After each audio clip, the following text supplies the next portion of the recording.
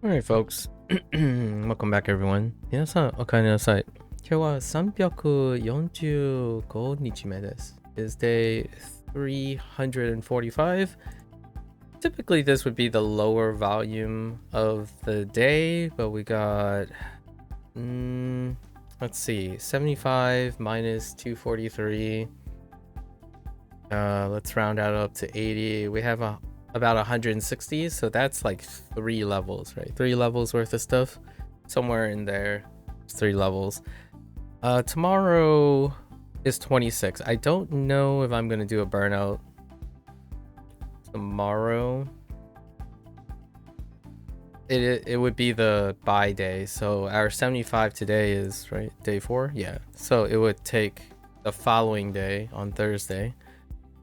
It's kind of high volume on Thursday to get our new lessons, and then Friday won't be 0, right?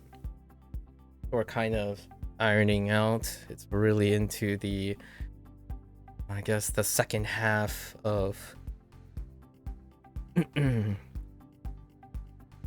cadence of our review process. All right, let's hop in. I'm expecting it to be an hour, maybe a little less, hopefully. Find out. Wishing. Ware.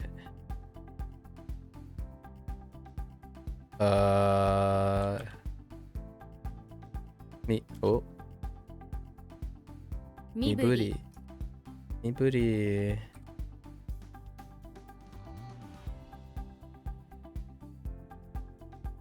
Sega takai. Okay. Bimbo nin.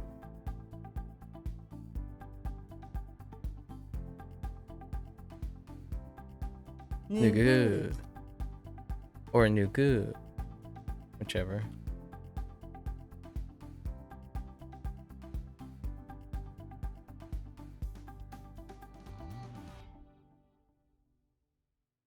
Yeah, Jiroshi. Oh. What? Oh, Yajirushi. Not Joro. Yajirushi. Yajirushi. I can confirm that my M doesn't work very well anymore. Just recently. My M is kaputting.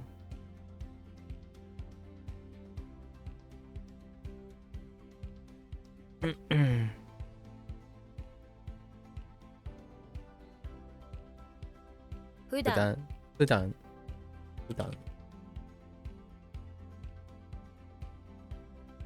Kutsushita. Okay.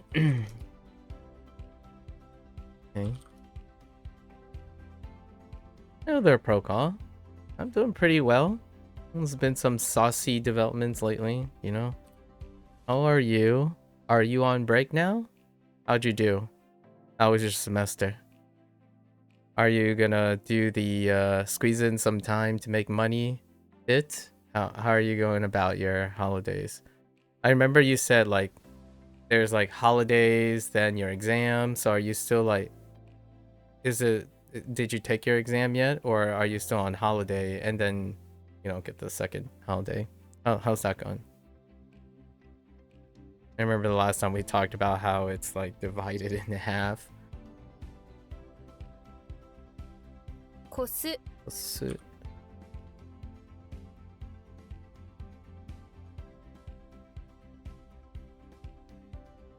Whoops. Ah! My M! Omachigai. My M is not working all the time anymore. Feels bad. How often do I use M? Huh. I have 7 keys on my keyboard that either double actuates or don't actuate. It makes life fairly interesting.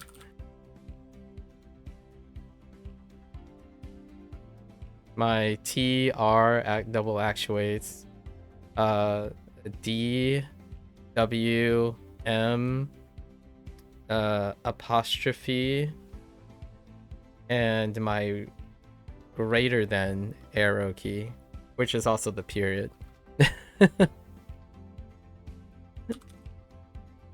Sanso. Sanso.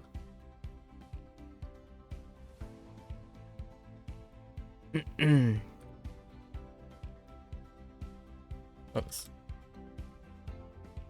Kibishi. Yeah, I'm doing pretty great. You know, consistent as ever. We're going up. Teriyaki. Hopefully you are too. Oh, what developments, if you don't mind sharing? You're doing well, thanks. This is your final week of lectures. Nice. Then you go back this Friday. And then you do still plan to make money over the holidays? Solid. You found out that the week of lecture in the middle of your winter break is just for assignment help, so aren't mandatory. Nice! Which is annoying as you already booked the train, but at least you can get help if you're unsure on anything. Seize the moment, I would say. Like, it, you know, as a, like, maybe a piece of compassion.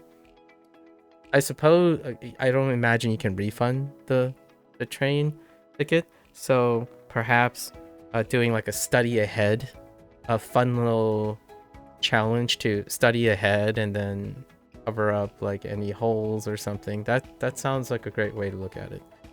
My developments, well, Neverwinter, the game Neverwinter Online, the new module started, and usually whenever I cover something like Duolingo, like Neverwinter is kind of a Duolingo situation of like live service MMORPGs, so you kind of get some saucy video comments. So if you're ever interested in how I engage with video comments, you can check out the week 3's video. I actually made my week 4 video addressing it by coincidence, but I haven't like separated it yet. It's part of that live stream yesterday.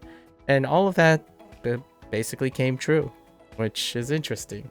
Yeah, you should really check it out. It's and I got a new video comment today about my WaniKani thing, so I'm really on cloud 9 right now because it's fun to, much like how Twitch chat and YouTube works, it's only on occasion, you know. We try to be consistent and put in our all on interacting with people. So I hadn't had a video comment probably since the last time I did Neverwinter, which was like 3 months ago. So video comments tend to occur on controversial things, right? Things that either betrayed a lot of people or been around a long time.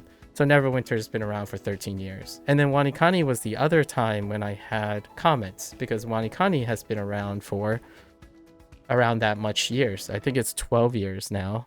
So typically things that I do that has been around for a while can create some developments. And those developments are exciting, in my opinion. It presents new challenges, communication skills, and honestly, engagement, I suppose, from me, personally. And this time, yesterday, not within the last 24 hours, someone talked about like my WaniKani thing. Like somehow I had an indirect impact on them continuing on their WaniKani journey. That's pretty awesome. They asked me something that I could answer, which was amazing. It's always, it feels a bit of like self-gratitude and self-affirmation when I'm able to answer a question. Like it's a technical question, so the technical question I have the answers for it. The last couple months or two I've been more addressing emotional and intellectual, like subjective things. And those things are difficult, and they're very nebulous and can be requiring a lot of patience and understanding. So it was very wonderful to hear that I could provide a technical answer. Like, Oh, this is what I used. Thank you for asking. I didn't go over this since day 100, so it was nice to be able to go over the stuff. And then other than that, we have 3 or 4 people who like to banter every once in a while. So we've been bantering quite a lot. Developments. How long that'll last would be interesting. Right now, Bree would be the most consistent person, and then Mika, I suppose. And then all the others that you might have seen on and off. Or actually, probably most of the people I might have to reintroduce you to some of them. But they are in the Discord, so you can probably pick out their name at some point. Interesting. And then lots of other developments are other people's developments. Kids finishing, younger people finishing their exams, school's out, vacation, or even prep for next year or next semester. I mean, I'm gonna be honest, what in my past history, I took holidays as a way to get ahead. Or not really ahead, but as a way to keep moving forward, because I felt like often I was behind most of the time. So it's interesting. Yeah, very interesting. Okay, that's fine. Yeah, you can totally read it. It's a good read. It's a good read. And I have a... Oh man, my M really... Oh no. My M is really dying. There's a... In between those like messages, in between the last message and the second message, like that person's second response, I have a 3-hour like follow-up to that. And then next Monday, right, when it comes back around, I'll probably follow up with like a concluding remark or something.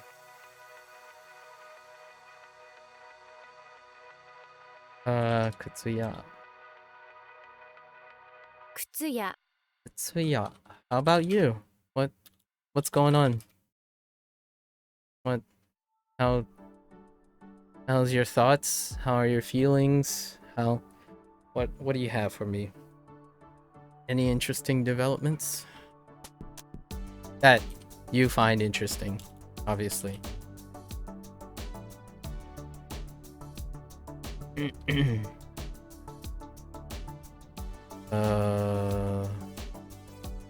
What is that? Oh. Furu.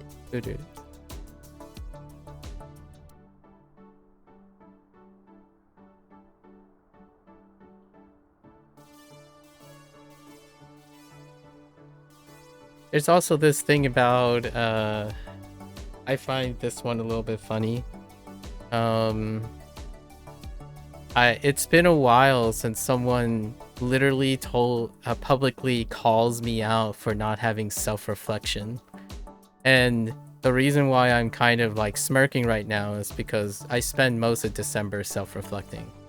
It's actually one of the reasons why it's one of the reasons how I manage my imposter syndrome and like meanings and whatnot. So it's pretty... How did they come to that conclusion? Oh, you should find out.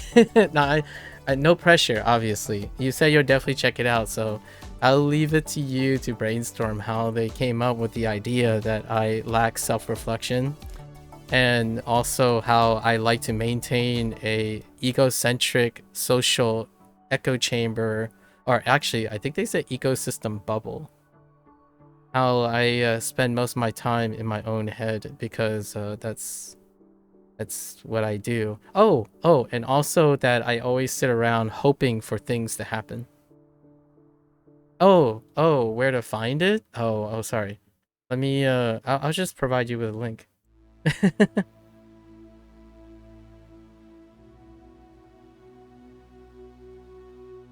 How do I do this actually? Hold on.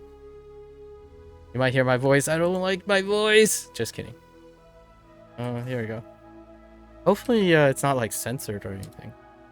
Sometimes, oh yeah, it's not censored.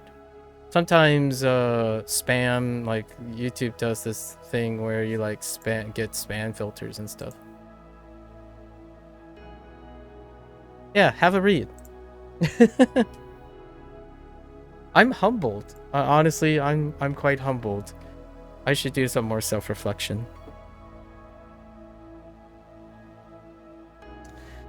You're very excited for your assignment for machine learning as it really interests you? Dude, having that's like the dream, right? Procall? Like earnestly being able to say like the thing you're doing and then you're finally finding like getting an application of the thing you're interested in. That's like extra points. It's not every day that you get assignments and foundation work that would eventually tie into some of the stuff you're genuinely interested in, because oftentimes foundation work allows you to get there, but you're getting closer and closer to that thing, and having an assignment like that is very, very invigorating, at least in my opinion, right? It's about cleaning, pre-processing a data set. Interesting. So like curating the stuff before like running it through a pipeline, how to curate, and then designing a machine learning workflow. Yeah. Then curating, doing all the like screening, confounding variables, random sampling, cleaning, and like curating a representative data set before you send it through a process. And then plan to choose a model that focuses on its predictive accuracy. Okay, then evaluating its accuracy, precision, and recall. Intriguing. This is I did this last time too. I forgot to, I don't know which one. I would have to dig into my comment section, but this one is as invigorating as the one where that kid used ChatGPT to pump out a HP Lovecraft inspired lamentation as a response to my overzealous and esoteric writing style in the response. This may sound like a weird leap, but my main hope for making a career out of machine learning is focusing on scavenging other planets for their resources. Interesting, as we have a pitiful amount of resources on Earth. Yeah, relatively speaking, I can understand what you mean by pitiful amount of resources. Like relative to the explosive and consumption, the spiraling consumption of human escalating, escalating consumption, with the lack of better word. I was trying to think of a better word, but I mean, I don't think it's a weird leap, largely because of how quickly technology has often maybe exceeded, both good and bad in unusual ways, human expectations. I think it's one of the really wonderful things about being alive. Despite having, limited lifespans, it's wild how unpredictable human explosiveness is when it comes to really, really grasping for. And your idea of using machine learning to focus on scavenging on planets for their resources, that kind of embodies the human spirit when it comes to technological advances, right? Like, cue the science fiction about humans' ultimate spiral of self-destruction, but at the same time, the inevitable exponential consumption of all that touches human grasp. The idea is, it's very, that sounds like a very wonderful aspiration to keep in mind. I hope that I live long enough to see that a lot of these things that are laid now, the groundworks that are laid now, would lead to a future before, die of old age, where that seemingly is incredibly possible. Like, I watched a short by, what's his name? The guy that, I forgot if he was German or British. The guy that sounds really eloquent when he's like answering questions, the physicist. I keep forgetting his name. Occasionally he comes up on the scroll wheel and someone asked him, is teleportation possible, right? And my first thought is, boy howdy, I know human, like materializing and rematerializing human is like out of the question, but you can still do it with photons. And the idea is like, boy howdy, what if you just drop a mechanical thing onto another like body, you know, extraterrestrial body, Brian Cox, yes, Brian Cox, and then you use that type of transposition technology to retrieve materials. So I think humans have this really wonderful way of reverse engineering the application. So as opposed to going to the place, there's an opportunity to make the thing come to us, right? Come to Earth. So that's pretty interesting. Sorry, that's what made me think about scavenging other planets or scavenging other planetary bodies as a potential way of circumventing time dilation, you know, the consequence of traveling quickly and stuff with the limited lifespan that humans have, right? So it's kind of an interesting concept. I pulled that out of my butt, by the way. I just happened to remember a short about Brian Cox, and I figured that could make a feasible application in which you can scavenge other planetary bodies without incurring humans having to sacrifice time dilation, lifespan issues, while traveling there and then traveling back. Because machine learning can kind of produce potential extensions of human, you know, like human controlled tools to do the extraction and retrieval. Very interesting. Not a foreign concept because drones, right? Drone technology and guided systems. Interesting. Very interesting. I'm talking science fiction. I have no background in this stuff, and I hope one day you could educate me and also share your enthusiasm with me in order to cursorily give me understanding. I think the thing, if you are to make a career out of that, it's probably gonna be like an NDA situation, but it would be fun for me to be the other person who asks you very trivialized and superficial questions, of which then you can provide an incredibly passionate and esoteric explanation, of which then I would reciprocate by being even more enthusiastic about it. But maybe not to cross I don't know, government NDA and get myself in trouble and get you in trouble. More on that in 10 years or so. Hopefully we have another solid 10 more years, right? Here's to the next 10 years.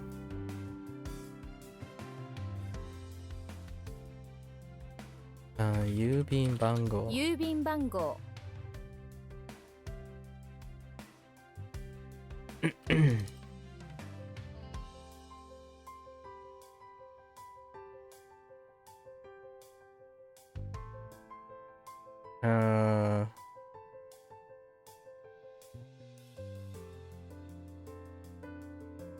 飾り。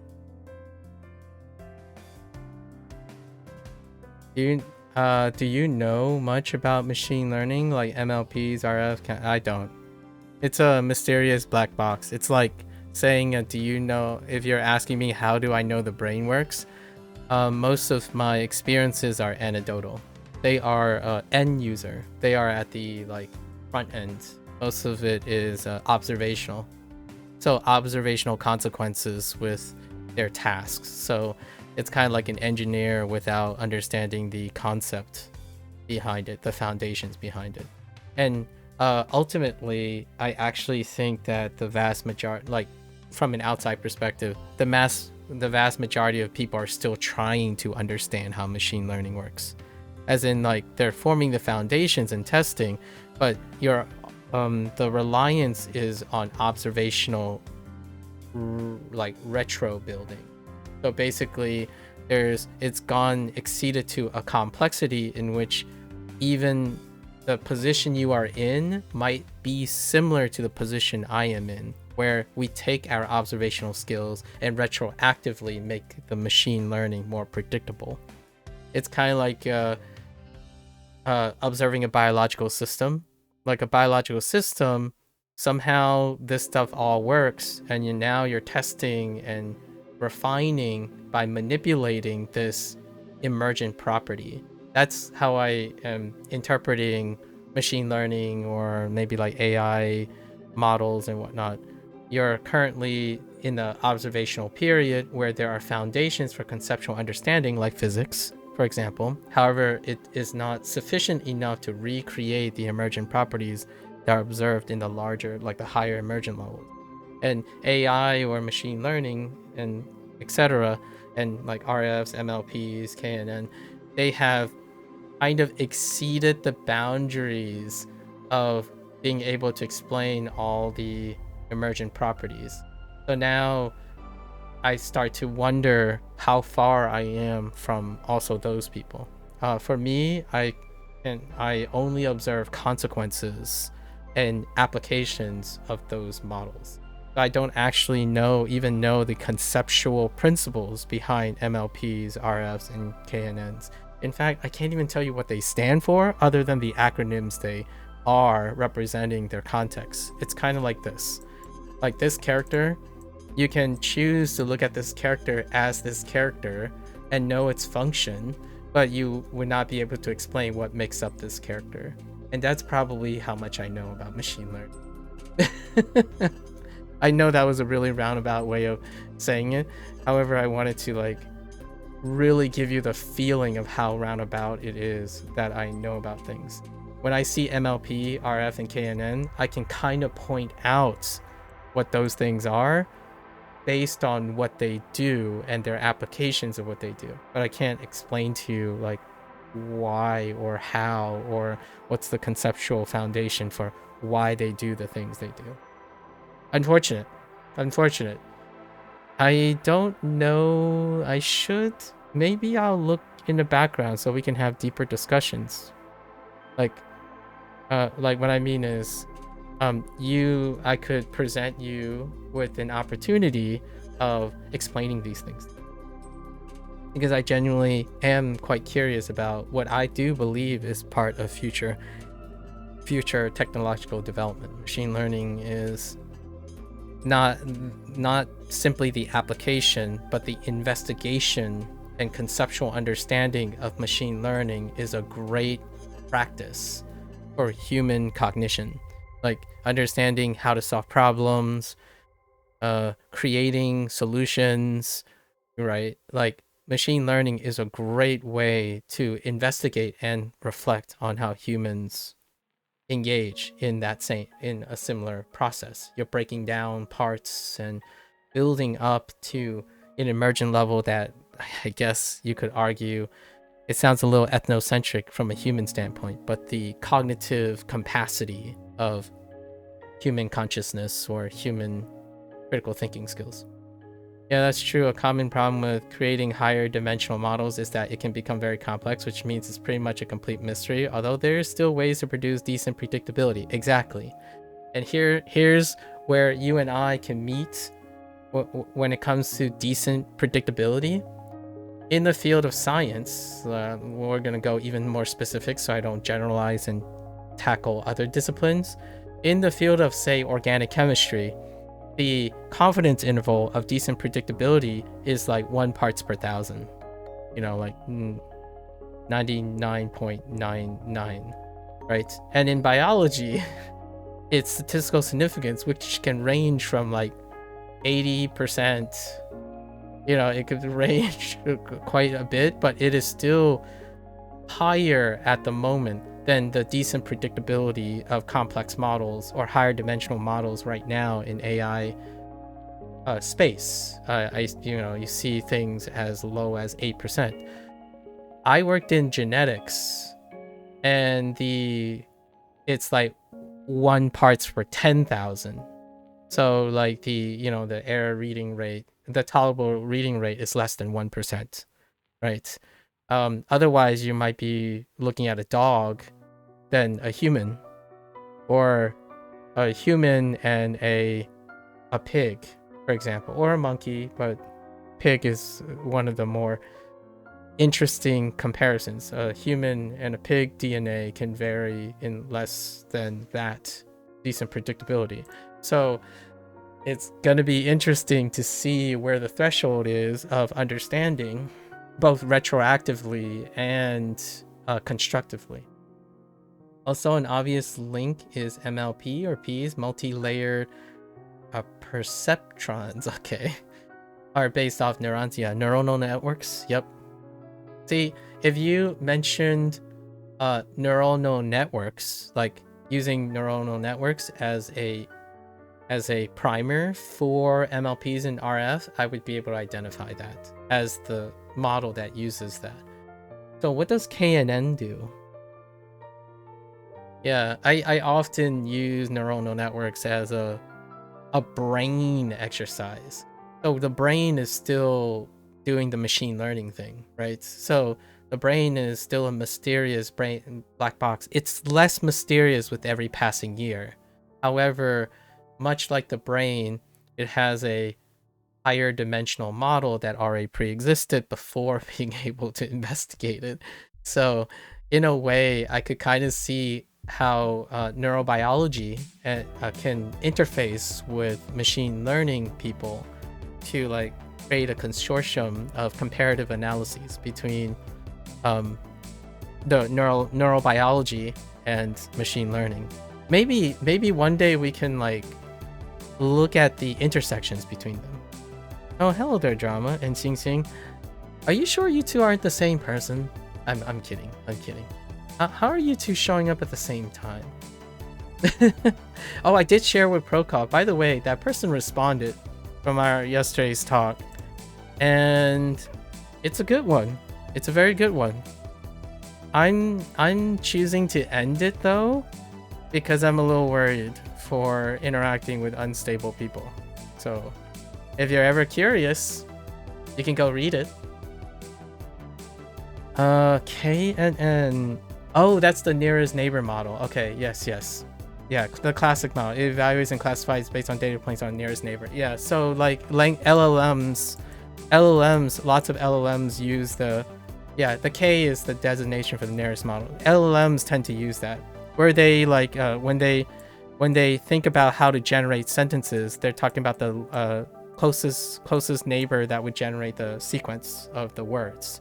One of the earliest, if not a lot of the current LLM models would use the nearest neighbor model in order to generate sentences, because they correlate based on like a vector. They're plotted on a vector, and how they output sentences is by correlating the distances and the probability between 2 points. And those two vectors then generate the sentences in the sequence that they can output. Yeah. That one, the KNN one is probably the one that I observe most in practice. And then the other ones are interesting. The other ones I encountered kind of a little bit early on in science, when it was used to like answer like computational questions like protein modeling and like synthetics, like in silico experiments, like calculating the molecular interactive like probabilities. And that's not my work. It was not in my area. I was in seminars that used a neuronal based method to predict like synthetic or simulated molecular interactions, like local molecular interactions. I don't know what those, like what it actually does. I know what the results are, like when they're trying to explain what is the predicted molecular interaction in the local environment. So that's a way to illustrate how I can kind of know what they do and what their applications are, but I have no idea how they actually work or the principles and fundamentals. And it's kind of like electricity. I still don't really understand how electricity works. and what I mean by that is, if you ask me, how does plugging a charger from a USB-C device from the outlet to my smartphone and create the store and charge, I would not be able to give you a detailed explanation using physics, and like maybe metallurgy or something in order to explain that phenomenon from happening. I can tell you the outcome of doing those actions. Right? Is new comments deleted? Oh no, it's wait, what do you mean it's new content deleted? Is it this one? It's under this video. I haven't like cut out the yesterday's video that I was talking about, but that person responded to it. It's the chain underneath this video. Let me double check if that video has some censoring or something. Sometimes YouTube can be a bit of a butthead, and largely for safety reasons, which I do understand. Like, you have to keep in mind that that is a protective measure because of cyberbullying and toxicity. But I'm gonna check if it's actually visible.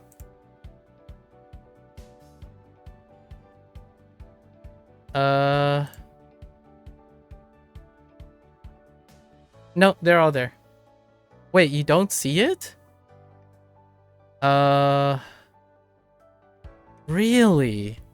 So does that mean Procall can't see it either? I see it here. Yeah, I do see it here. Interesting. Top is...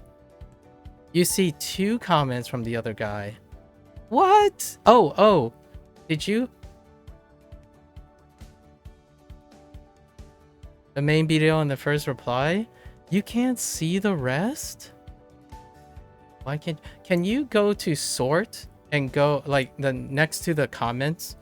Click on the sort by. Click on the sort by and click newest.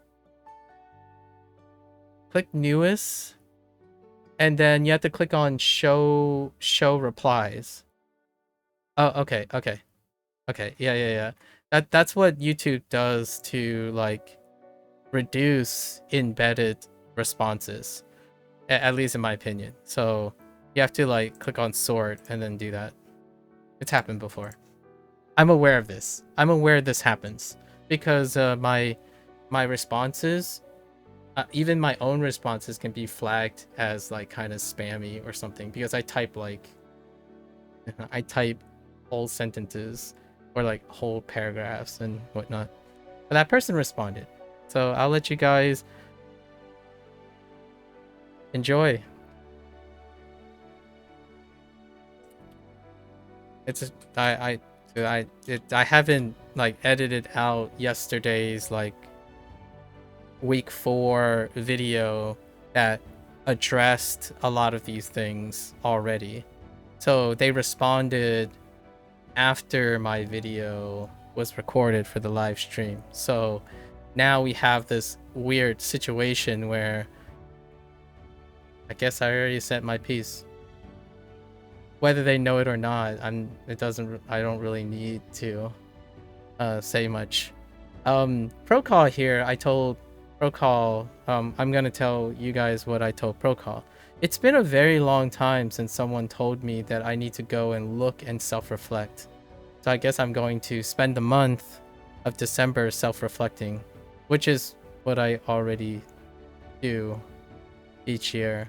So it's been quite some time when someone tells me exactly what I am not, and they are so confident about it.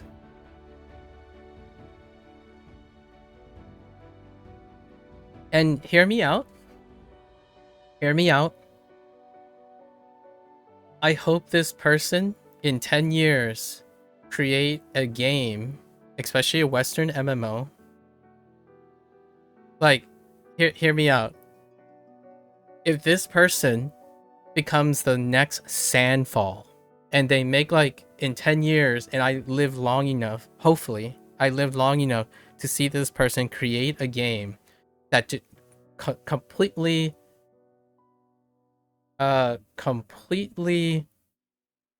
revolutionizes Western MMO, I'm there. I'm there for this person. Like, I want this person to change all that. Because to me, I already said my bit. I said I agree with their realities. The person made it personal by saying they're the same as me. Like, they know how I feel. And I keep telling them I don't feel the same way. I don't go about the same way. But hear me out. If that righteous indignation, self-importance, delusion of grandeur makes them in 10 years revolutionize Western MMO live service games because they made a game for themselves that only they want to play because they don't want to play other people's games because other people's games are coping and hoping and all that stuff, I want to play that game. Because not one time in my like last 30 hours of recording was I pitying myself with my inability to have action or self-reflection. I was actually rooting for the guy, honestly. Like, angry people, when channeled properly, can be proactive in changing the face of realities. To quote John Green, someone who I largely admire, he overcomes a lot of things. He's filling the holes in his body. Like, hear me out. That guy is pretty on point. I do have holes in my soul, but it's not holes in my identity. It's holes because I want to help people. That's the hole that I'm trying to fill. That sounded really lewd out of context. But I do have voids in my heart. It's called a bleeding heart. My heart is bleeding because there are holes that I need to fulfill, as in helping people. Oh yeah, Aeon 2. Oh, you played Aeon 2? I also mentioned Aeon. I forgot to mention Aeon. Like, I mentioned Aeon to another person in prior. I totally forgot about talking about Aeon and Terra Online. I used to play Terra Online as well. Terra Online came out 2 years before Neverwinter. And, you know, Terra Online was like the super hardcore combat RPG at the time, and it pretty much died by its hardcoreness. But here, before I go too far, John Green said this before. And that is... Oh no, I totally forgot what I was going to say about John Green.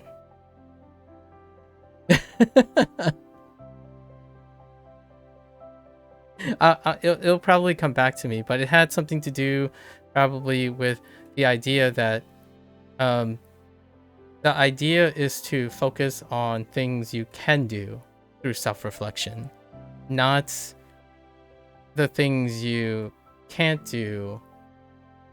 Man, I just don't remember anymore. But he posted... I just watched his recent vlog about being like John, like it was titled John Green's brother when he was referring to Hank Green. But we'll get back to it. Unfortunately, I lost myself in the... You played Aeon 1? I see. Mika asked me, how did I get into Neverwinter? Humans are interesting creatures, indeed. Can you play Aeon 2 in the West? I don't think so. It's a Korean... It's still Korean, right? They usually soft launch in the East, right? And then they hard international. Yeah, it's East. So most of these games now, like the live service models, they soft launch in the East, where so it's Korea and Taiwan generally. If it's Korean, it's Korean and Taiwan.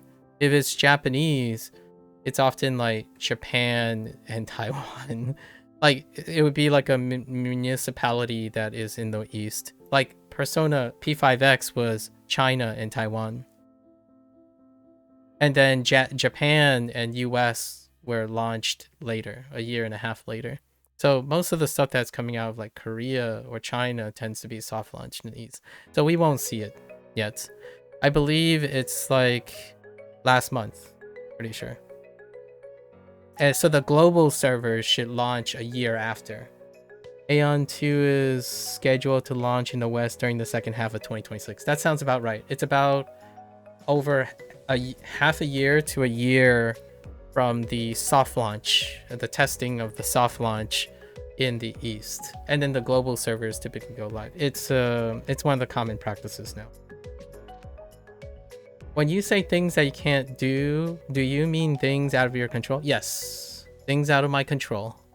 Like, for example, this person emphasized corporate greed, other people coping, other people's echo chamber, my personal self-pity, or what they think my personal self-pity is, the fact that I play Neverwinter, the fact that they're angry at me for playing Neverwinter because I'm trapped in my own space and I'm the person who's coping and lying to myself that I don't have any friends. But the moronic part about this, oxymoronic part about this, is if people like me are trapped in the same place, then I would have friends trapped in the same place. You know, you guys can probably sort it out yourself when it comes to the logical fallacies involved in an emotional response. Now, before we get too out of control about this or have any emotional things, if I have self-pity, I don't require other people to pity me, right? Like, if it is true that I self-pity myself, it's sufficient to make myself happy. So I want to keep in mind that even if this person is true, like even if the person speaks truth and the gospel is all true, I cope well.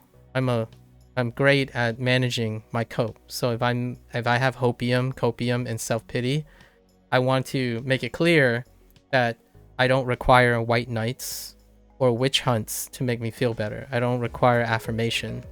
So despite that, despite this person making self-pity a negative source of stigma, and that somehow makes someone a man-child, for the record, when you get older, pity happens more often. So not only is it ironic to call someone a man-child because they understand the nature and use of self-pity and projection, actually, all of these things are huge, like adult concepts. Even then, I would say that the reason why I'm happy is because I can do all of those things. I can self-reflect, understand my self-pity, understand when I'm projecting. Someone else doesn't in this discussion. Someone else is escalating this process. So, as a full disclaimer, I'm putting an end to it and wishing this person the best of luck. Because in my opinion, someone who has that strong of a conviction to fulfill all of my concerns from yesterday when I was talking like for 3 hours, I'm worried and I don't want to be associated. In fact, the whole time in my line of thinking is to unassociate myself, like to separate myself from being associated with this person, because I don't know where that will lead. I did try to reach out a little bit, but I did not have any intention to reach out. I literally said I do not empathize with the person. And they became a self-fulfilling prophecy. I recorded a video that predicted that person's response in every way possible. So, how do I do that? I don't stick in my own echo chamber. When you are trying to preserve your own ecosystem and your own bubble, you become more and more off the mark. The only reason I can associate with that person is because I've encountered people and talked to people like that person. Not stay in my bubble and accuse people and try to gaslight them into believing what they are. He literally the next step this person did was try to gaslight me. That is exactly my concern about individuals these days. I can quote my entire video that preceded his response. So, no need. I have enough confirmation, and I wish that person the best. In 10 years' time, if they prove me incorrect, I'm more than happy. I really do hope that they either understand me or like prove me wrong so I can be educated. Because I don't want to get involved in someone who can possibly like become volatile. Pushing someone to the limit when they are already emotionally compromised, at least from my perspective, this person is emotionally compromised, creates a lose-lose situation. So we will not do that, or we will try our best not to do that. And I don't, since I can't empathize with this person, they can't possibly hurt my feelings. I don't share that toxicity. Like, honestly, somewhere in the back of my head when I went to bed yesterday, I really thought they were gonna be like, oh, you got me all wrong. And then they explain their point of view. And they say like, oh yeah, you know, I spend a lot of time encouraging people. I'm making my own game. I'm streaming it, showing people how games could be made. And then like how the corporate entities are, you know, passionless, and then I'm sharing my passion with other people and showing how my game can do this. I was ready for that. I was ready, right? I have a whole thing prepared, by the way. Yesterday, in order for me to get to sleep, I had to write out my responses, right? I have a whole conversation for next week prepared when I am incorrect. As in, when the person comes back and responds and they demonstrated that, oh yeah, you know what? They spent a lot of time on this video game. They've been making video games for 7 years. They're about to release their passion project. This is how they think that corporate greed is incorrect, and I did it without it. And I would be like, yo, can I play your game? And then can you tell me your life story about your game? It didn't happen, obviously. The response basically verified and affirmed nearly everything I said yesterday. And that's kind of disappointing. But it's all part of the learning process and life lessons. I do truly hope that this person becomes happier and find their calling in life. It kind of sounds like they did. And so that I would not become a victim of this person's emotional instability. I think the worst case scenario for people who are upset or in arguments is wish the worst for the other person in order to prove yourself right. Because oftentimes in this day and age, it comes back to scorched earth. Like, it often results in scorched earth, where like if I'm going down, I'm taking you with me, and I don't want to be part of that. So let's just chalk it up to, we have our disagreements, and I wish that person the best. And one day they will blow the world up. In figuratively, they will. What a poor choice of words. They will like revolutionize. I hope they revolutionize the Western MMO, and I'll be there for it. Like, if they can prove everything that they're against, I'm there for it. Like, I want to see a Western MMO. Hopefully, that's what they're implying they're doing. A Western MMO that will dwarf North Korean Revolution. I hope they'll make a Western MMO within my lifetime to prove me wrong, because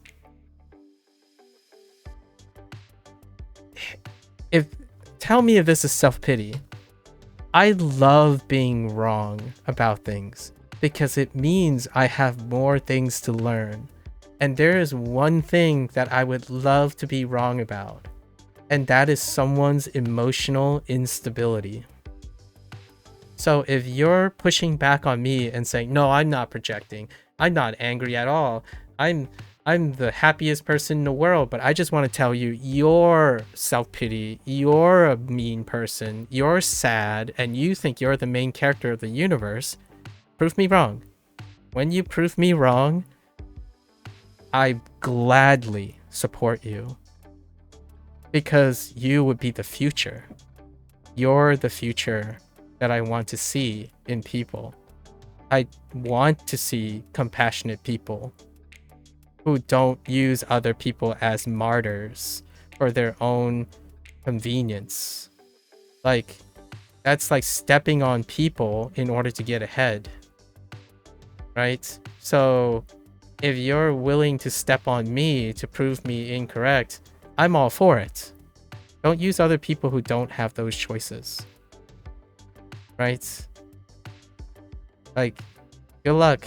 If knowing that I spend most of my time self-pitying myself, wishing and hoping that lucky things happen to me, I could honestly tell you that is a big miscommunication. The last thing I would tell someone is to sit in the corner and mope and complain.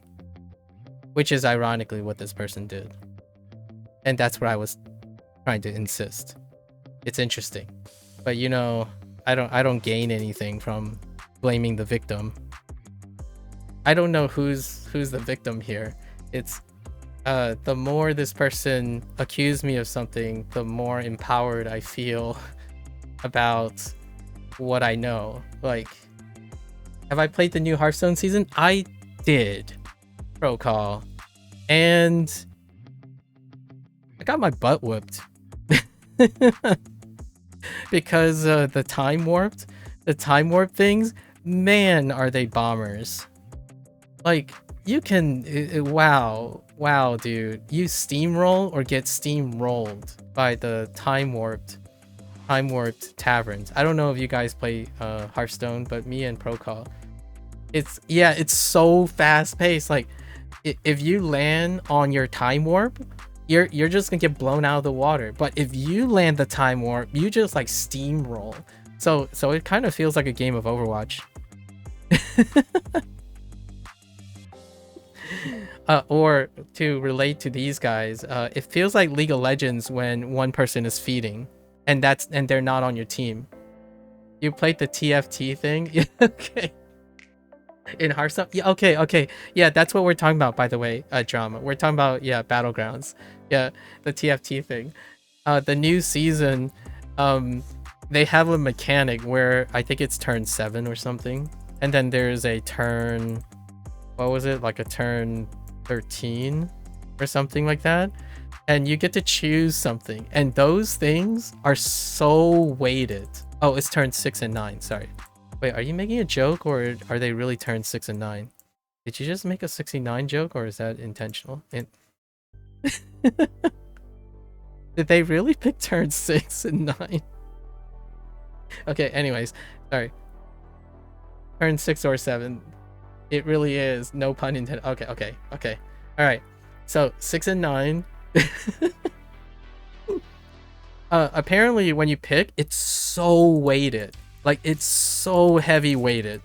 What happens is, like, if you get a 6 and if you get a weighted choice, you're ahead. You're like super ahead. And then you hope, like, the people who are behind you hope that this will change everything. So most of the time you're like playing along. 69 is outdated. Listen, that doesn't stop someone whose name is like Hook or like hook up 69. Oh, don't forget the XX hookup 69 420 _ 67. That doesn't stop this.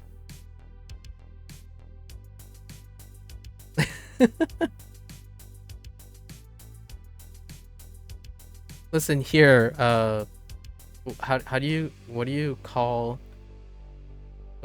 reverse this? Oh, listen here, Zoomer. 69 is coming back with a vengeance, okay? 67 is still playing second fiddle to 69. I'm kidding. I don't know what I'm talking about. I'm overcompensating as a cringy unk now. Alright, anyways. That got moderated. That message got moderated. Way to go. Do I know the origins of 67? I know the original 67, not the origins of 67 like the music thing, the music related thing, like the current 67, but the original origin of 67. Like the 6 and 7 non-gen alpha thing. But I know that I know the musical origin one. Also not and that it's like relates to the song, the basketball song thing. Other than that, no. It was named Word of the Year, by the way, guys. How do you guys feel about this? From dictionary.com, it was awarded the Word of the Year.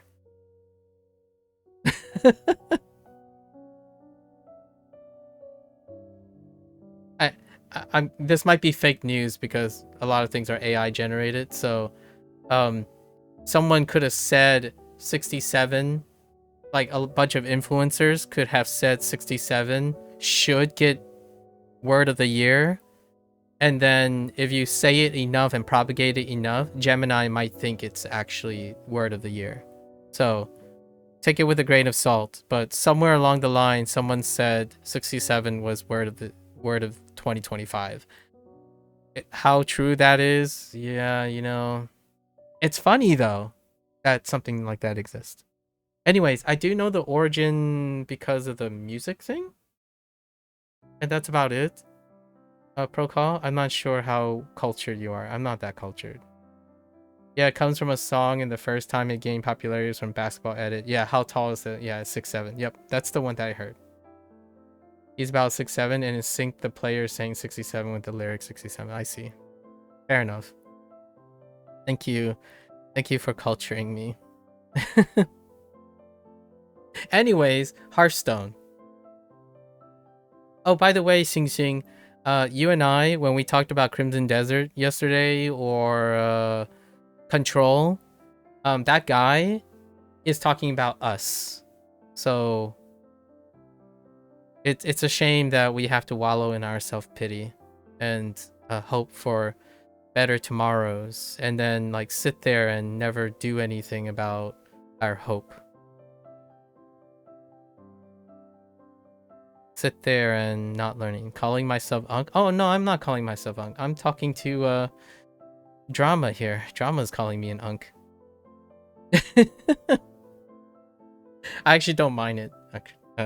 I'm gonna be that Unk that one day, if someone calls me an Unk, I'm gonna start doing some very cringy intentional things in Gen Alpha.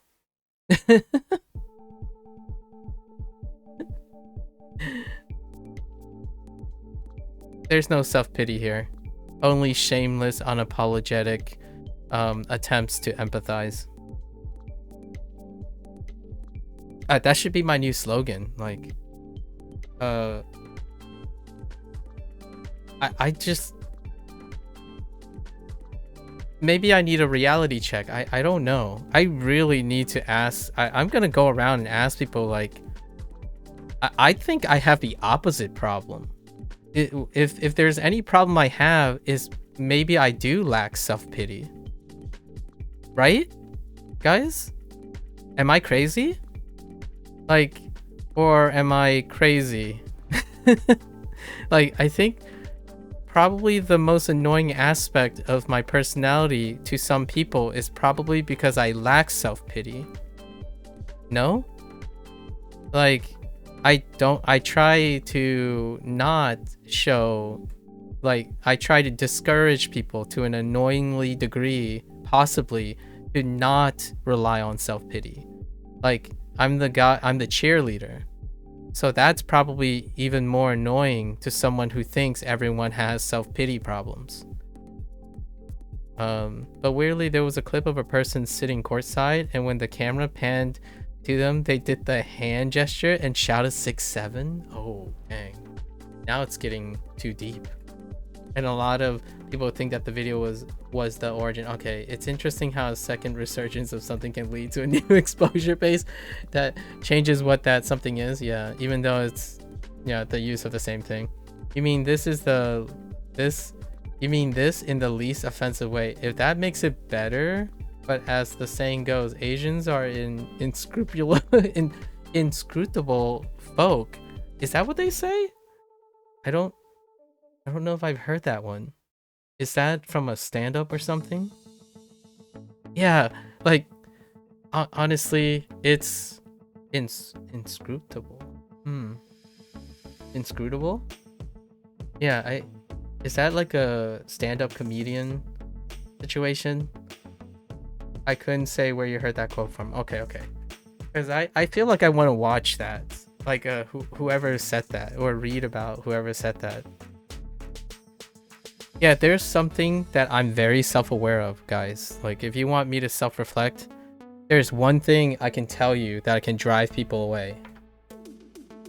And it's literally the opposite of what this guy says. This guy said that I'm sitting in the corner, wallowing in my boat of despair and self-pitying myself and feeling like wishing luck happens to me and hoping for the next big thing. That is probably... I said quite the contrary at the end, is because I would say that the most annoying quality about me is when you are that person, which is this person, by the way. They are talking about themselves, in my opinion, projecting. They're talking about themselves, wallowing in the corner, making their game that only they like and they want to know it's true and no one else can understand them. They are wallowing in that corner. And I am the annoying guy that is trying to tell them, get closer to people. Because people will make you feel good. It will give you a sense of belonging. That is my annoying quality. I am a person who self-reflect most of the time and leave my bubble because I'm all in other people's bubbles when they are hurt and they are concerning. I have a bleeding heart filled with holes that needs to be filled, not an identity heart that is leaking in the corner on my own. I have an annoying habit of getting in people's business because I think I can help them. It's the opposite. Quite literally the opposite. The reason this person is mad at me and like feeling like I'm personally attacking them, or they feel like they're personally attacking me, is because I am genuinely concerned about their toxicity, especially if they're going to become a game designer, like a game developer. So I understand my weaknesses and my strengths. There's someone that's self-reflecting all the time, and there's someone who talks like they don't self-reflect at all and tell other people what they are. To be very clear, I know what makes me annoying. It's not that.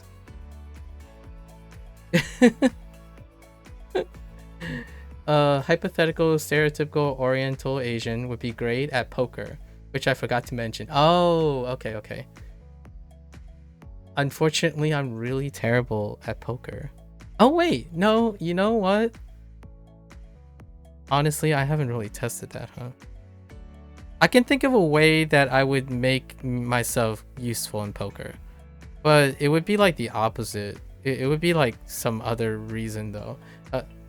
Maybe a topic for another time. Today, you and your housemate made a Christmas dinner. Aw, that's cute.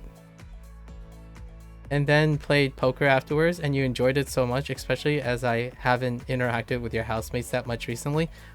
That's so cute. Do you metaphorically inflict the holes in your heart as a worthy sacrifice?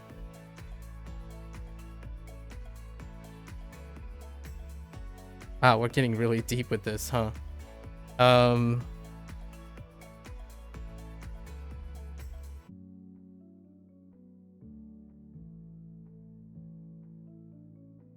Yes.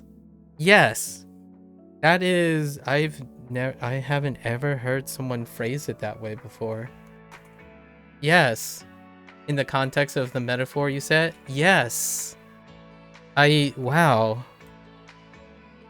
This is why Procall, you and I chat so well. So, technically, I'm gonna try to contextualize why I said yes. So my whole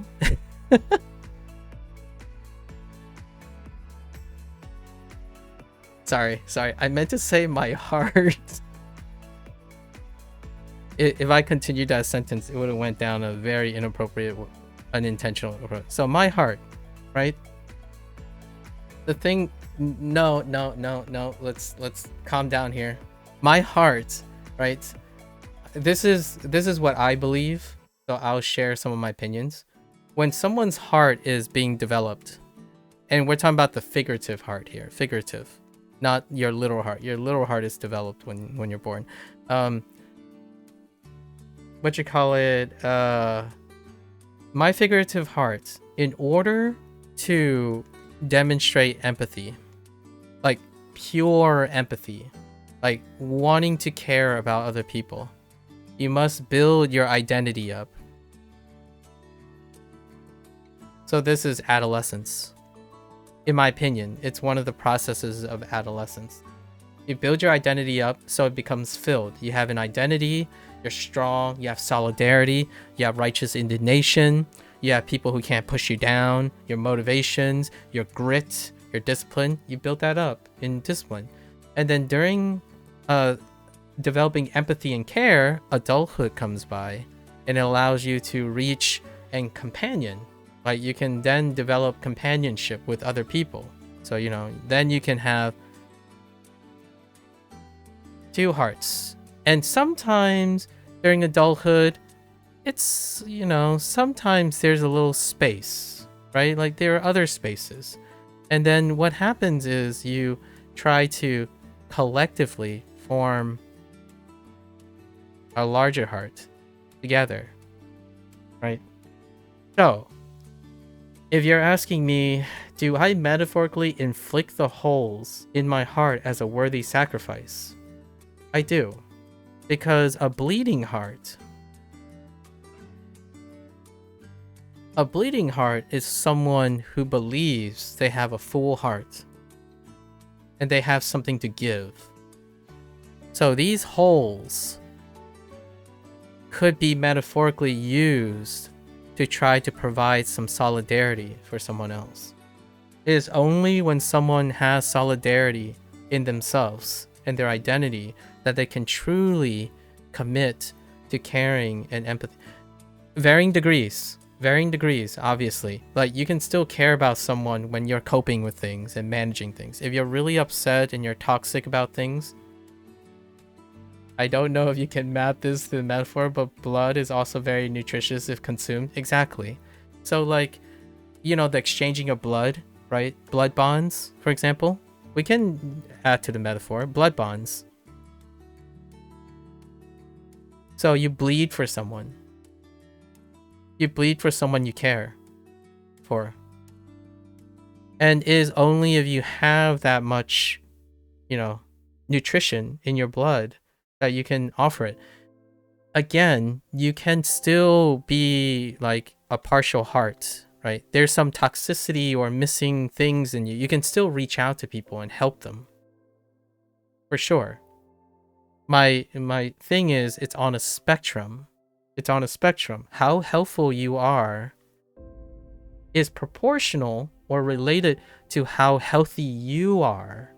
So if you're around and you're saying like, I'm soapboxing, I hate the world, like I hate this game, I hate the industry, and I want to make a game to prove them all wrong. If your platform is that, then you are not having a bleeding heart for other people. You are having a bleeding heart for yourself. Like you are coping with yourself by soapboxing to a stranger. And then when you become defensive, you attack the stranger, hoping that they are going to be like you. And I'm not. Yeah, soapboxing. Here's a soapbox. This is the soapbox. And then the person stands on it. So then all the people around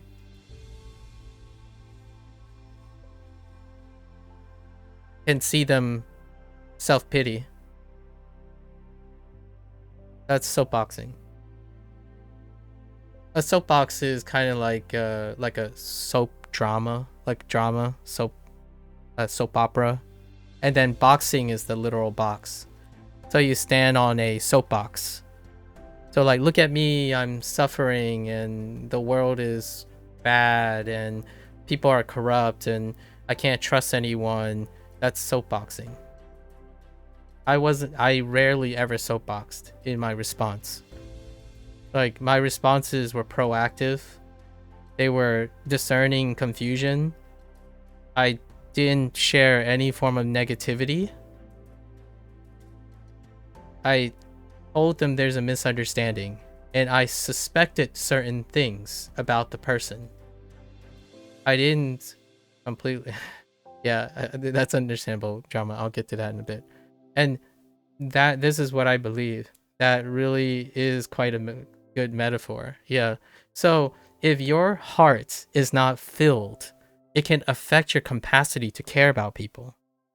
Because think about it. If I help you and I want something in return, my heart is empty of that thing.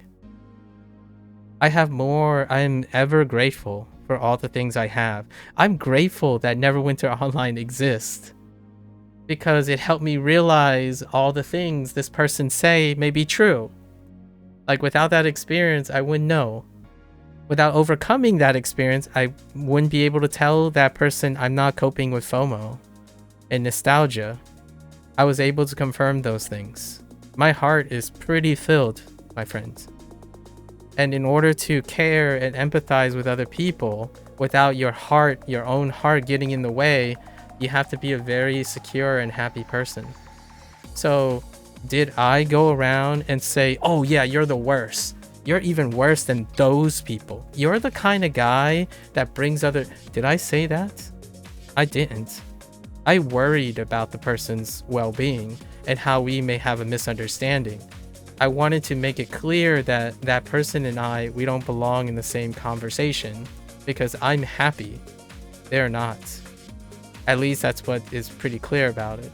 So I didn't soapbox and say, oh, woe is me, this person is bullying me because I feel so sad and really upset. I hate Neverwinter because it doesn't cater to my taste in solo content. I didn't say that. I didn't say that I was going to make a video game because I'm so upset about the current landscape that only I can make a video game that people can understand and everyone else don't understand because they're a slave to the overlords of corporate greed. Those are very different contexts. One person is swimming in a flood and a deluge of negativity. I'm not. I think that person needs to identify what self-pity is. A pitiful person is someone who's wallowing in negativity. Again, if there's any flaw that I have, is that I'm that annoying person that's going to tell you to stop pitying yourself and go do something about it. If you want someone to do it with you, I'm there for you. Like, if you want to solve a problem together, let's go solve a problem together. Because sitting there wallowing in your self-pity is the last thing I would tell you to do. You take action. You wait for luck to happen, but you also take action while waiting for it to happen. Don't sit there and don't sit there and cut yourself short. And that's the silver lining in all of this. I think the person is taking action. Awesome. And if that person takes action, one day we could see eye to eye when that action leads to the realization that all of that stuff is true. I took an action. I tried to respond in the most cogent way possible. And I didn't sit there wallowing like, oh man, this person doesn't understand me. They only talk about Black Desert Online because I'm talking about Neverwinter. Gee, that must be really sad that no one can understand me. That's self-pity. Alright, so let's catch up. You did the Blood Brothers pact with your old friend as we shared the same birthday. Nice. Nice. I do the auntie uncle thing, or 大哥, 大哥, you know, big bro, or I forgot what junior is. I do like the kun senpai thing because of Eastern culture. So like usually I just call everyone big bro because I often feel like I'm the younger mentally person. That's a little ethnocentric, but usually I call them colleagues. The word that I use is colleagues. I refer to anyone who has the empathetic capacity and the intellectual capacity to interact with me and share and talk on an equal playing field as brothers, but more so colleagues. I refer to them as colleagues. You're setting up Aeon 2 and playing on the Taiwan server. Alright, Jama. Let me know how Aeon 2 turns out. We could play Aeon 2 together. Xing Xing and I could play something else together, possibly, you know? Do you interact with someone who's sad from a standpoint of feeling pity for them? Do I interact with someone who's sad from a standpoint of feeling pity from them? No, I don't. I do the thing. Mika dislikes this thing that we talked about in public, by the way. I overestimate people. I rarely ever pity people. If I'm here to interact with someone, I don't pity them. I expect more. And a lot of times people say, but doesn't that lead to a lot of disappointment? The answer is yes, it does. But again, the metaphor. My heart is filled. I'm willing to overestimate people and expect more of them. Because disappointment doesn't hurt my will to believe in people to do more. So the last pity is when I'm hopeless. I pity a person when I can't do anything. And that pity is self-inflicted. So if I start pitying you, like, oh, I'm sorry you feel this way. Like, I just don't know what to say. I hope you find something that will help you one day.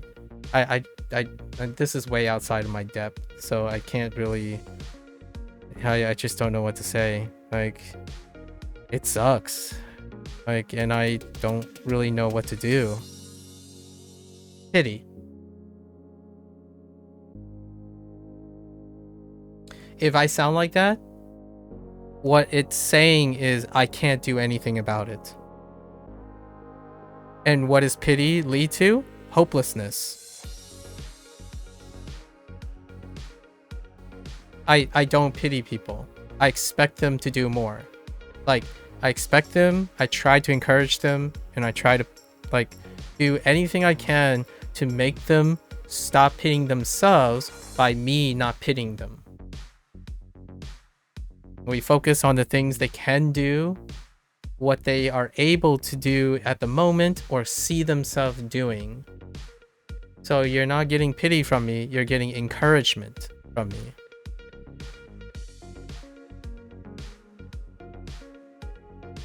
Have I played Arc Raiders? I have not. Wait, are you asking me? I have not, but I heard good things about Arc Raiders. I haven't played an extraction shooter in a while.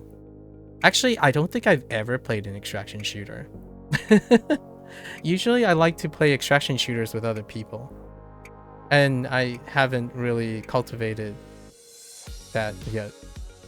Everyone should come play Aeon 2. I'll wait for the Western one. You can tell me all the tips and tricks when it launches in the Western world. I'm not even sure if my PC can run it. In your mind, is there a difference between pitying someone and feeling sorrowful for someone?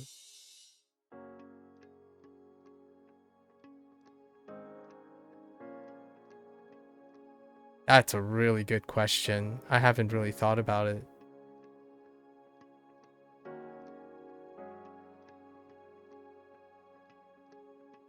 I think pity is feeling sorry for someone, but I don't feel it. Sorrowful, if I feel sorrowful for someone, I feel the same. And we are sharing sorrow together. We're sharing the feeling.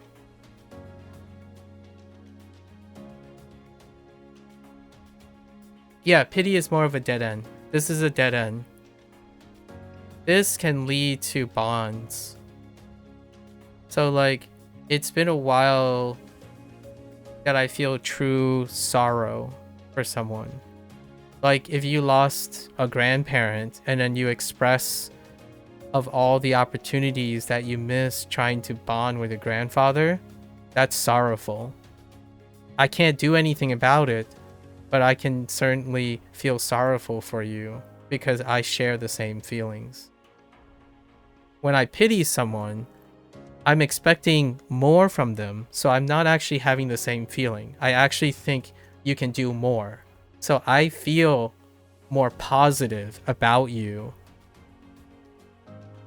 than not. So I try to avoid pitying a lot of times. Like what I mean is it's countered by pity. I don't want pity to be like, "Oh, I'm sorry, like I'm apathetic. Like I'm sorry for your loss. You have my kind of sympathies / pity, right?" I don't like that. I don't want to do that. So usually I stick to encouragement. Okay, is sorrowful for when you still can do something about it? Oh no. Oftentimes sorrowful, I can't do anything about it. So, but the thing is, it can lead to something if I share the same feelings. We can grieve together. We can like find emotional solidarity in sorrow. In pity is often one directional to me, because the one person is not feeling that bad. They're pitying another person because you pity someone because you don't feel that for yourself. You think it's bad. You understand the concept that it's bad, but you're not in that situation at the moment. So that pity is tangential. And that person basically is pitying me that I self-pity, right? So the person that's talking is assuming that I'm struggling and feeling sad, of which they're not. Remember their words. Their words were saying that I'm like everyone else. They were like me somehow, and they got in a boat and they got out of that self-pitying thing. And so that person is simultaneously pitying me and then saying that I'm self-pitying because I hate myself, or like I don't understand myself. That's where the pity comes from. You can not understand yourself and then be self-pitying because you don't relate. You're doing something, but the things you're doing is not related to the reasons why you are sad, for example. So that's how I define self-pity. That's when you feel sad for yourself, but you continue to do the things that make you sadder.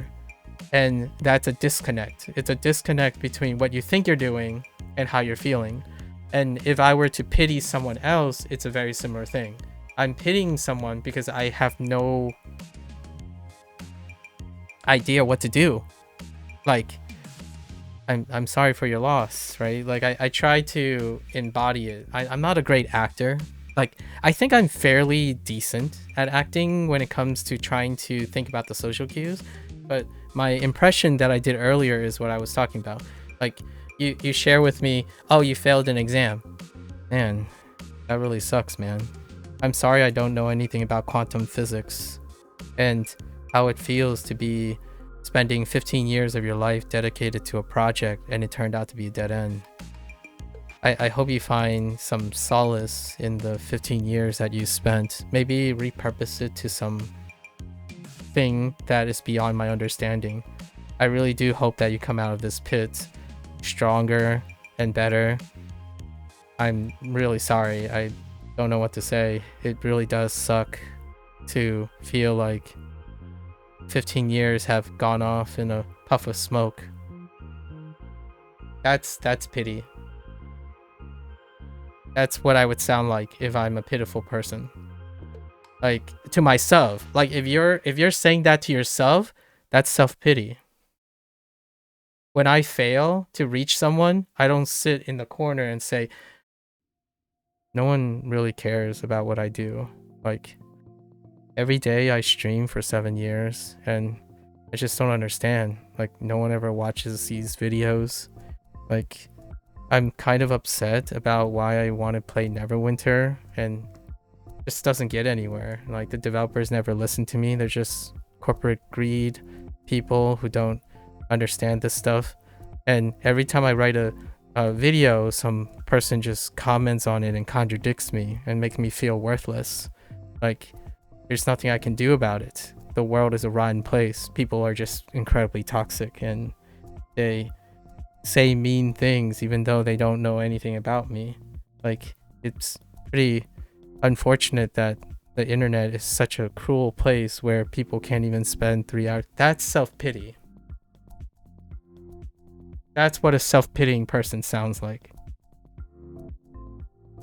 And what do self-pity people do? They sit in the corner and you wouldn't even hear about them. It's oxymoronic to go up to a content creator who has been streaming for over 7 years and then started recording everything they do to share with other people that you can do things and still be happy about it in your own way as a person who's self-pitying. That is asinine, and the person who's suffering, in my opinion, that's concerning is the person who's trying to gaslight another person. It's an incredibly reliable defense mechanism for someone who's wallowing in pain.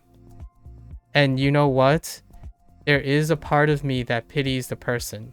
I'm wishing the person good luck because I can't see myself being able to do anything for the person. They are so caught up in their own bubble that you can't reach them yet. And I hope they have good family, friends, supportive people in their bubble.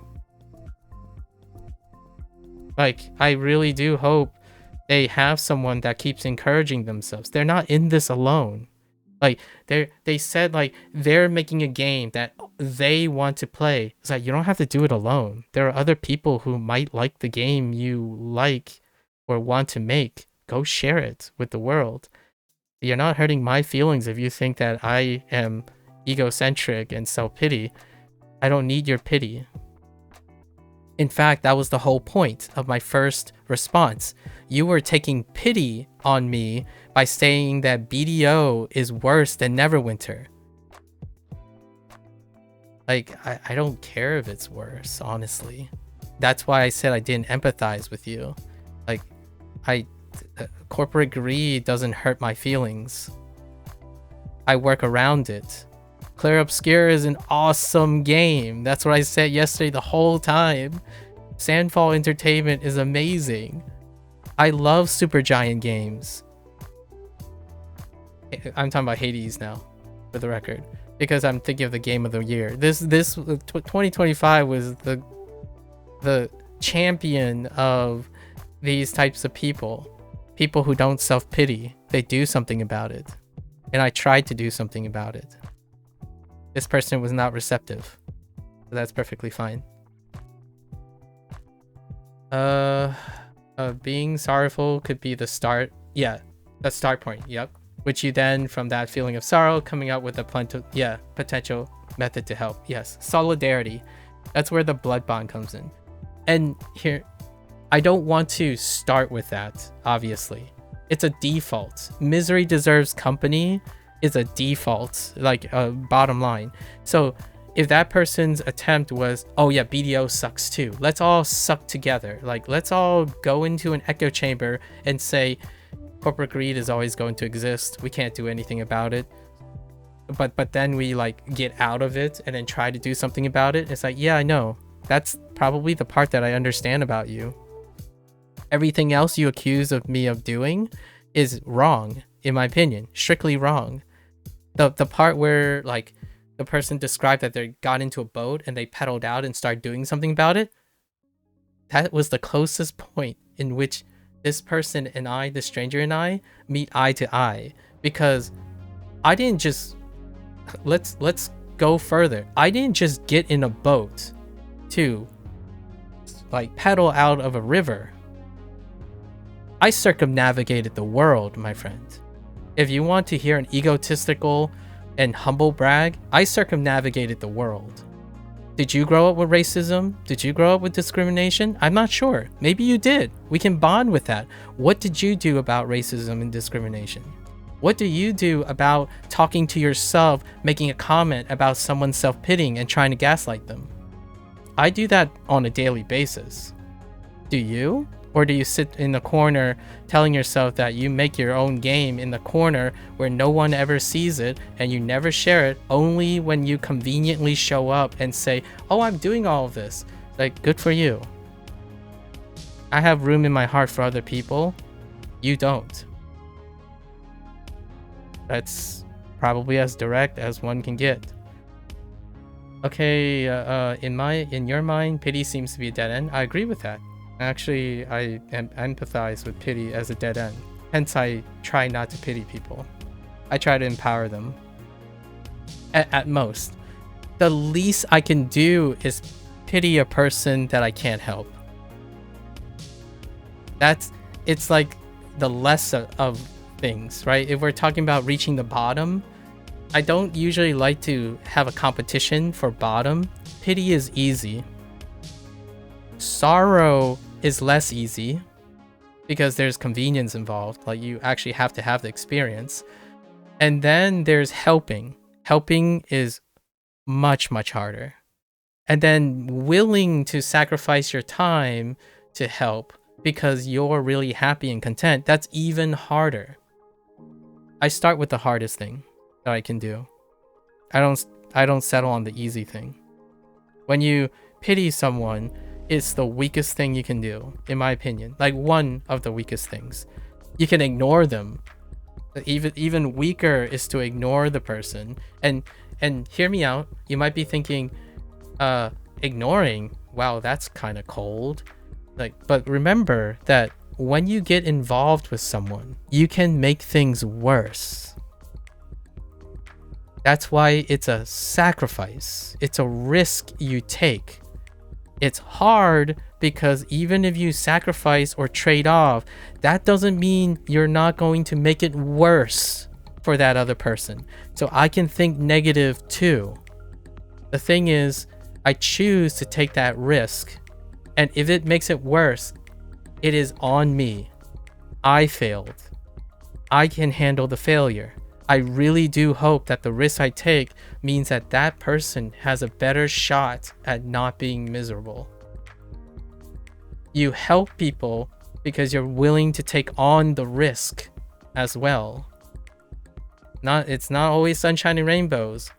That's why I comment on people who say, oh, it's the thought that counts. Like, oh, I'm just being, like, I can't be a jerk if I'm acting out of kindness. Yes, you can. You can be a jerk while acting out of kindness.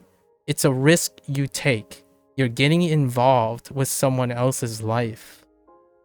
So when you're typing up that keyboard warrior, when someone is saying like, oh, it's you're the worst person, you're a man-child, that's not someone who is offering generosity or caring about people. That is someone who's defending themselves because they have something that they need to defend and get out of the exchange. I'm not gaining anything by convincing them that they're wrong. or like I'm not the pig. Like they can assume anything they want about me. I wanted to reach out and say, I don't feel the same way as you, man. I'm sorry. And that's not pity, because I actually think, like, I wasn't trying to pity them. I'm just literally telling them that I think you make good points, or maybe points we can agree on, but I don't feel the same way you do. If I was pitying them, I would say, sorry, man. It sucks. Yeah, I know. Corporate greed sucks, man. Okay, and then let's go. What else we got? Okay, that's interesting. It seems like a copy of the difference between sympathy and empathy in a way. Yes, exactly. They parallel sympathy and empathy. You sometimes fear you have attributes of narcissism as though it's not nice to admit, but sometimes notice yourself acting as I'm above others, while also in other times feeling so far beneath others. That's understandable. That's someone who's compassionate. I want to clarify. When you feel you're above and below someone and constantly wavering, that's an attempt to be compassionate. When you're always feeling like you're above someone, narcissism. Having a fear of narcissism is a validation, in my opinion, that one has compassion. If you're constantly apprehensive about trying to reach out and communicate with someone, that is unfortunately, that's the bleeding heart scenario that I'm talking about. You have a bleeding heart due to compassion. How you choose to respond to that bleeding heart is very different among people. Some people try it once and they don't want their heart to bleed anymore, right? Like they close up the bleeding heart, they shackle it, and they put it behind an iron-clad defense mechanism. That's perfectly fine. That's how I interpret that person who's so upset about corporate greed that they go out and lash out at me for being content. Like, in fact, I think it's probably infuriating to that person to see other people enjoy things that they are guarding themselves against. So they would go out of their way, which is claimed in their response, they would go out of their way to bomb other people's game reviews to spread the gospel of their bleeding heart, or their aged heart, I suppose. And that's what they're looking for. So I really stand by my comment. I hope that person finds someone who empathizes with them. Like, go find a content creator who empathizes with them so that they can stop being cagey about their projecting their defense. Because you can find sorrow, you can find company in misery, and that could be a source of healing. It can also be a source of self-feeding, propagating echo chamber of despair. It's a mixed bag. When you have unstable emotional responses and you're unable to manage them, it can go anywhere. So who am I to say what is the best way to go about it? Is a suggestion. Often empathy and a source of empathy can calm unstable emotions, and that can help. To me, is a last resort. It's truly a last resort because you aren't demonstrating how it could be sunnier. You aren't demonstrating how it could be less toxic. You're not demonstrating different opinions. You're stuck in an echo chamber. So sometimes misery deserves company can backfire. The two people can be even more miserable together than they are apart. You can use it though as a last resort. It can be defaulted. Usually those situations lead to inaction. It creates a cycle of feedback. You're sad, I'm sad, let's complain together, and it led to nothing. That can happen. It can happen just as likely as I'm sad, you're sad, let's do something about it. When someone says, let's do something about it, and one person is sad, they are more likely to do something than the other scenario. You can do both. You can try to do both. Generally speaking, it's an order of operations that I take on. I don't pity people if they're already self-pitying themselves. Leaning on, so this person basically did that. If they think I'm self-pitying, they're pitying me now. That is not proactive. That's not the indicator of someone who's proactive, who understands empathy and compassion. You literally try to tell me what I am and to stay put where I am by telling me to stay put. Like, good for you, man. Good for you. Do I have friends that do that? No. And if you think I don't have friends in these games because of that, it's like, stop projecting. You think I need friends in these games in order to help with my self-pity? Like, stop telling me what I think is important without understanding what's important. Pretty much all the arguments against me is from their perspective. They think you need friends to play online. They think you need friends to play an MMO. I welcome friends, for sure. I absolutely love the idea of starting another MMO together at some point. I haven't done that in a long while. But whoever's in the MMO, that's good enough for me. Like, I don't need to be your like closest friends to play a video game. Like, hey, let's go get a party together. Let's do that. If they exist. In Neverwinter, during that time slot, it doesn't exist. There are actually no players on to interact with. And if there's anything I would do, is I would run to a stranger and say, let's tackle this problem together. Right? And then you fear narcissism from that as the contradiction between looking down on others while also having massive insecurities. Yeah, imposter syndrome's a really evidence of a contrast to narcissism as well. You mentioned that as you feel that self-pity to an extreme extent could cause your brain to cope by instilling the complete opposite of those thoughts. Exactly. Yep. And it's worth mentioning, as you covered my comment just after you typed it, having another person is absolutely wonderful.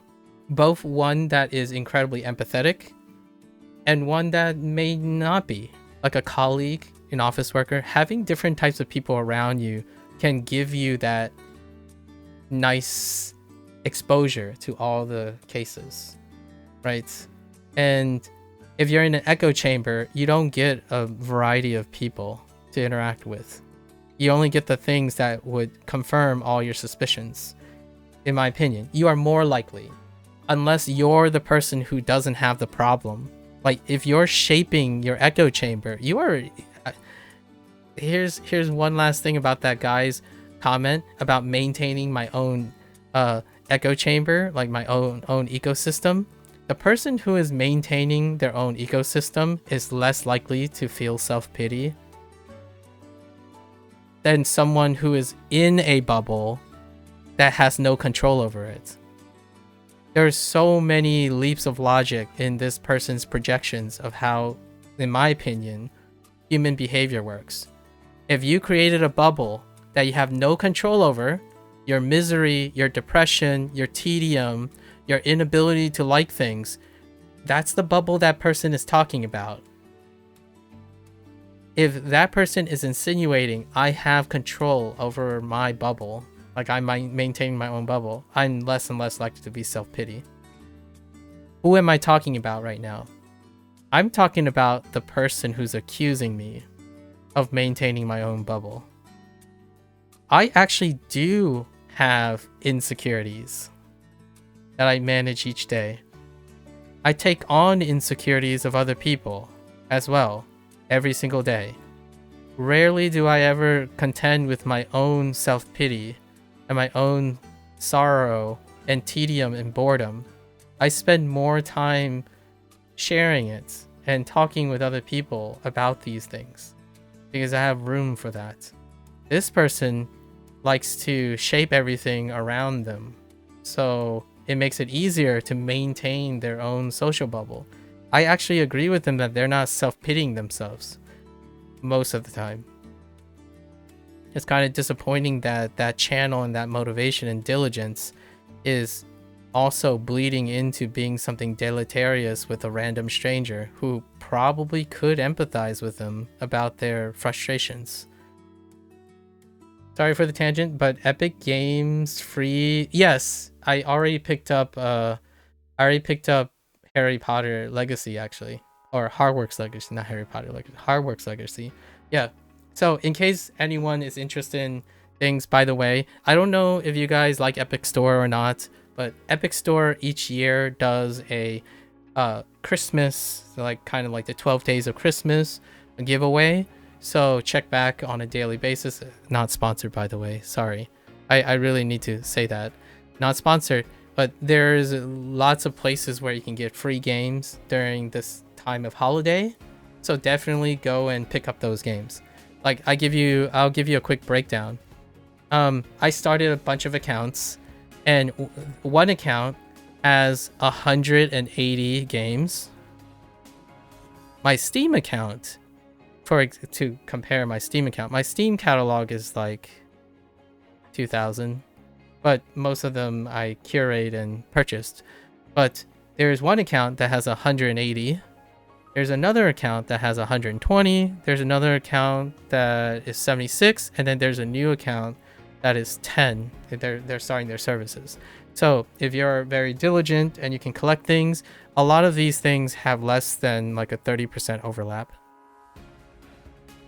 Obviously, all of these largely overlap with Steam. I still buy a game a lot of times, largely because it's my way of funding Steam, as well as trickling something to the developer / publisher. Like, because I do believe Steam does do a lot for the appearance of that stuff. So hopefully you guys are doing that. If you're wanting to play video games, you know, despite the corporate greed and all that stuff, let your experience decide. We live in an unprecedented time where pandering to the player, no matter how difficult it is financially, and even sacrificing maybe personal philosophies and preferences and whatnot, there are lots of games you can go and try to find some value in. Despite my conversation with someone who suggests otherwise. You're certainly one of the people that most frequently disappointed me, although you probably aren't surprised. I'm not surprised, Mika. And I'm not going to hold that against you. In fact, whenever someone disappoints me, I work harder on it. Because that disappointment is also part of me, too. Like, you want to hear self-pity? If someone disappoints me, and I was involved, it's also my fault. Like, I failed too. We share the disappointment. When you help someone and that person fails, the one coping mechanism the helper has to understand is that we failed. That's the thing that takes a toll on psychologists.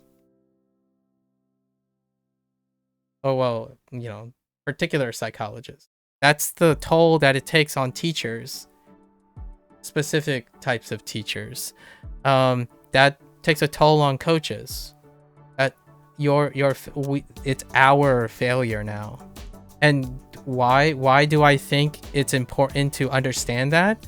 It's because then I do something about it.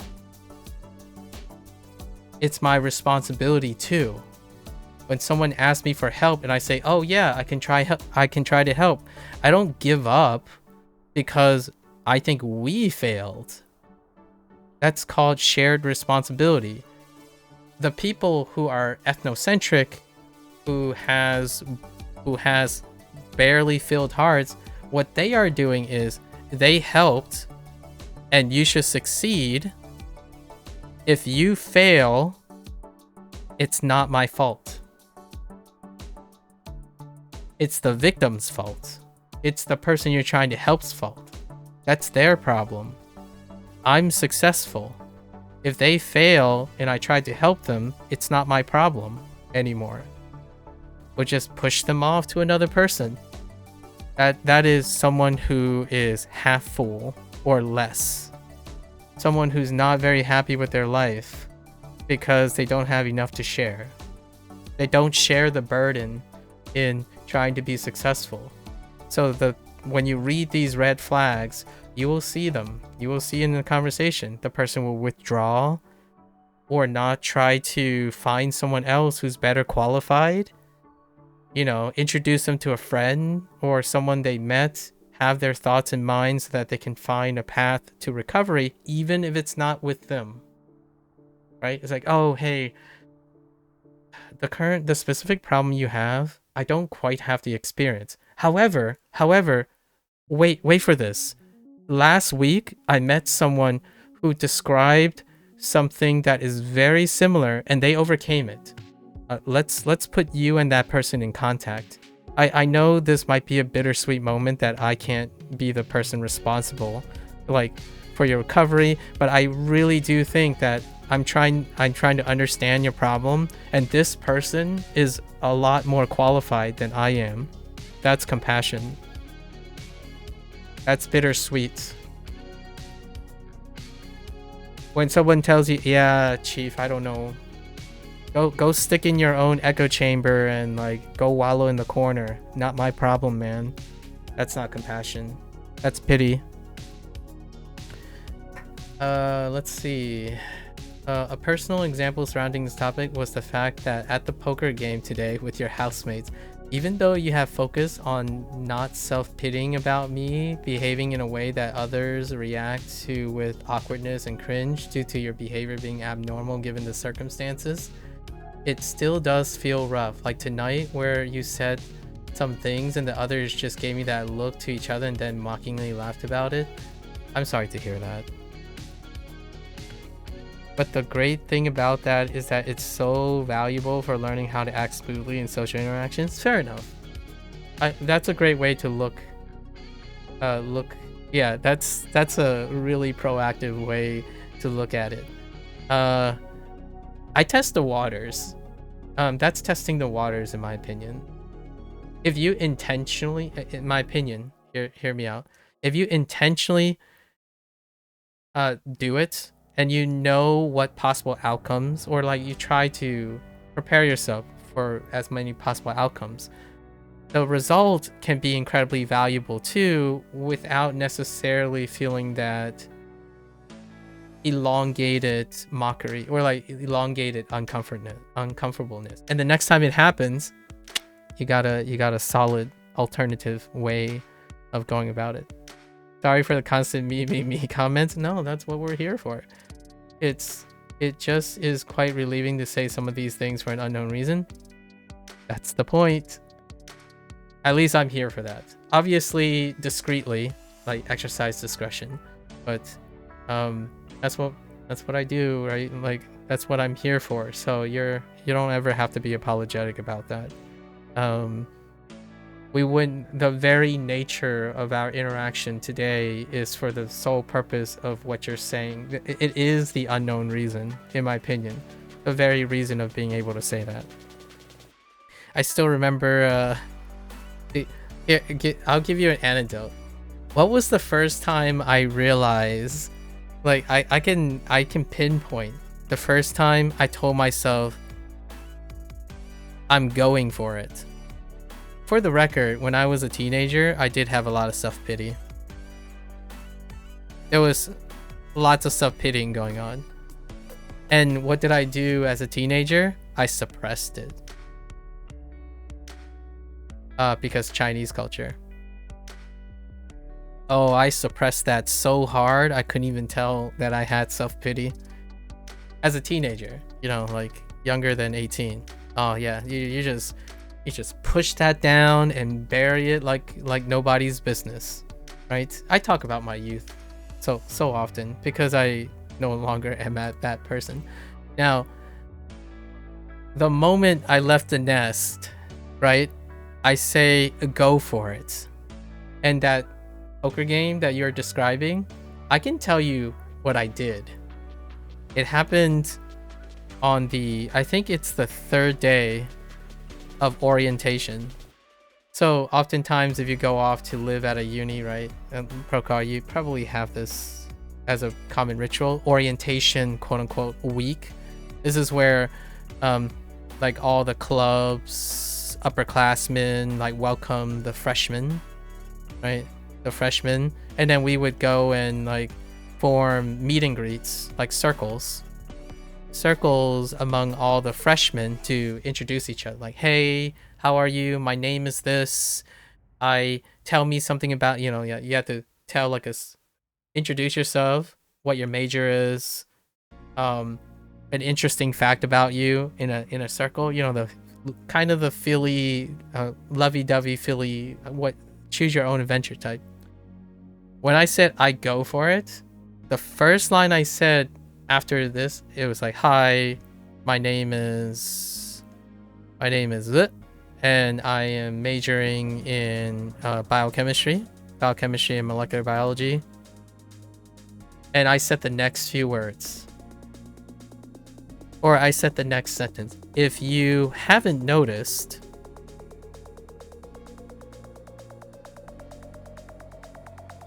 I'm Asian. And everyone laughed. And then I went further. Like, yep. And if you're wondering what I mean by Asian, I didn't talk like this when I was a teenager. It was more like oh, and by Asian I mean I play violin. I don't know martial arts yet, but I'm interested in martial arts. I do watch a lot of anime, and I'm good at math and science. I mean, I major in that's what I said. Like, that's how I sounded. Nowadays, it would be like, hey guys, I'm taking a look around the room here, and I see something that's really lacking here. Do you know what I mean? Do you feel me? I feel like there's not an Asian vibe here. That's okay though. That's okay. I don't know if you guys notice, but I'm Asian.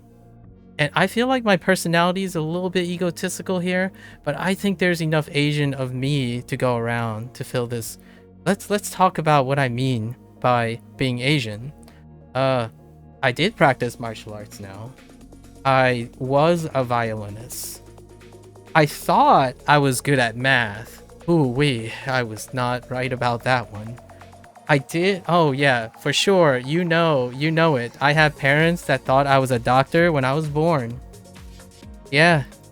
You know, they were like, all right, we have a son, the oldest son. And yeah, that guy, that little kid is gonna be a doctor, making 6 figures. That didn't happen. But I'm still Asian though. It's okay. I settled for the Asian F version. I got a PhD, so it's an Asian F. Story of my life. I know. You know, if you wanted to see something different, if there were more Chinese people in this circle, I would introduce myself as an American, because that's what life taught me.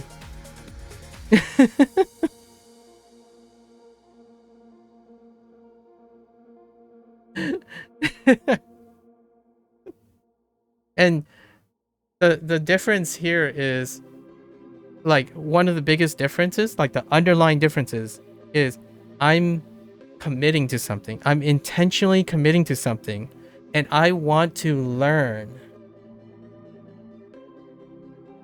I want to learn how people interact and respond to that. I'm breaking the ice. So whenever someone says like, oh, it could be a little awkward, it can be a little cringy, it's unpredictable whether, if you do it with intent and confidence, that someone else have just gotten their ice broken. That's the weird way of saying it. So you're making some people more uncomfortable, but you might also be making the uncomfortable ones be more willing to, it's a mixed bag. And being able to read people because you're intending to speak that way, like you are looking around, and when you're speaking and you're seeing the people's reactions, you can know which ones you're resonating with and which ones you're not, and you can work on those things.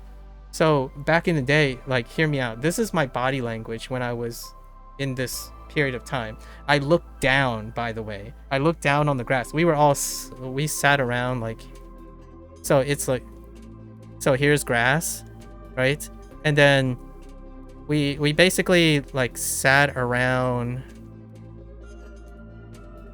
like cross-legged around a circle like this. I would kind of like just talk across each other, right?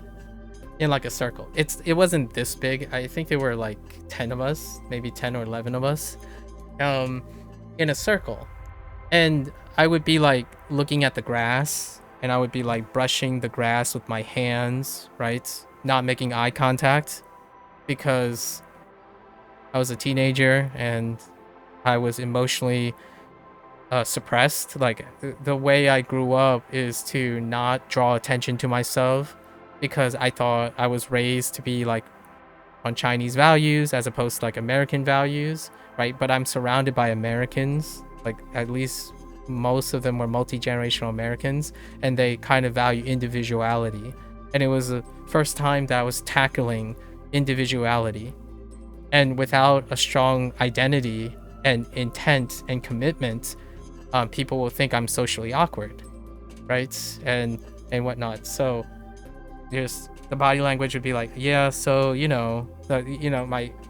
my eyes would dart somewhere else, and I would try to like find someone, maybe find one person who's like, I think this person seems like I can empathize. So I would be like talking specifically kinda to one person, even though despite I'm around and surrounded by multiple people. Nowadays, if I'm in a circle, I look around, I say something, and I pause a little bit, and I look around to see, what do you think about this? Let's bring all the people into the circle. Like if someone's left out, I failed my attempt to communicate with a group. So it's been, I can't even tell you how interesting it is to look back on people doing this now. Like what I mean is, whenever you see a YouTube video with a bunch of people in a circle, and then there's two people like having a conversation, like each person is taking a turn having conversation, how much I see myself when I was back in my teenager years. And now to me, that's the default for like 20 plus material, like how people talk to each other in a group or in a seminar or something. The communication skills are kind of really lacking at the moment. And by lacking, I'm not talking about like you need to be proficient in order to succeed. I think you can succeed with the current level of communication skills, largely because like machine learning and technology can compensate for that. What I mean by lacking is it also limits potential opportunity to find companionship, empathy, and those other things that may or may not come into play. If somehow your life is so lucky that you don't need those skills, keep going. Go until you can, and hopefully that when you hit that wall or never hit that wall, you can recover from it. But generally speaking, if you have this ability to look around the room and say whatever you can or want to, and you know at least to some extent how you can respond to a group of different people, there are very few things that can stop you from trying and learning and becoming more confident. Not confident in that you can predict the future. That's a weak confidence, by the way. One of the weakest form of confidence is to try to predict everything that's going to happen in the future.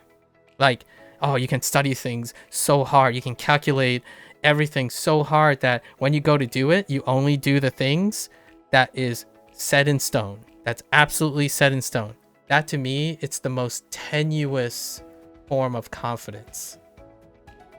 I have my confidence because I know I'll make it work. No, it's not going to be perfect. It's not ideal. It's not optimal. I can make it work. That's a different type of confidence. That's the confidence that is required to help other people, in my opinion. When you are a person who is built on ideals, helping people is not one of your tasks. It's not your calling, in my opinion. And you can be perfectly happy without engaging in that. If you want to, becoming more and more flexible, knowing that most things are not ideal, is probably where you want to start. So whenever I am surrounded by people who want to help other people, typically that's the first property that comes out. You're going to hear them say, you're going to hear apprehension. You're going to hear compromises, agreeability. Like, oh, sorry, like, I'm not sure if this, you're going to find this offensive. However, may I contextualize it so that it is less offensive before I proceed? Those type of things, they're laborious, inefficient, because things are not predictable. So when you're in a group and people spend more time being agreeable most of the time and they're perfectly happy, not like someone who hates helping other people because it's their job, for instance, you're probably around company that far prefers to waste, quote unquote, waste their time trying to help people than helping themselves because they have enough in their life. And I'm definitely one of those at the moment. I have enough things in my life to be grateful and happy, even despite someone calling me someone who's like coping and looking for, like, I have to fill a void in my heart and stuff. It's pretty disappointing to find that that is what the impression I gave. Like, it's on me, right? It's also on me. Somehow, even despite my intentional efforts, you will inevitably be able to find individuals who can see something that you may or may not see in yourself, or interpret something that is not what you intended. And that's how you deal with it. No apprehensions, really. Also, even though your housemates do that, you find it understandable. Yep. And that's great. And to give them props. You have noticed them being softer on you when you say something they could make a joke of, as you think they've noticed you're not as innately connected with all the social rules. That's fantastic. Those are friends for life. Friends are adapting to your social behavior. But obviously that's no excuse not to try to improve your social skills. That's great. A habit you really need to work on is when you're not feeling very confident or secure in yourself, you go on TikTok and listen to your liked videos. Oh, really? I haven't really considered. That's kind of eye-opening. I haven't really considered that as a reflex. I'll have to, I'll need some time to process that idea. Your like videos are videos that have an audio that uses as a soundtrack to immerse yourself in imagining a scenario in which you are far more than you are. Okay, so encouragement TikToks. Or like an encouraging environment. Okay. That's kind of a really clever way to use TikTok, honestly, functionally. Probably my initial concerns about that is ending up having a dependency on it. But I think that's a much more wonderful function than doom scrolling. So it's like a triggered response as opposed, like, from doing something else, as opposed to having TikTok trigger that response to itself. For example, you're listening to a song with the beat drop and imagine yourself as a king, and when the beat drops, it's me doing something like winning a. That works. That doesn't help the stereotypes. Winning a one versus fight against a tyrannical leader. Yeah, no, not so much. You feel that I'm being humble when you say I'm not good at math. I do have a weakness, and I don't take accountability for this. there are things I don't take accountable for, and that's probably imposter syndrome.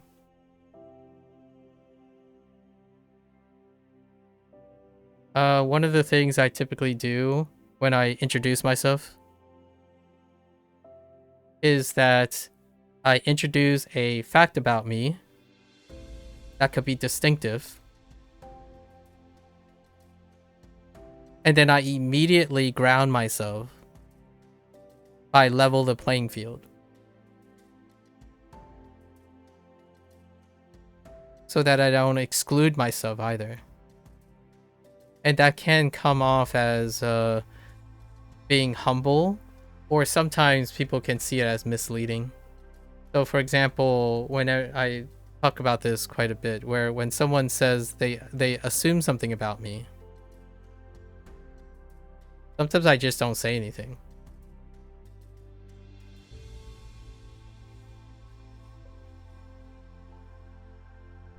And I'm trusting that the person who's curious would ask me at some point.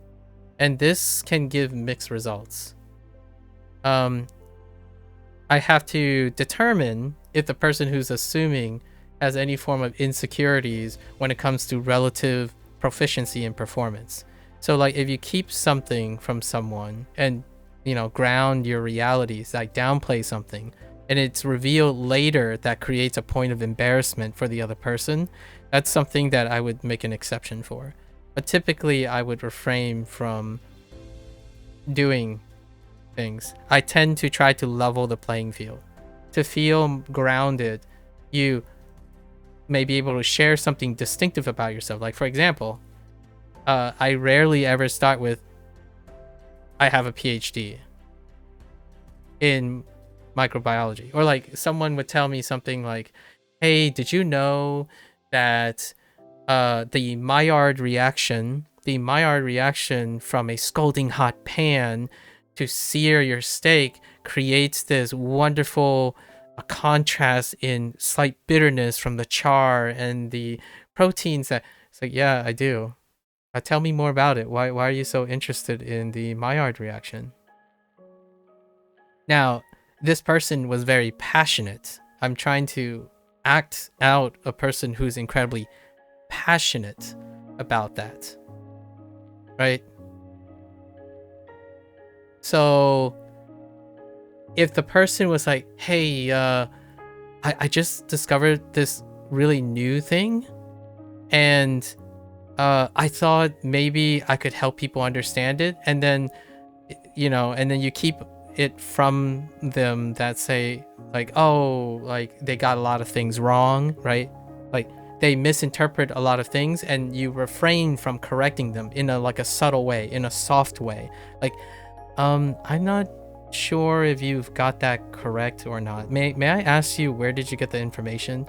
Because my understanding is that the Maillard reaction is X, Y, and Z, right? Something that's contrasting with them. If I don't volunteer that to someone who is very apprehensive about their confidence in a knowledge, it can come back as betrayal. Because later on, it could be like, so it can very well end up being the situation where someone's like, you already knew this, why didn't you help me, why didn't you correct me, and you just make me embarrass myself.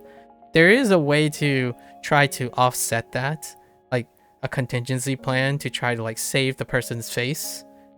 Like I could react by saying, but I think you were on the path to better understanding the topic, so I wanted to give you the opportunity to see if you are able to correct it on your own. I believe in the value of learning from your mistakes. I hope you can appreciate that or understand that.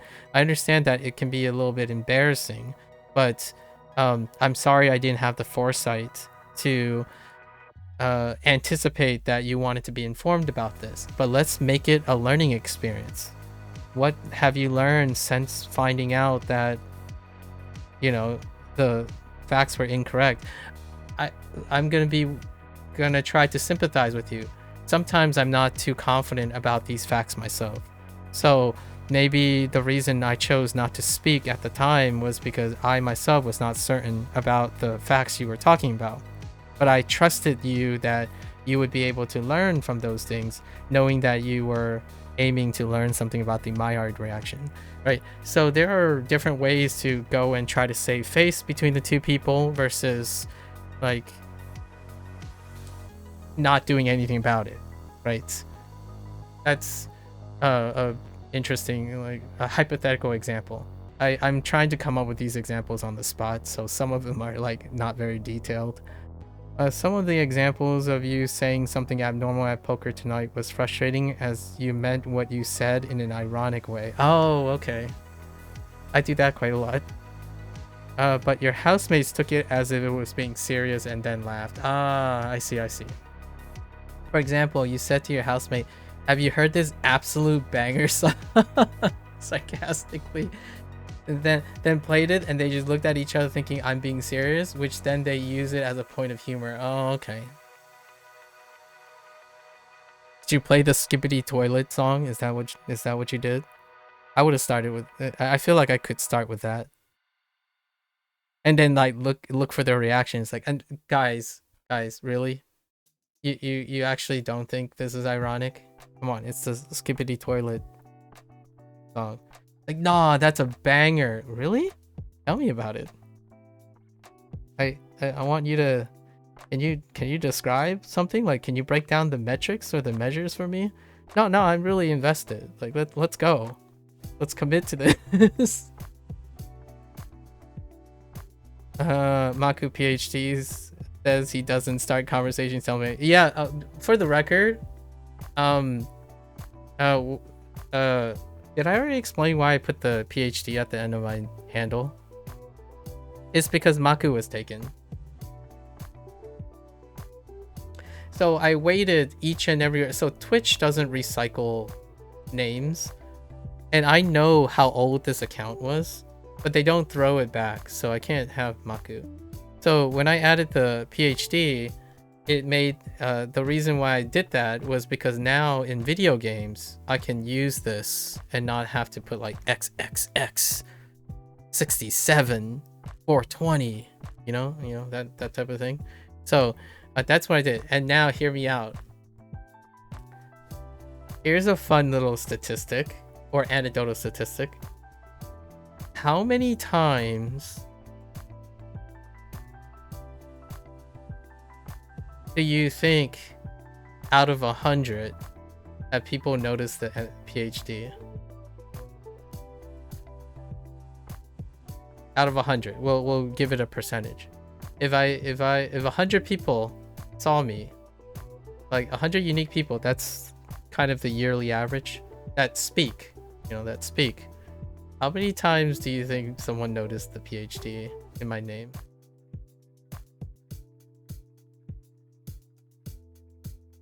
I often wonder how, if anyone find this stuff interesting. You feel so wrong doing that intro as the majority race in a country. I can give you an example of how to do that. I'm Asian, or I'm plain American in a majority race. In the reverse. 50-50? 10.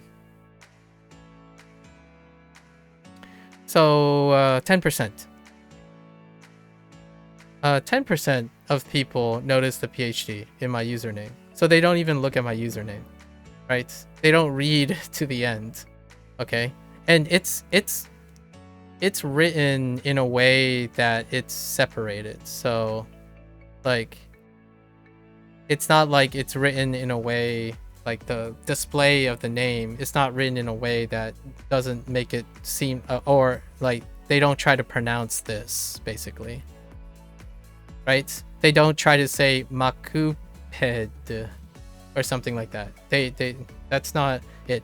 Now, I got something even more interesting. Of this 10%, so of the 10 people, what do you think they ask about? What type of question? Like, what do you think is the most common question?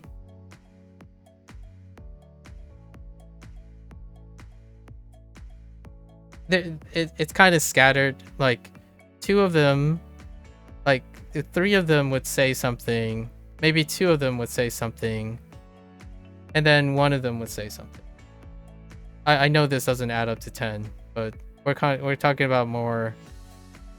There are a lot of ones, but there are three examples I have off the top of my head. One is definitely more common.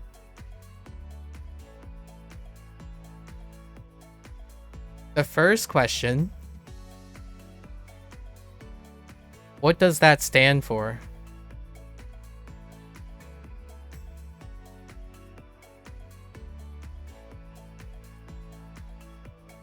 Because we have to, you guys have to think about how often this stuff happens.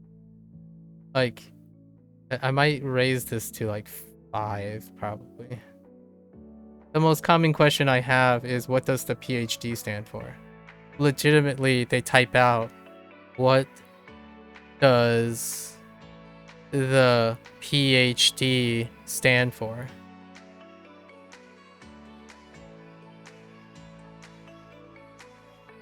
And didn't expect that to be the most common. The second one is what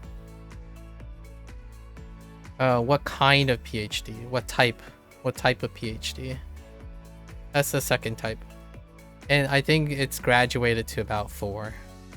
Right? The rest are pretty negligible. There's not enough sample size. Some weird ones would be some more specific. It gets more specific as it goes down. So the specific ones tend to be the rarer ones, like what was your experience like? What was your experience like on your PhD? Or like what was the topic of your PhD? It gets more specific as you go down. But the most common ones are the most general ones. Nowadays, the vast majority of people who frequent Twitch and YouTube are people who don't know what a PhD stands for. Like, the abbreviation for PhD. So, however, the most common is that 90% of people don't bother with the name. The name is not important. Like, if you want to know if this is true and it's happening to you, today I already admitted that I couldn't remember Brian Cox's name. Even though I've made a couple references to Brian Cox already from YouTube Shorts, I still could not remember Brian Cox's name. And why am I saying Brian Cox a bunch of times? It's a way to help me form more associations to reinforce not forgetting Brian Cox's name again. Like, this is something that happens on the internet 90% of the time. You consume content and you don't even know who made it, who created it, and if you're wondering, okay, it's obviously it's just an internet problem, right? No, it's a human problem. Do you remember the actors in the movies you watched? Do you remember the director, the screenplay writer, the music composer in the movies you watch? You might be saying, oh yeah, I remember the special ones, the ones that you really love. And so I was like, yeah, that's exactly my point. So, how often would you expect someone to remember your name? As impressionable as you are to them. So if you think that you're an impressionable person who speaks and you impress a lot of people, the reality is, how many people remember your name? Because one of the lowest effort ways of remembering someone is attaching them to their name. We've been staring at this character for a very long time now. You're attaching a meaning to this, through the context and through the exposure. How memorable is it? Well, my name is as memorable as I know my reality is. I'm not a clout chaser. I don't have really strong first impressions. It takes hours for people to understand what my intent is behind the things I do. And it's intentional. Intent. I'm intentionally doing that. So How often do people actually notice my name? Not very often. You make an impression, then they'll know your name. Right? They have to come back and find you somehow. In fact, those people who find you again, they typically find you by a means of not looking for your name. They remember the context. So when we go, I'm going to tie it all the way back to language learning, guys. What is the most wonderful trained skill that a person on the internet does really well that makes them not so great at reading another language? They learn by contextual, procedural execution. So how do you get them to learn and use that? You have to tie the actual character and representation to that procedural memory. So yes, it's going to be very difficult to remember what the actual characters are and what they actually look, because most of the time what you're doing is you're procedurally replaying the thing, and that's how you remember things. And yes, that's how I remember things too. So the hard part is actually remembering the literal thing. The easy part is all the associations that are involved in recalling this. And that's one of the reasons why, in my opinion, names and details are difficult. And I'm not saying that it's any less difficult for me. I practice and work on how to make it feasible. Like, it's still really difficult. Remembering specific details is not efficient to the human brain. Association is. So you can kind of like say, oh yeah, remember that time? Yeah, you know, that time we talked about a coffee? Remember the first conversation we had, Mika? It was about water, and then we kind of talked about metallic bottles, right? And then that kind of led into the day a couple of weeks later about the bubble tea. This is how we recall memory. Like, and what I mean by this is when you spend a lot of time on the internet and you're glancing at things and you're creating context, immersion only context, you have a vague idea of things. You're connecting through associating vague ideas. That was a very memorable conversation about liquids. Yeah, you're reinforcing it. We're reinforcing it with more details. That's how we get to the exact answer. It takes a long time. It takes a lot of different contexts. So if someone asks me, am I surprised that this is a continuing conversation about immersion only and the efficiency of immersion only versus like SRS and diligence and stuff, I'm not surprised. The internet makes you very good at something and not so much well practiced in some other things. And the goal is to do all of it. You need to end up doing all of it. You have to be decent enough for the whole shebang. Like, you could be 90% really awesome in A, but the process needs B, right? You get stopped. So 10%, so your success rate is 10%. This is a bottleneck.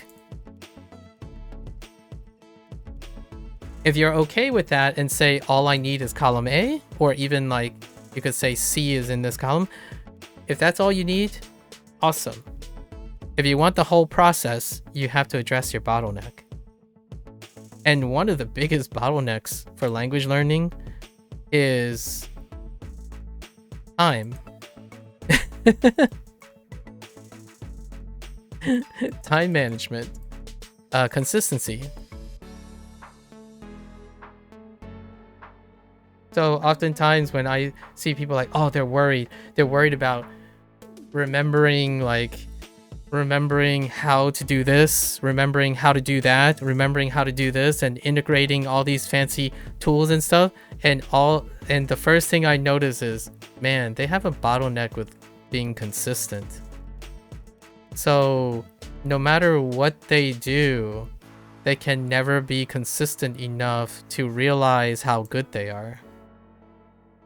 Like, obviously the worst case scenario is they really suck already still at that too. I usually don't think so. I actually think most people on the internet, they're really good at collecting information. There's a lot of information, picking up new picking up new fads and new trends. That's quick, fast, instant, all the time. It's very fun. It's quite great. And then my only thought is, dang, it's gonna suck when they realize that regardless of how high their aptitude is for this, it's gonna feel like they've only successful like 1/10 of the time, because it requires the entirety of the process. You actually have to complete the entire process. So most of the time, then what I ended up doing is, when someone asks me, oh, what can we work on? Work on the things that take less effort, and work on the things that take more effort, more. For now, it's not always going to be forever. The thing is, if you can't see your weaknesses, there's often a chance, not all the time obviously, there's often a chance that your strengths are limited by your weaknesses. And we talk about bottlenecks, and that's where you can offer some clarity. You point out bottlenecks and not offer advice. That's a different story. Like, when I get a chance to observe someone doing something, I try to point out potential bottlenecks, and you ask the person, how are you going to address this bottleneck? Priming them to do something is not necessarily going to get them to notice and look at the bottleneck they didn't notice in the first place. And then when you prime them, they're going back to this. They're going back to the idea that they don't have to address the bottleneck because you're addressing the bottleneck. So before you provide advice, learn the nature of their bottleneck. Right? Like, you have to let them express and describe to their greatest ability what it is. We're gonna have a long stream today. It's okay. We don't have like Neverwinter. It's fine. It's fine. I still got like 2 hours and 14 minutes of digression time that I set aside. No, we're not gonna spend all of that time. But yeah. Anyways, again, it's always a pleasure to hear different people's scenarios, and then I love yapping about potential things to talk about. Commentary awareness is the catchphrase that I'm working on. Thanks to the guy that I was talking to, or talking at, or they were talking at me, the attempts, I've decided that I've used this phrase, and I actually think this phrase is pretty nice to describe something that I do. Commentary awareness. And that is, I make commentary specifically to address awareness issues, or like raise awareness. And it's not advice. There's a difference between advice, which most people default to. Like, when they're offering commentary, they're talking about advice or opinions.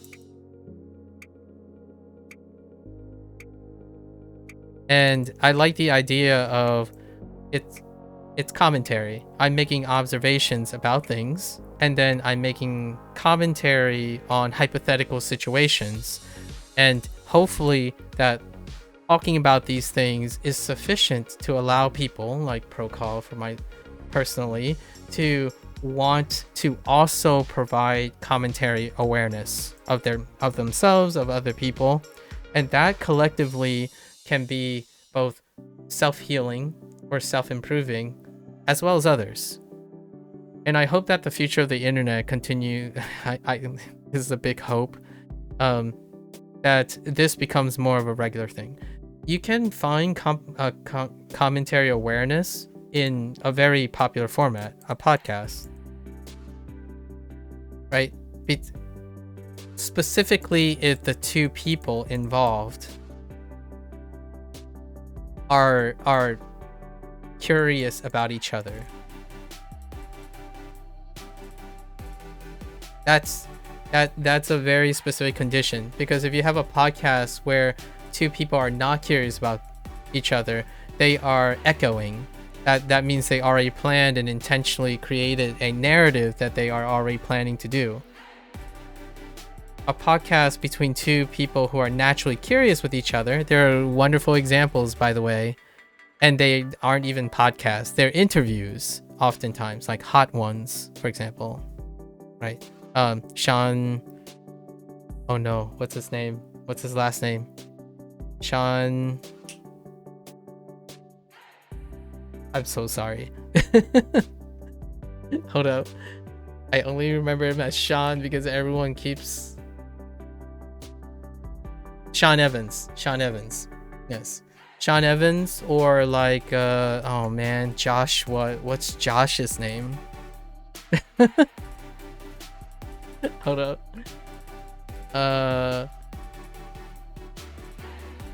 Josh Shore from Mythical Kitchen, for example. They do, Josh Shore do The Last Meal, and and Sean Evans obviously does Hot Ones, right? And that type of thing is where genuine curiosity happens. So oftentimes it creates commentary awareness. Basically, the things that they say can raise awareness on things, but they're making commentary on their experiences. And then they're talking about it from a mutual curiosity standpoint.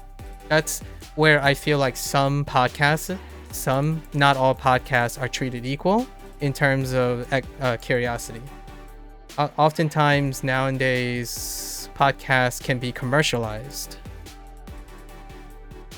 So they are commercialized in a nature that involves a predetermined, not curious, but more like synthesis, like a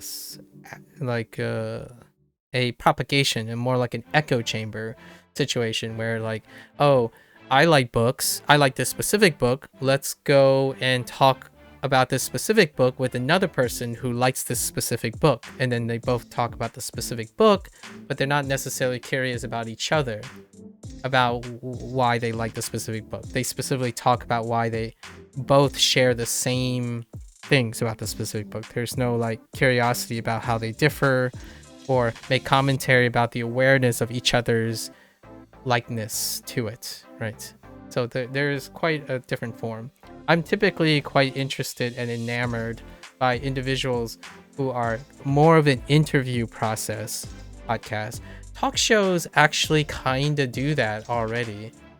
Talk shows in the United States are kind of timeless in that nature, for the idea that the intent is to produce commentary awareness.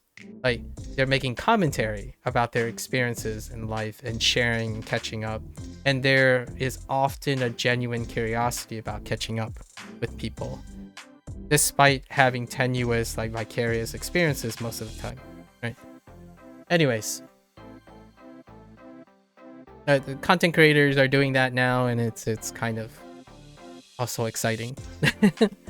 If only you didn't have to discuss the interesting stuff at 3 a.m. We can discuss interesting stuff any time of the day, Mika. Any time of the day. And you know where to find it. One day, machine learning, a model will be able to pick out those interesting things, and then we'll auto-cut it into a video. Actually, something already does that, but not integrated into YouTube. And then one day I'll continue that section that died in obscurity. It's called the deep digression section. I used to manually, and it took me a very long, like, it took an unnecessary amount of time, so I couldn't do that at the frequency that I was streaming. Back then I streamed, like there was a period that I didn't stream every day, so I would take time to like cut out the deep digression periods. No, there's like a 20% chance you reply to a given group of your DMs. Yeah, that's usually how that works, because time is tough. Today I spent answering someone's WaniKani question. So I typed up a response. The person was asking about what scripts I was using to like get the experience I had. So it took me like an hour to type up the response. So that's like pretty much all the time I had today before stream to prepare for things. So it dealt with like the dark mode and whatnot. Video comments. It happens. And also nonchalantly, there's a reason why I'm replying to you less frequently, because you need time to pass. Like my inclination is that you would perhaps it's implied that you understand that you have to do something consistently. So if I'm constantly responding and like adding new information, you are more likely to less and less likely stay consistent with what you're currently doing. You're already doing that without me, so like adding on more information doesn't. Tactical ghosting. Tactical.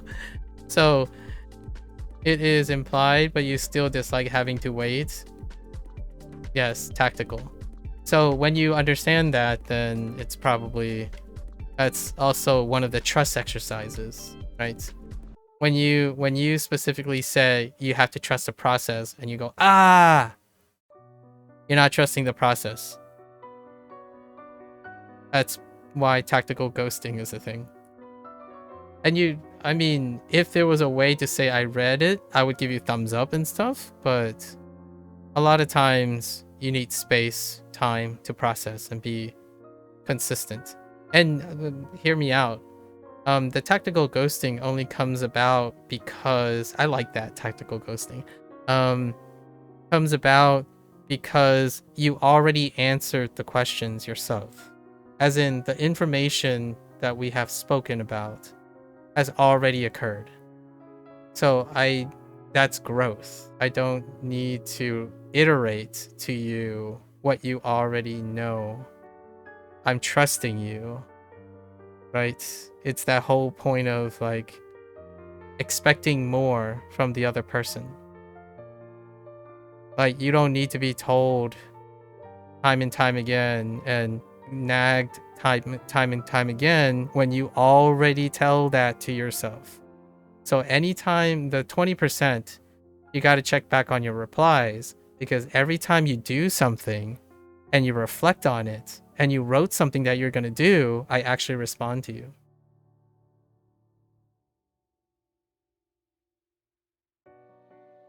Fair. Anki discussion earlier, for example. Yes, that's a good example. It's a very good example. If I add more, you're going to change the thing more, but you're also adding more and you're doing something about it. So that's kind of nice. I wouldn't be able to tell you more about what you can do until you do it, and then I can see how it worked out. So overpromising is a danger too. So I'm trying to balance it out. Overstepping, over coddling, that's something that I know I have a weakness. Like over coddling someone doesn't necessarily make them independent. Also, by the way, there is this one thing, I don't know how common this is, but a dual role. This is I forgot what it's called. Let me see if I can find it.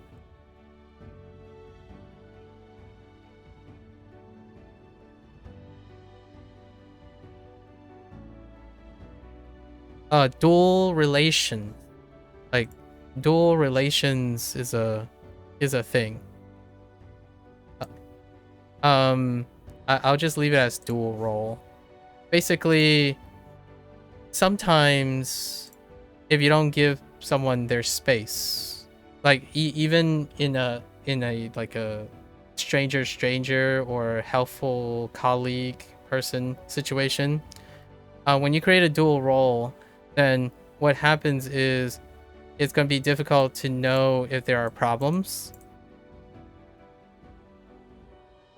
Like, whose problem is it? Because the problem could be us, since the dual role is one that is trying to help and one that is enabling. So we share too many things consistently together, it can end up being enabling as opposed to helpful. That's one of the dual role situations. It's easier to reject someone if if you blur the lines. So it can be difficult to know what's a problem and what's not a problem, and things can be trivialized because of that. It's kind of one of the reasons why it's nice to have friends and family as well as a outside person. An outside person, friends and family, those are different roles with respect to the person that's having the problem. So oftentimes it's a very important thing to emphasize when you're trying to help someone, especially a stranger that you don't share space with, that do you have a friend? You should hang out with your friend every once in a while, see what they feel and feedback from how they interact with you. Go hang out with your mother or your father if they're around and try to do some of that. Siblings, maybe. And then your teachers, your classmates. That's a way to not link all the roles together. It's kind of like having your teacher as your friend at the same time. That can be very sketch. It can get, there's a conflict of interest when your teacher ends up being your best friend at the same time that they're teaching you, or like your therapist is your best friend at the same time you're their patient.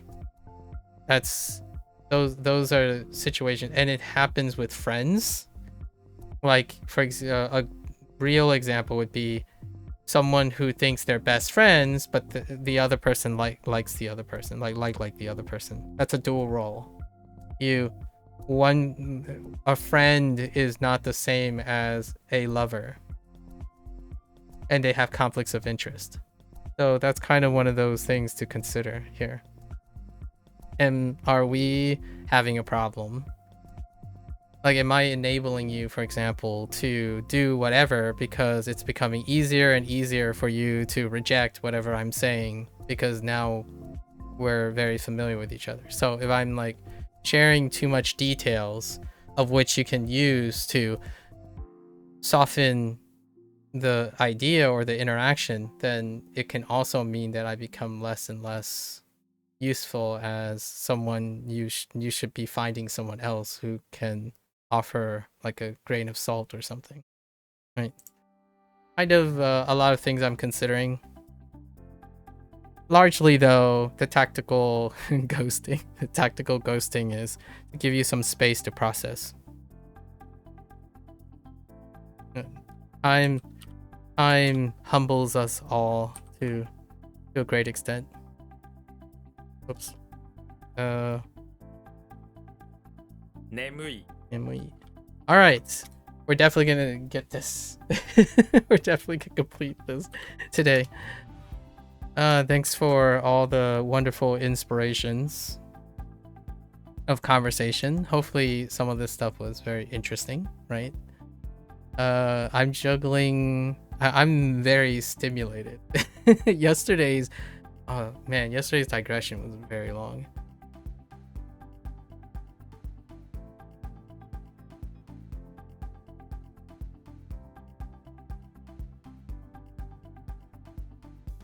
Finally get to know what that character was. Nemui. It's the thing that you feel all the time. It was the one you're supposed to know, You don't know sleepy? 眠いですか?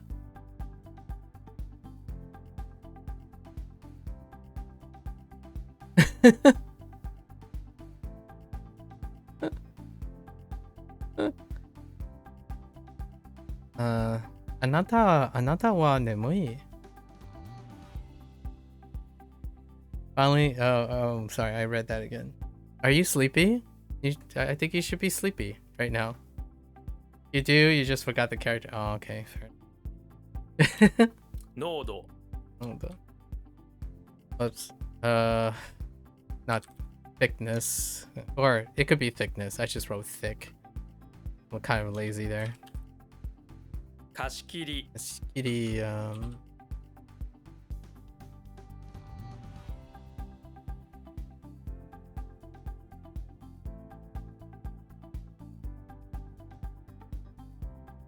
yeah, messed up, sleepy feelings, timings. Okay. I think we can take a page from Procall, Mika. I really like how Procall is proactively using TikTok as like a form of centering. Maybe that's kind of something that you can use for sleepy feely time. I haven't talked to this potato in a long time, but there is a potato who, while blue lights are not the greatest, here's a testament, and it's like contrary. It's more like showing the strength of habits over like neurological things. But this one potato that I know, and I haven't talked to him in a while, he deliberately puts on a YouTube video to fall asleep to. So that could be something. Obviously, if he's falling asleep, then yeah, this maybe like blue rays are hitting his face, and that's fine. But his eyes could be closed. I don't know. So, and Procall is doing something reflexive too, reactively using TikTok to get in to center his thoughts. I used to do that quite a lot. I used to do something that is very readily available to center my thoughts too. I listen to brown noise for. You like listening to VODs, but we're not talking about like. I don't know if you understand. I'm talking about like really curating the VODs, like not. So Procall, he curated the VODs. It's a project that it's a thing that he worked on. Like actively, because he mentioned like very specifically. But you're saying you're sleeping to VODs. Like, okay, what kind of VODs? When did you sleep with the VODs? How long do you do it? When do you use VODs to sleep to? Do you know the characteristics of the nature of the VODs? Do you have specific, like, make it a project, I guess, in a way to speak. Like, the reason why I'm saying that is if you make it into a project, it might be something that might be interesting. Okay, so now you have specific VODs. Why did you choose those specific VODs? And how did you... these are rhetorics, by the way. You don't have to answer these questions. I'm asking, what are the characteristics of those VODs? What have you learned from the characteristics of those VODs that help you sleep? If you can use those, can you do it without the VODs? Or can you do more with those VODs in a manner that can be even more potent? So, if you're already doing it, there's something to work on with intent. And when I mean intent, I mean like if you're having sleepy, feely timing problems, you're trying to create something that you have learned that you can memorize 10-hour segments of speaking word for word. Not entirely sure if that means you're getting sleepy or you're paying attention to the VODs.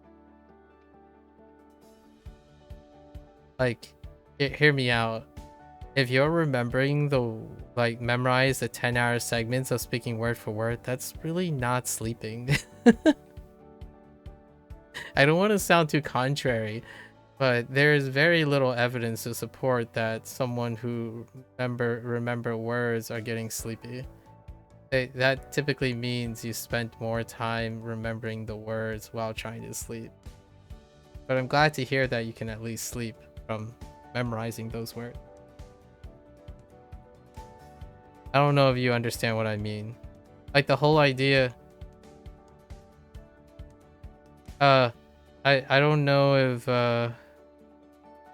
there was a fad, and I'm not sure if this is still true or not. There's still a fad going around. I don't think there's very strong evidence to support it. It might still be true. That you know how people say you can learn while you're sleeping. You know, put on something and then you can learn the things. Usually it takes active attention to remember those things. So oftentimes when someone has the intent of remembering something, I would argue they probably actually sleep less because the thing is trying to make you remember those things.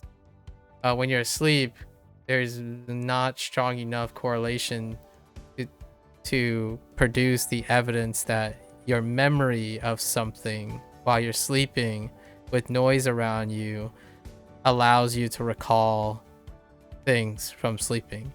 There was a lot of popular things, they're still quite popular now, where like for language learning, for example, relating back to language learning, this popularized idea in a smaller group of people who want to believe that putting on like a backtrack of Japanese while they're sleeping somehow gets them to memorize words in Japanese or even comprehend them. Or it's more like comprehend them, let alone memorize them. So there must have been some sort of active activity that was happening that allowed you to memorize 10-hour segments of speaking words. Yeah, learn Japanese when sleeping, 800 words in 12 hours. Yeah. So, hear me out. I'm merely proposing a null hypothesis, right? We talked about null hypothesis. What if you're memorizing those 10 hours segments of speaking words could be used functionally, and also there's a chance that it's telling you that you're not actually sleeping while listening to the VODs. Like, you know, we have to keep that in mind. Like, there isn't significant enough evidence to say that when one is actually going to sleep or is sleeping, their memory increases from exposing to specific words. So if you're remembering words over time, hearing the same VODs, that means that's likely that because right now, it would strongly suggest that you were awake when you were listening to them. How can memorizing hundreds of hours of stream audio be helpful? I have no idea. But clearly you remember something. That's kind of interesting. I'm gonna tell you now, if I listen to a VOD over and over again, I like remember less and less. And not that I don't remember what's in the VOD, I remember less and less about the specific words. I remember more and more about the general gist. So like you're saying you're remembering speaking word for word. You would remember the cadence, like the feel of it, because it becomes more and more passive. And that's what makes sleeping more, I think Procol is probably going to talk about this.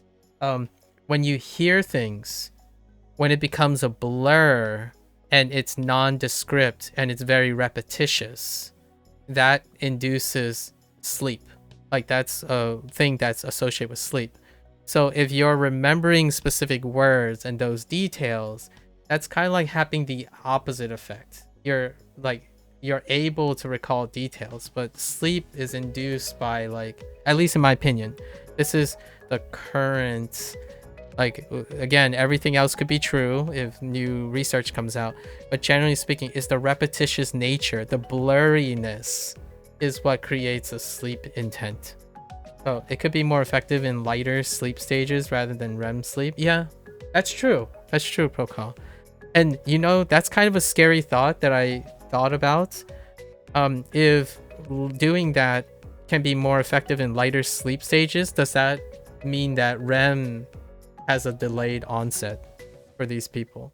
Because what is strong in evidence, I'm not a sleep person, I forgot what they're called, but someone who studies sleep.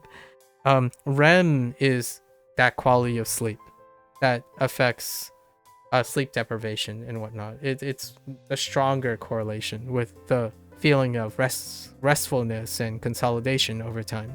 So if you're effective at lighter sleep, it doesn't translate as well to having long enough sleep to go into REM. And if there are methods that produces more effective lighter sleep, there is often a chance it is delaying the onset of REM sleep. Like habitual napping, for example. Often it feels kind of nice because lighter sleep when you don't hit REM means that you're still kind of operating in a way. And then if you chronically sleep different napping situations, it doesn't make up for the lack of REM sleep. At least this is like 5 to 6 year old stuff, so this could very well be different now. I haven't really looked into sleep research anymore. This was like when I was struggling, you know, it's doing the internet thing. When I was struggling with sleep, or my sleep hygiene was terrible, that's when I looked into and primary literatures on sleep correlations and whatnot.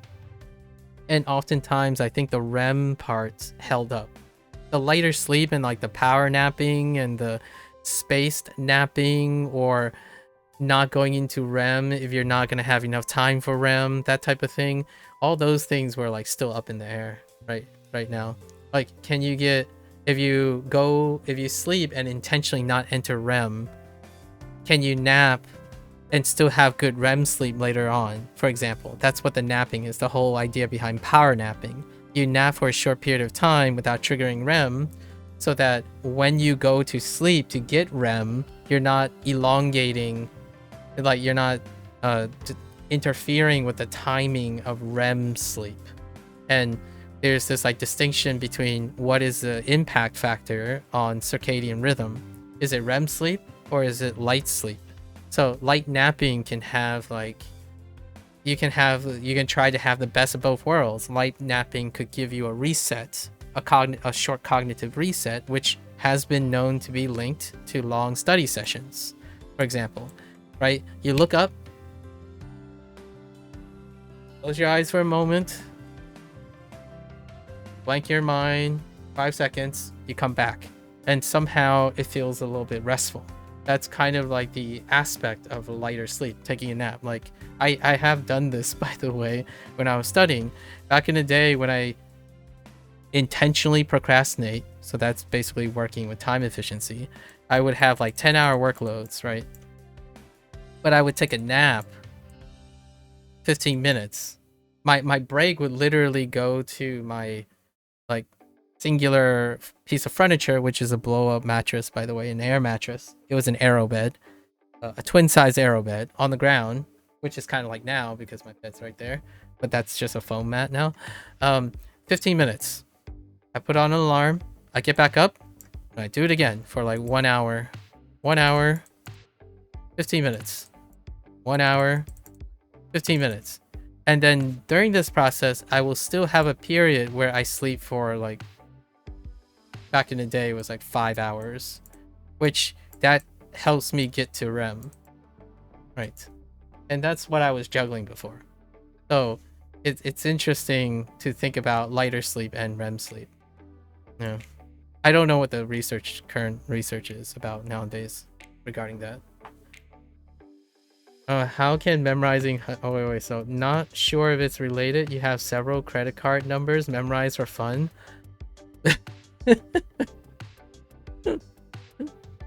That would be a great way to do it. Like, if you had to remember important numbers for your life. Like, for example, my social security number, right? And then just use that as a way to propagate lighter sleep. Just help yourself remember specific things like your bank account numbers and your I haven't really. That's a fun. Idea to think about how you can make it useful.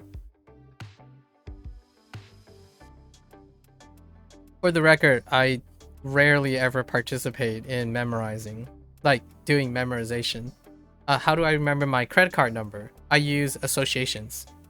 So like if the credit card number is like 1, 2, 3, 4, 6, 5, 6, I don't know, 7, 8, 9, 0. I don't even know if this is a valid. I think it's like 4, 7, like 3 sets of 4 in the United States or something. 3 sets of 4. And I would make a story about this, a story about this, and a story about this. It would be composed of this, this, this, and this. And then that's how I remember it. I wouldn't remember 1, 2, 3, 4, 6, 5, 6, 7, 7, 8, 9, 0. Like I wouldn't sit here and say 1, 2, 3, 4, 6, 5, 6, 7, 7, 8, 9, 0. 1, 2, 3, 4, 6. See, like I have to look up again to remember that. Alternatively, you can at least chunk it and look at it as 12, 34, 65, 67, 78, and 90. You could at least look at it that way. I would ask myself, why is 1, 2, 3, 4 important to me? It's the first 4 numbers of a sequence. But 1, 2, 3, 4, easy, right? 65, you do 3 by 3. I see. Like here, I would do 67 is a meme and 2 less of that. So what the meme is 2 less than 67. That's how I remember the second combination. Why do I say 2 less than 67? Because 65 is before 67. Right? So I don't remember 6567 or 6567 or 65 and 67. 7, 8, 9 zeros. Yes, exactly. 7, 8, 9 zeros. You got it. Exactly, drama. You and I think we really do think quite alike using association. Yeah, 7, 8, 9 zeros. Yeah. So these are the ways I would remember number sequences. I wouldn't like go and say 1, 2, 3. That's a yikes. And for the record, that also means my benchmark tests. By the way, I did do the benchmark test that Mika did. I would score lower. Like I would score lower because I would have to come up with these things first to remember them. My raw recall would be terrible. Like imagine like, oh, you can just remember these things off of your raw memory. Good for you. Like that usually translates really well. So like I'm not surprised that I'm surprised you would be surprised that my benchmark tests when I was doing it pretty willingly that way it wouldn't translate to raw memory. I scored pretty mediocre. I was like in the 70th percentile.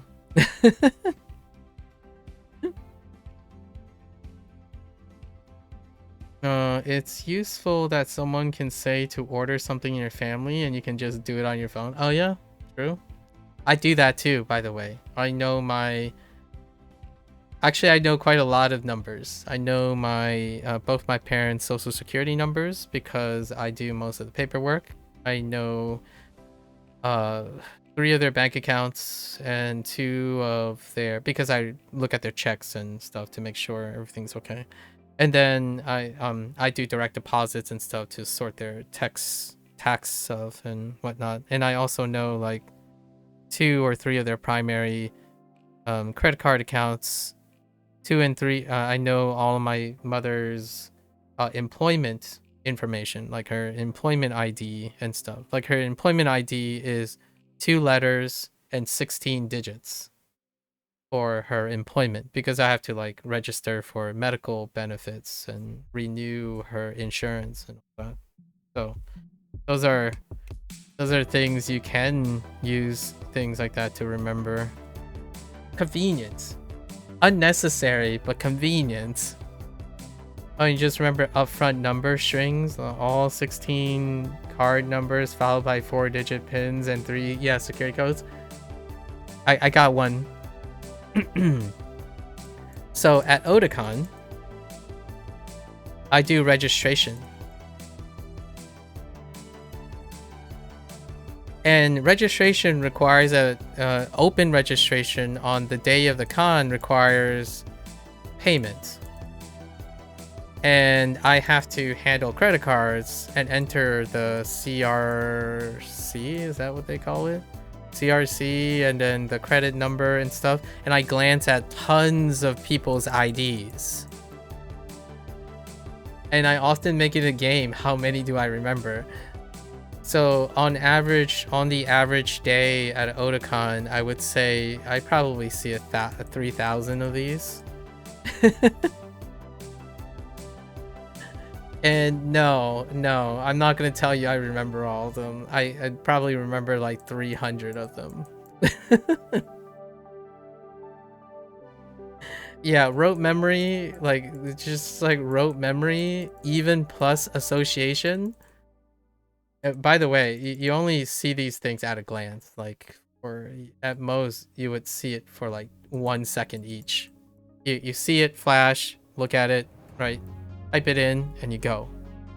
So what component is most memorable are the ones in which I had to input manually. So when people talk about what's the point of output when you're doing recognition, the stuff that I remember far more is the CRC that I have to enter manually. And then the things that I have to remember most are whenever a credit card information is required. And then obviously the most memorable IDs would be IDs that are foreign. So if you're ever wondering, like, if you're gonna do something repetitious, right? Like, how do I work with Anki, for example, or how do I work with SRS? I do it every day in real life too. So in lives, when you're doing an exercise, like a task, repeatedly, you got to get better at it. So, like, and not to kind of, I'm focusing on getting more people checked out. So I'm going to tell you now, I know the top 15 area code, zip codes. So when I was like getting IDs, asking them for their zip codes, how I get faster. When someone says 222, I already know the last 2 digits. Like, I learned all the permutations of the zip codes of the likely case that they have looking at their IDs. So if their ID is specifically from somewhere, the odds are, so I fill in the gaps. So as I'm asking the question and they're providing information from me, I am combining knowing what is going to come next and immediately anticipating those things to speed up my service. Right? I've seen a lot of IDs, and hear me out. All the questions that people ask, I add them to my routine.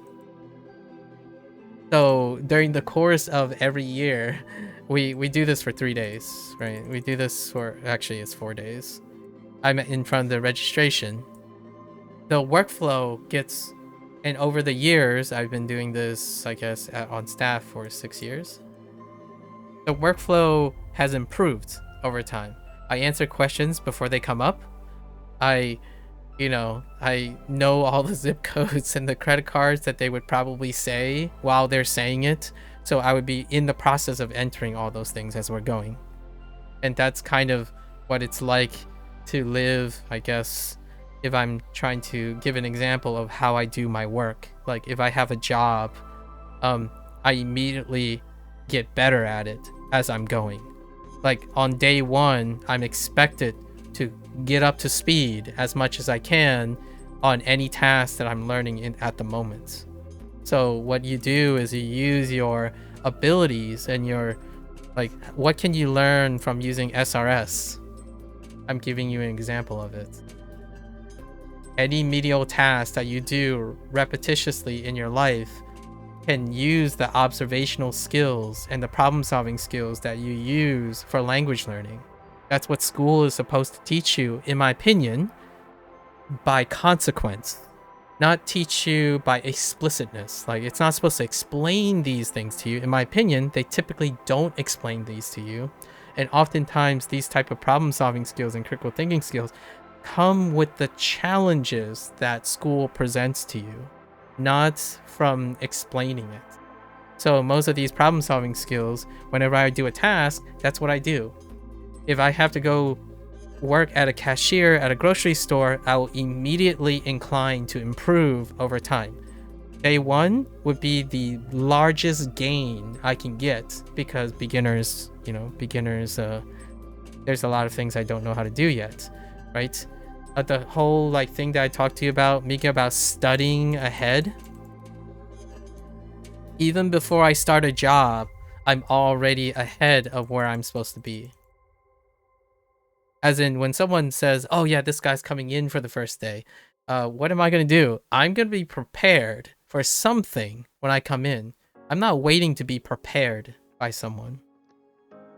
When I'm prepared for something, then that person who's preparing for me, I get more value out of their time. Because then I also am prepared to engage in it. And then the second day, when someone expects this is where he left off yesterday, it's not going to be where I left off. I'm going to be coming in the second day using the information I learned from the first day and trying to get ahead. Or getting better faster.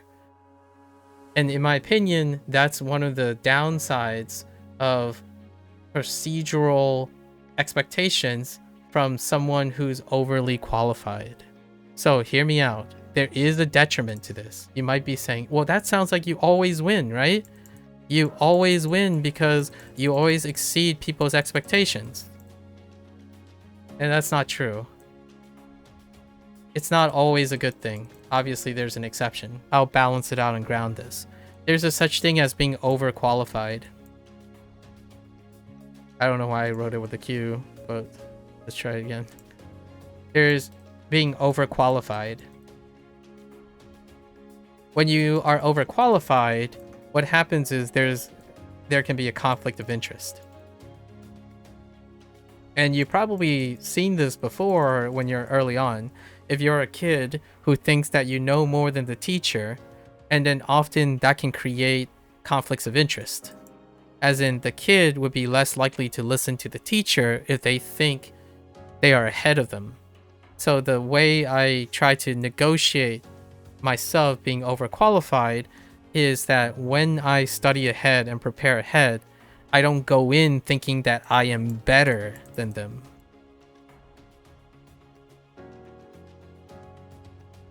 I'm trying to find out if what I think is correct is how they do things.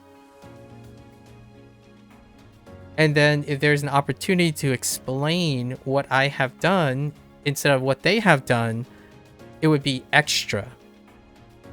If I prepared ahead and it turns out that they don't do it at all, it's not a waste of time to me. I spent time problem solving. When you're a kid, you think you know better. When you're younger, you think you know better. There's a rhyme and reason to certain things that happen. Your ego cannot compensate for your lack of clairvoyance and lack of experience.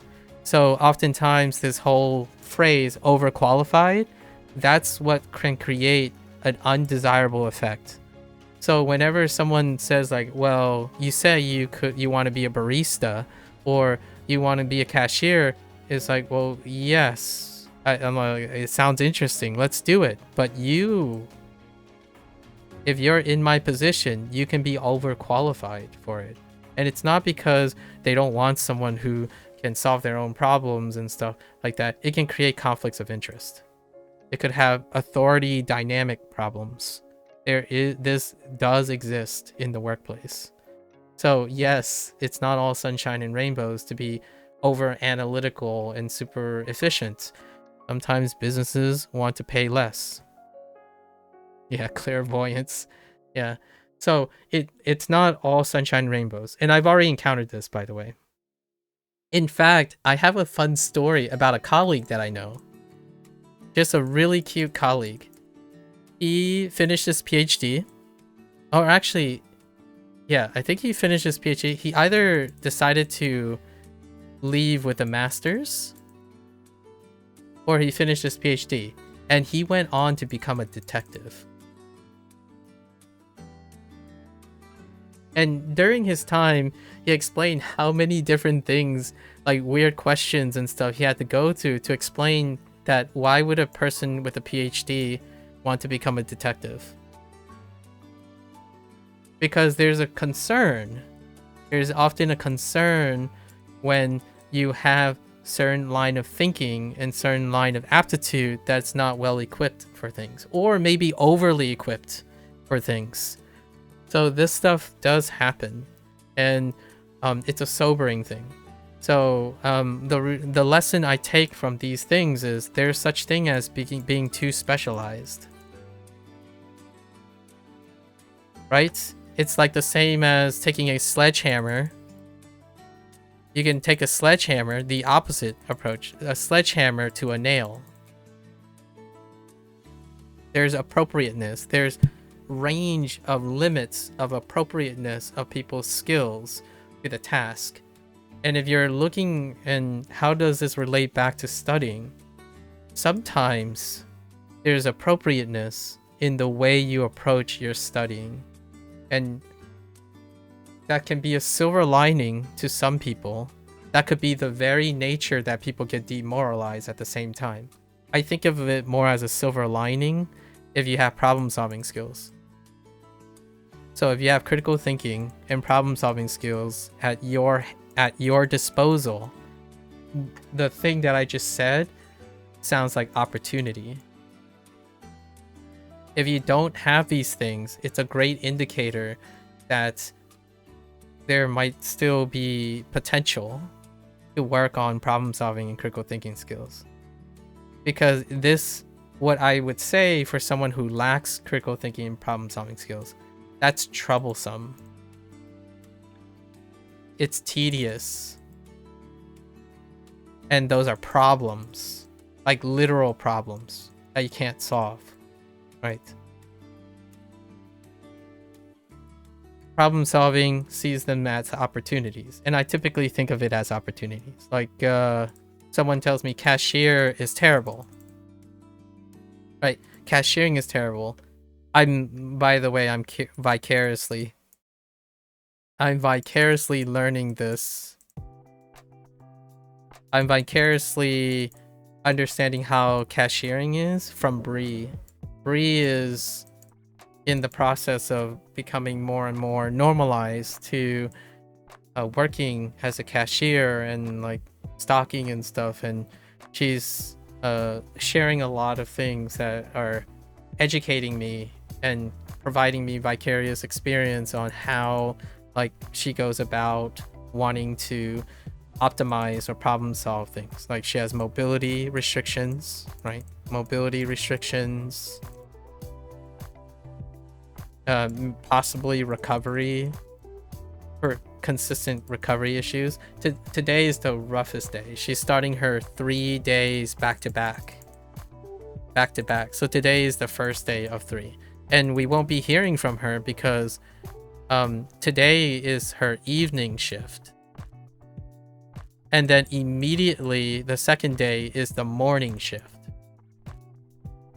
and she has 1 hour 1 hour evening time before she should reasonably go to sleep to open up the next day, so she might have enough for dinner and then sleep in order to get the 7-8 hours that I find that she does try to keep adhere to.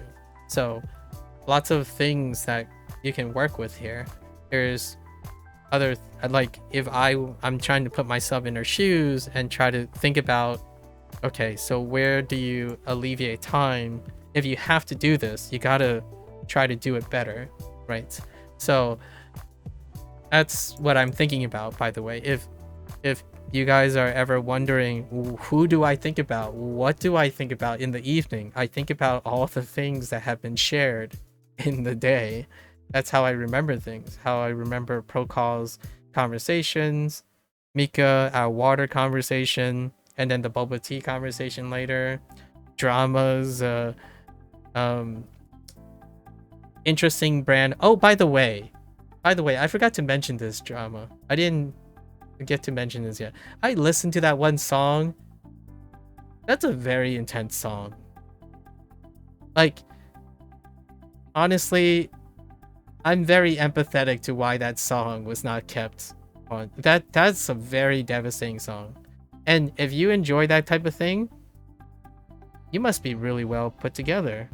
Because oftentimes songs of that nature and content, and if you're really like happy or content while being able to listen to that type of content, that is remarkable. By the way, I listen to like espresso depresso songs, so I'm not I'm not like depressed or anything. I just enjoy like seeing the heartfelt nature of, like, if you ever listen to really heavy bluegrass and folk songs, they tend to be incredibly like downers, like really heavy downers.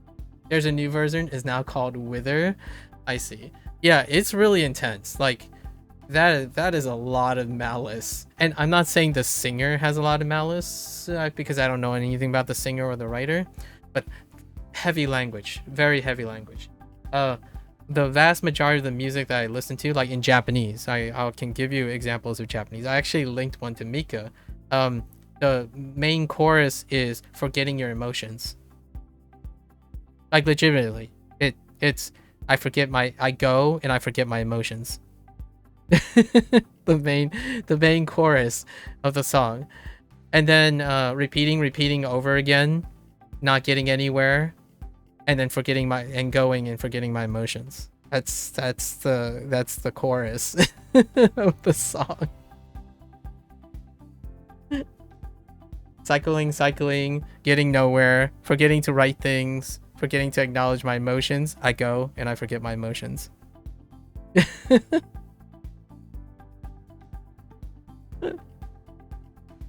That's so I kind of understand that. So that's pretty crazy. That song is wild and it's kind of concerning. I hope that singer is like not in a bad place or something. Usually singers that write very intense lyrics like that have a background in that. You know, when was the last time you heard a comedian really in reality very depressed and whatnot? And then movie actors and then songwriters and artists, they're trying to find an outlet, right? Outlet for their expression. So pretty intense, very intense. Let alone the melodic stuff, you know, the rapping, rapping and the the back-end track and whatnot. The lyrics, really intense. I can't mention most of the things because we're, you know, streaming on YouTube and Twitch at the moment. But you can use your imagination on what the nature of those lyrics might be. Let's see. You find it easy to consider it all individual numbers? Eesh. Maybe you should make your Anki advice feel number strings. You can try it. You know, try it long enough to know if it's useful or not. You still think that evening morning combo is brutal? You remember hearing about it? I see. Yeah, the evening into morning combo. Yep. Might share some music someday with you to see how that goes. Feel free. I can learn a lot from gleaming through music. Actually, most of the time, converging evidence based on what people participate in is allows me some leeway on looking out for things that might be interesting, right? The whole goal of pulling your guys' teeth to share something is that then I can use it and run with it. Like drama, now, because of yesterday's conversation, I'm only gonna think about like mechanical games. I know a bunch of potatoes that gameplay is a top dog. So we got a lot to talk about. I have a lot of experience in that department at the moment on how to talk about gameplay. Oh, we can get really down and dirty about mechanical things. We can start counting frames if you want. If we have time, you know, with a like something that is relevant soon. I'll have to think about it. I'm gonna keep my eyes peeled. Yesterday I had no time. I basically just ate and went to bed, and then like cleaned up my stuff, like whatever I had to do. I didn't have time to like look around and think about titles that we may talk about drama. Given that information about your gameplay thing, I learned quite a lot about Sing Sing too when we were talking about video games. Sing Sing knew about Infinity Nikki, the debacle about that, so that's very telling. Okay, that's a good way to convince yourself to sleep. You'll grab a few things to link and then sleep. All right, fair enough. Okay, all right, now we're going back to this. This almost seems mundane, guys. I don't want to put a damper on those who like to study languages, but boy howdy, having conversations and integrating like ideas and whatnot, that is definitely a comfort zone. It's very intellectually stimulating. You just started Aeon 2 and I said couldn't connect to server and close its stuff. I'm gonna try using Excellent. Oh, okay. Oh, so did it time out, or was it a VPN thing? Like, was it region locked? Sometimes those like couldn't connect things could be region locked as opposed to timeout, network timeout. I can't believe you're trying to play Aeon 2. I'm looking forward to hearing what you think about Aeon 2. Oh, as a really quick background drama, the reason why I brought up Aeon and Terra Online is, did I already say this? Mika asked me like what got me into Neverwinter, and I didn't fully explain it. I know PSO2 existed like a decade before that. But during the time of like the 2010s, right? That's when there was an uptrend in combat MMOs. And then Aeon, Terra Online, Neverwinter. I was experimenting because I wanted to go away from tab targeting. So the tab targeting thing, like World of Warcraft, Final Fantasy 11-ish style stuff. So then the combat MMOs came into play.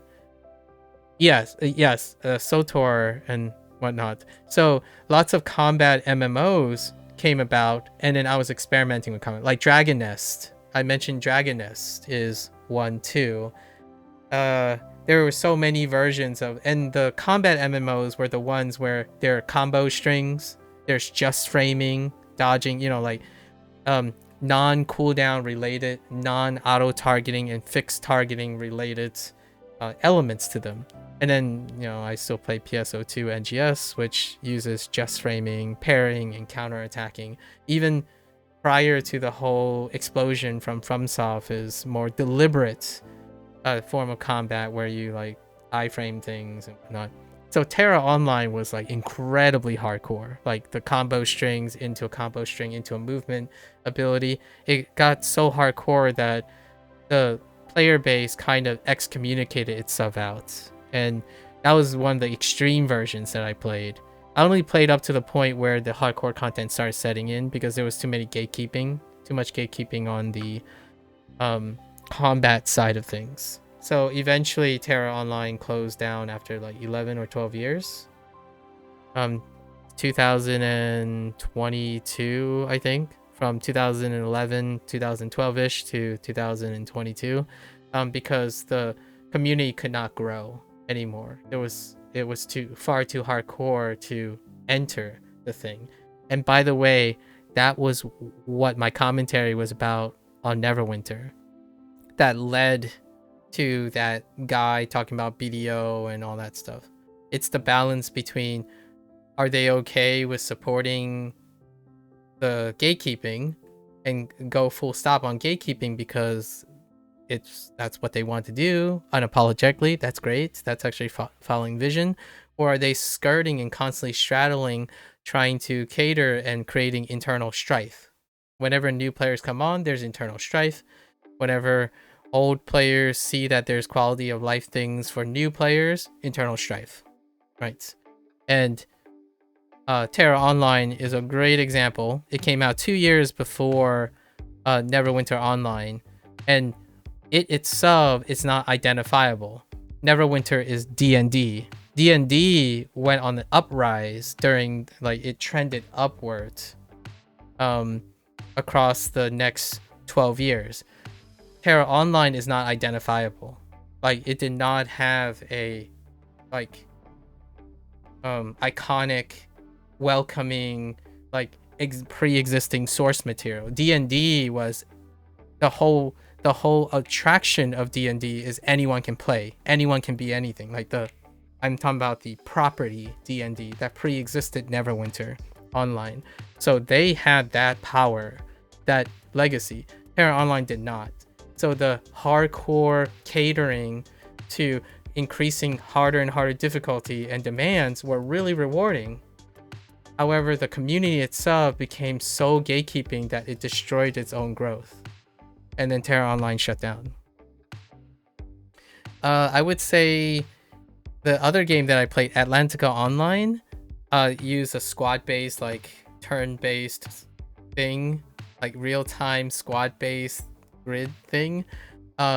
It had some elements of that, but it went larger towards the solo aspect, and that was driven to the ground because of what that guy was talking about. So that's why I could kind of empathize with the facts or the realities that the guy was talking about. Atlantica Online closed down because the microtransactions and the way to get things went skyrocketed after Nexon's acquisition, and that's when I stopped playing. Despite having 99% solo content, the requirements were up. But then this person mentioned BDO. That didn't happen with BDO. Not only that, Pearl Abyss is releasing Crimson Desert. So whatever the person is saying is clearly not true. About, like, the doomsaying and the stuff, like, if it's overall, like, really negative and it's, like, worse than Neverwinter Online, that's not happening. The two things are not happening even with data. So let's just call it a point of hubris, I suppose. A hubris mark. And then the Old Republic, right? The Old Republic is another great example. Which, by the way, aren't you excited about the new Star Wars game? Did we talk about this? SWTOR 3? SWTOR. I don't know how people do the abbreviation thing, but I think I might do a legacy and play 1, 2 in anticipation for 3. That's exciting. That's really exciting. You'll be hyped for... Oh, sorry. KOTOR. Sorry, not SWTOR. KOTOR.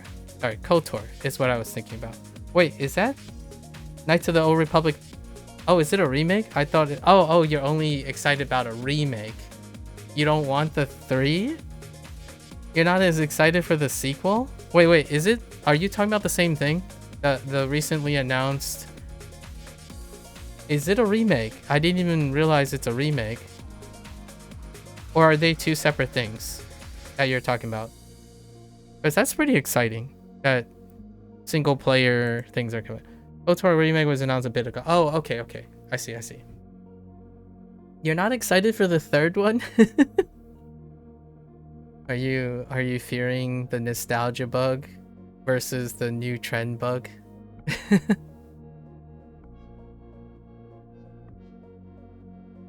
I'm excited to hear people talk about Knights of the Old Republic again. I genuinely like the aspect of Knights of the Old Republic. It's kind of like how I like Andor. Like the Andor show. You're actually not the biggest Star Wars fan? Yeah, I'm not either. I like the Andor series. But KOTOR is a peak game, but you know, like the story part, right? I like the story part. Again, we don't really share this too much in common, but much like my enthusiasm for KOTOR, it is built off the Star Wars expanded universe. I know that KOTOR deals with Jedi and all that, but yeah, Mandalorian was pretty great. You know, like for the most part, it was really great. It started very strong. And then Andor, to me, is what I enjoy about like world building and intrigue and stuff. So despite not having like Jedis and even bounty hunters, Andor's politics and whatnot. I'm a Star Trek person, so sorry. Like I'm a heavy political, the Expanse. I'm excited about the new Expanse game. That might actually be my first pew pew game again. Like there's an Expanse game coming out, and it's a pew pew. I think it's supposed to be, I don't know what it is yet, but did you ask me about Arc Raiders drama? I'm looking for an extraction shooter with a bite to it, and I think you're an Aeon too. Okay. Oh, nice. Congrats. Let me know what you think. I'm looking forward to the Expanse. It's a shooter, and it might be a cooperative shooter. I don't know if it's an extraction shooter yet. I think it's supposed to be an extraction shooter. I haven't played an extraction shooter. Disclaimer. I've watched many potatoes who are incredibly roasted and hot potatoes about extraction shooter. Oh, Arc Raiders was Procall. Okay. Yeah. Procall is not here anymore. He's over where you, well, he's he's across the pond, and he's probably sleeping. I hope he's sleeping. It's very late. And I mean, you're an early morning person. I don't know why I said morning like that. Morning. You're an early morning person.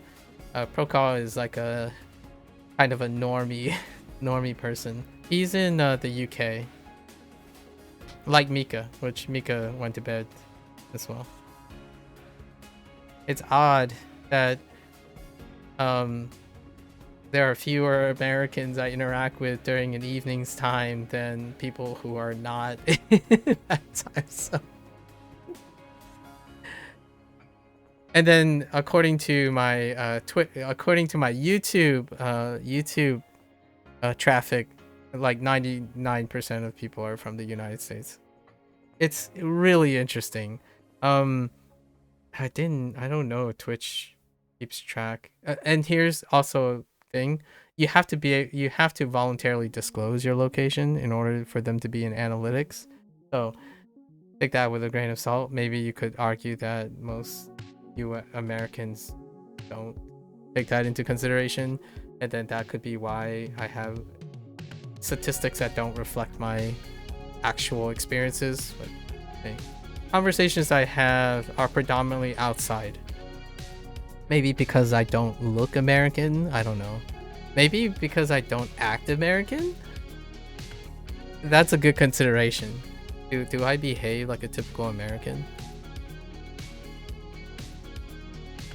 Is that interesting if I did? I have often asked myself that question. What if I behaved like a typical American? Would that make it less or more interesting to a foreigner?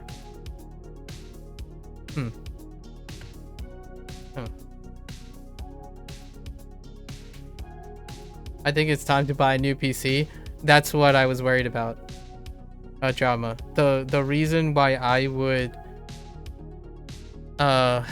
maybe not join you in Aeon 2 is probably because I pushed off my PC upgrade. Because of the whole RAM situation, and like it's not gonna get any better across Aeon's opening. Like if it is lucky, you might see a softening of it by Q4 of 2026, optimistically. Like super optimistically. I think this is gonna go into Q2 Q2 of 2027. It's probably gonna run for you. I don't even have an eGPU. Oh. But listen, we're gonna be playing Aeon 2. You also have to know that I run a lot of other things while having to capture the game. 痛む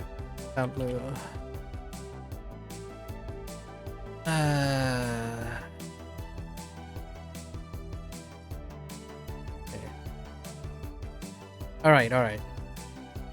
Eyes on the task. Or brain on the task. You're playing on a mini PC with the IGP? Oh, okay, that's fair. Why are you doing that, Trauma? What's wrong with you? You're crazy? Do you want to set your house on fire? I'm kidding.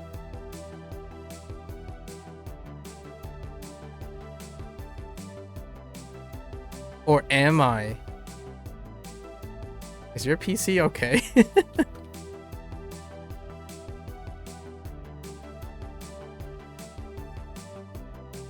Are you giving it like... Are you spritzing some... giving it some on lowest setting? It looks really bad, but you kind of... You can kind of play it? Okay.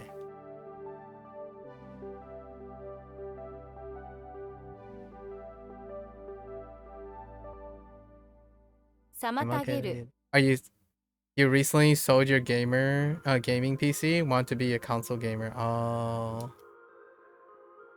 Wow.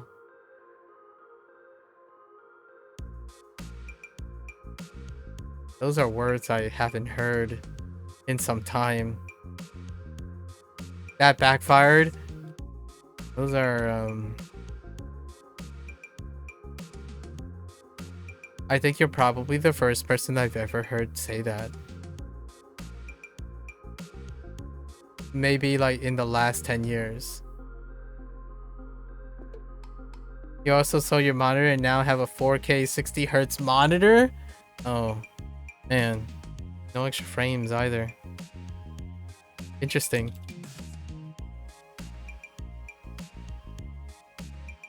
You're a very interesting German.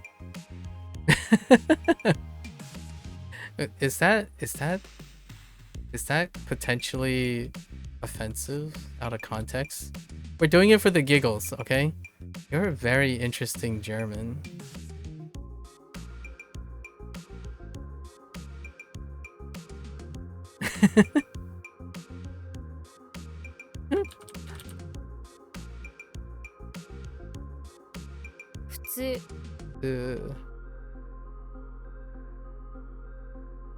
Okay.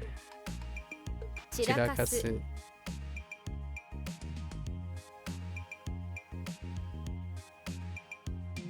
Oh. Oh. 前傾 Okay.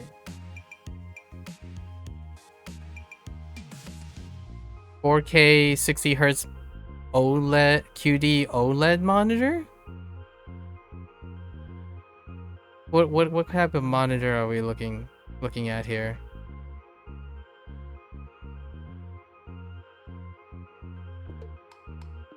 Nureru.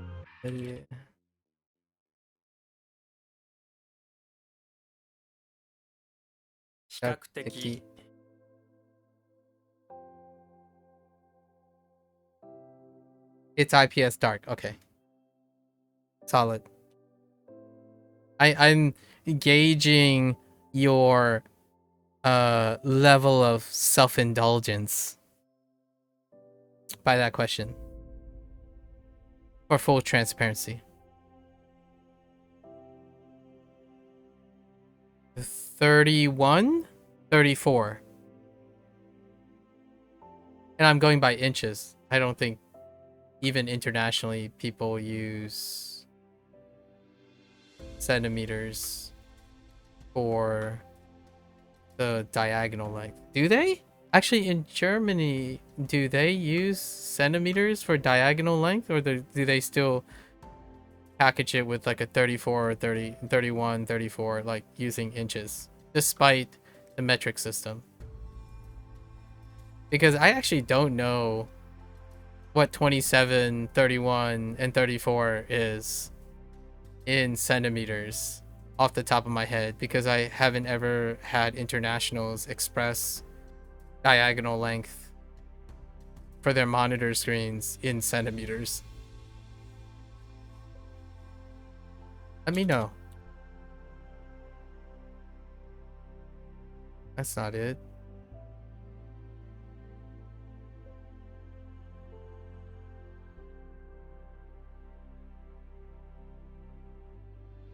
Sojiki. Oh man, my N is gone. It's like registering half the time. How is my M? Like, what do I even use M for? Map? Feels bad, man.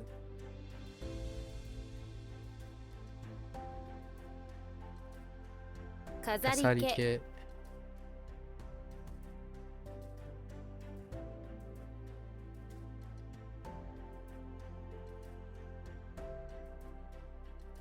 Oh. 編集する。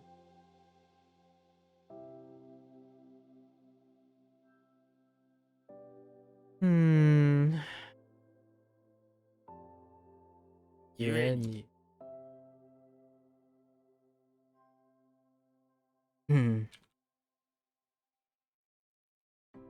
興味。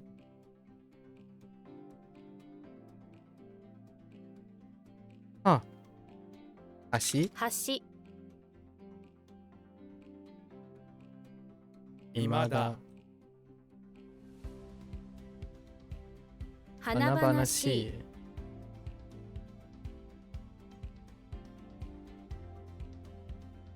Oops. My M! 秘密。It's 27? You don't like bigger monitors? Yeah, you use inch? I know you don't like, or I inferred that you don't like bigger monitors. Usually when I say 27 and 31, they're the, I'm taking into account, PPI or DPI. I don't know what the designation is anymore. So PPI or DDI, and 27 is like on the low, like slightly crossing the barrier. Usually it's 31 for 4K. So oftentimes 27 is like for 1440p. But I can kind of see with a nice quality density, 27 4K monitor sounds solid, right? And the reason why I'm using the inch is because there are particular inches that go with the ideal PPI for, like, I'm kind of, are you nerdy? Are you like into this stuff? Like, I don't know, like perception, pixel density, and then how text resolution appears with regards to the OS. So like 27 is like slightly below the ideal ratio, and then 31 is slightly above the ratio of a classical like viewing distance with the DPI and the PPI of a monitor. So like if you have a 4K, it's kind of like a television. You could have like a 67-inch television, and then but it would have like 1080p, and it would look like garbage unless you're really sitting way back, which then turns out to be equivalent to like a 24-inch 1080p display, for example. You was into it, but because of competitive ego shooting. Oh, okay. That checks out. I do not do competitive ego shooting, but that does sound like a very German thing to say. I'm kidding. Like CS:GO situation, you know, where you sat there calculating the perfect setting. Yeah, fair enough. Fair enough. I usually talk about viewing distance, encouraging people in specific viewing distance. That's, and then, you know, like there's also like the curved nature of ultra wide panels and whatnot.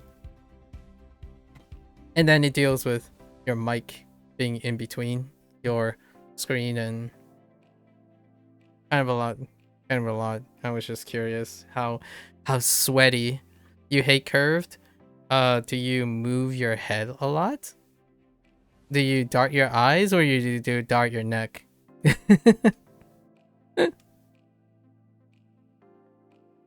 Also, curved is only like applied to ultra wide. So since you don't use that, like you have a 27, so you wouldn't, right? It would be difficult to know because it's not like the aspect ratio is not long enough. There are curved 24s, yeah, but the curve is inappropriately applied to 24s. So I would agree with you. I would hate curves too if you were sticking with the 24 curves. Like that's why we're sweating over, or at least that's why I'm talking about viewing distance and stuff. Like a curve 24 doesn't quite, I don't understand what that is. Like why do those things exist? In a way, like they're less likely to exist.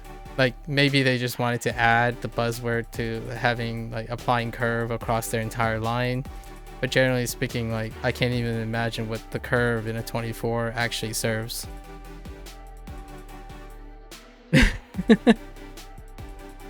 Like for me, the way I'm reading the text without like distortion, the slight distortion from having an ultra wide monitor is due to the nature of the curve. So I don't have to like do like a swivel or like a displacement motion to see the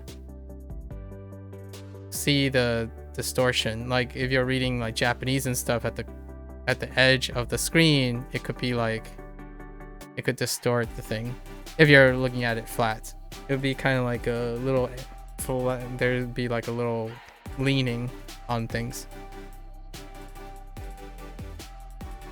Whoops. This is flatulence. A 24 curve sounds silly, slightly to me. Sorry for those who like curved 24 inches. They must be really close to the screen. Like I'm imagining someone who's using a curve 24 to be like,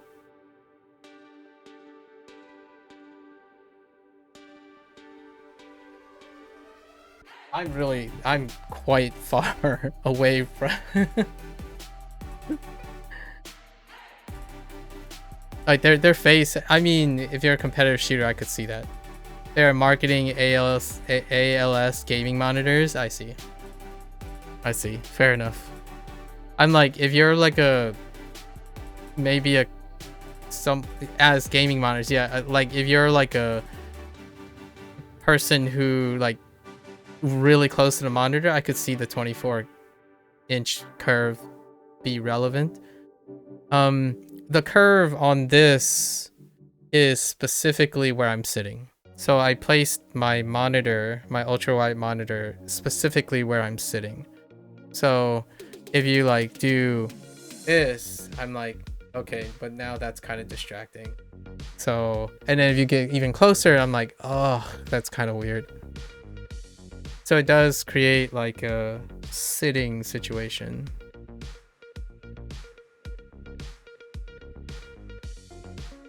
It's interesting. You know.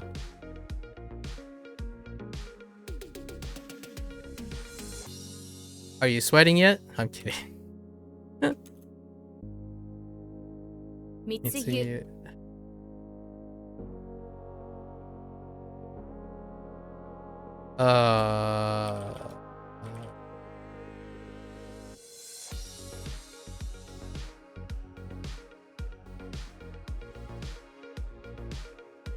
We'll make it through today.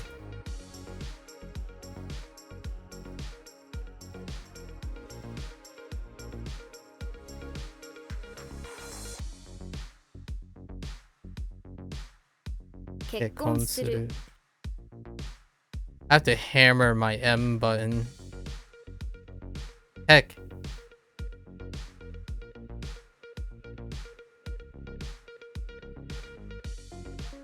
Nenji.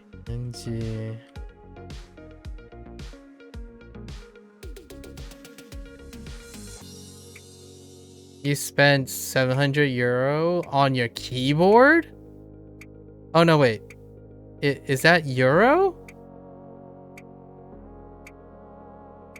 Holy. Wait. Hold up. What in the... What did you buy? A spaceship? Does your keyboard type for you? Does it also massage your fingers when you're typing on it? Is it also gold plated? It has a small display with a cat that taps taps on it on the keyboard. Okay. Does it have a customizable weight plate on the back, on the bottom, in which you can't see, but you know it's there? And that's what makes you feel better. Like, is there a customizable weight plate on the bottom with a custom design on it? Dude, is it equipped with all Halifax switches? Or maybe even the fancier magneto sensors? Yes, hot swappable. I mean, that's fine. Hot swappable starts at 80 bucks. 80 bucks USB. USD. We need... It has custom design weight plate. Nice. Does it have a knob? Does it also have USB-C ad hoc side mounts for additional attachments? Like being able to add and... Oh, and how many ports does it have? None? Okay. I'm guessing it's both Wi-Fi, Bluetooth, and it has 3 sets of angled ports. I'm guessing 2 USBs on left, right corner. I mean, top left corner, right left corner, and it's also Bluetooth and Wi-Fi compatible. Do you have ceramic keycaps? Yeah, it's not. Do you have ceramic keycaps? Custom ceramic keycaps. Let me think. Factory lubed, I imagine. Or did you personally lube it? Custom keycaps? Okay. Bone dampening. I don't know what could elevate even more the cost of a keyboard like that. The switches were expensive. Holy pandas. What type of switches are we talking about? Are they Halifax? Oh, wait, is this recent? Is this a recent keyboard?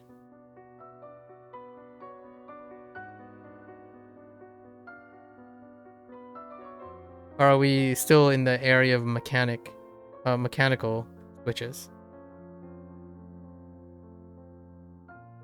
I'm trying to think of how you can mark up the price of a keyboard. So I'm thinking of all the components that can mark up a keyboard. You think they're called Ice King? That sounds about right. I'm not familiar with that specific naming scheme. Kind of reminds me of... there is a classical naming scheme for a lot of the boutique key switches. I'm not familiar with an Ice King. I usually know of like vanilla, like it would be a flavor or an animal or a beast. But Ice King, that's interesting. I'm kind of curious who the primary manufacturer is. A lot of times the boutique ones, they have like an underlying manufacturer for the switches. So it could be Durock. Oh, interesting. Durock. I expect linear, yeah. Durock, interesting. Silent linears? Or are we talking about Thok? Are we Thocking? Sorry, I know quite...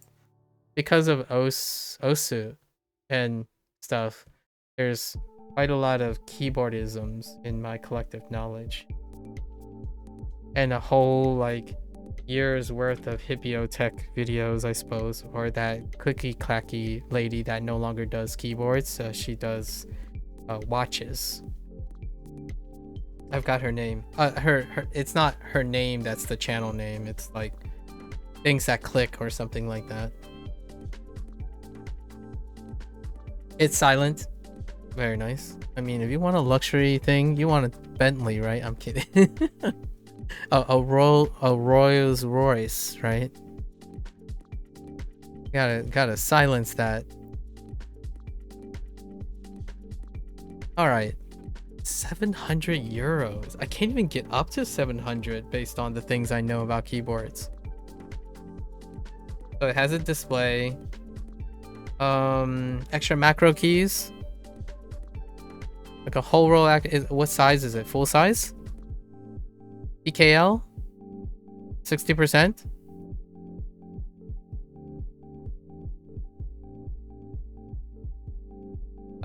Does it have knobs?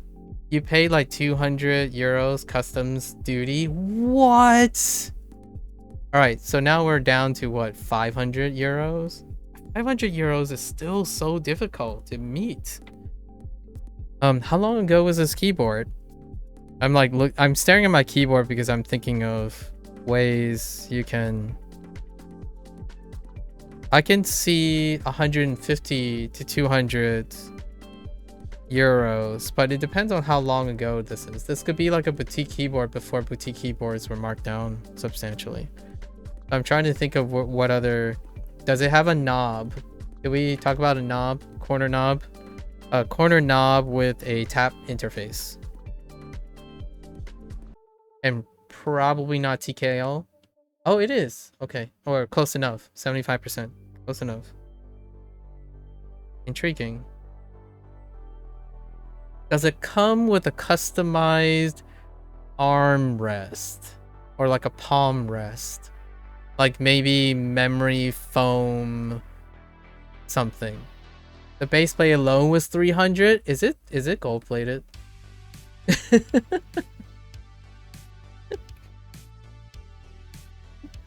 Oh, your drama. I wanna hear your story. It's really heavy and looks sick. I can imagine. That I wouldn't want my 300 I would want my 300 euro backplate to be the sickest thing in the world and also be used as a personal defense device. In case someone like charges into my room, I can just take out my the backplate and went, and then the guy just gets knocked out. Or I would pull it out and the guy would just back out the door. You know, that's what I want. Like, if I'm gonna buy a 300 euro backplate, I would simply take my keyboard, lift it up, pull out the backplate, and that person would just walk out the door. But you don't mess with someone with a $300 euro backplate. That's crazy. I feel like I need a backstory for this. Like, what was it about this keyboard that can you is it okay if you can give me an image of your backplate? I would love to see what the backplate is like for later when I'm done. I kind of would love to look forward to seeing the backplate on your keyboard.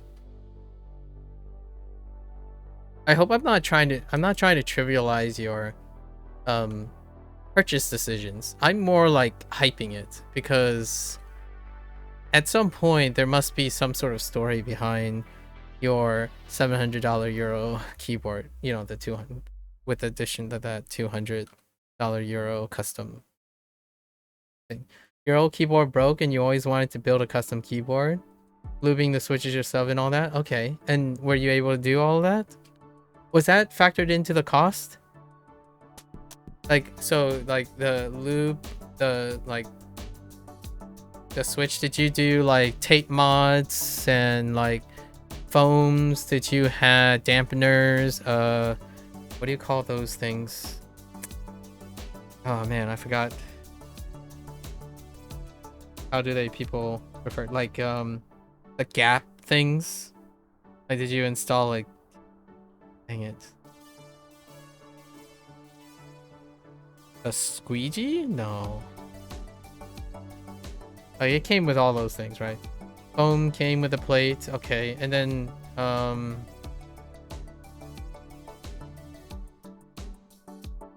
losing my mind that I can't remember what the rubber thing around the gaskets. Custom gasket. You also probably installed a custom gasket onto your unless you're really into the bottoming out thing, but custom gasket is kind of nice. It alleviates some stress when you're when you're bottoming out. It kind of gives a little flex. Maybe a custom gasket.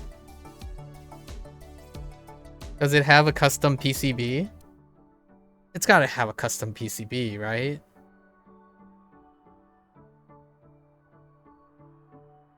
Oh, what? South facing or north facing LEDs?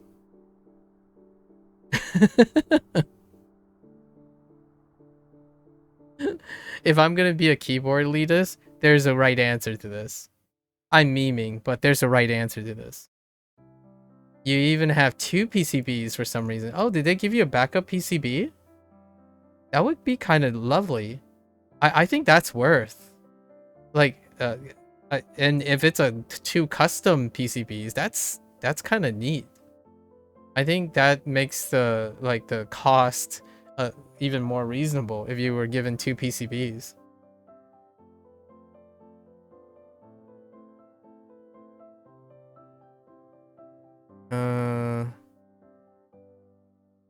Hisoka.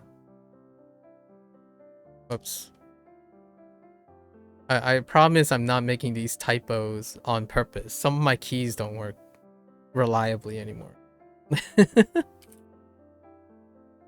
直前 Okuzen.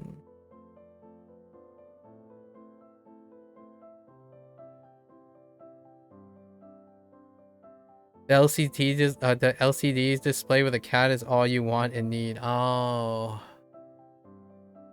You're really into cats. Interesting. I'm thinking of doing some I don't want to tell anyone a secret, but there's a lot of information that I collected, voluntarily from people. But I want to do something. I want to make something. So I've been collecting some personable details about people so I can maybe do something sentimental or create something sentimental later. Cats, huh? Hmm.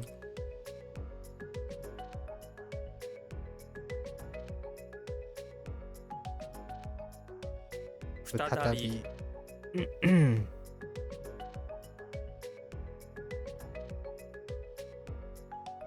What in the world?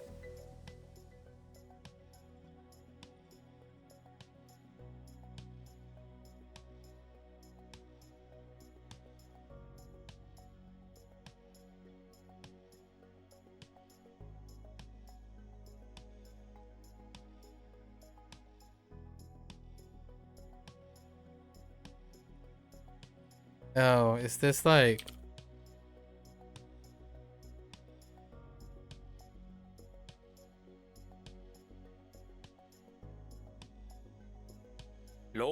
Roka, yeah, okay. Gendo Endo. Senaka Ah, Kashiya. Okashiya Okashiya.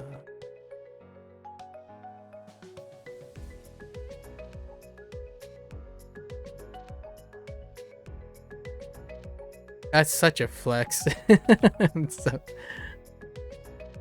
Does it bring you great joy, the LCD display with a cat? I always wondered.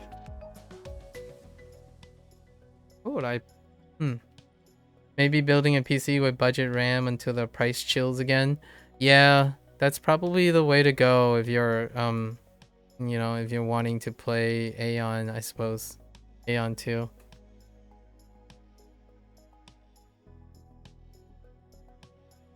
See, here. I plan to upgrade my PC in October, and that kind of fell by the wayside because of how much I placed into Inktober.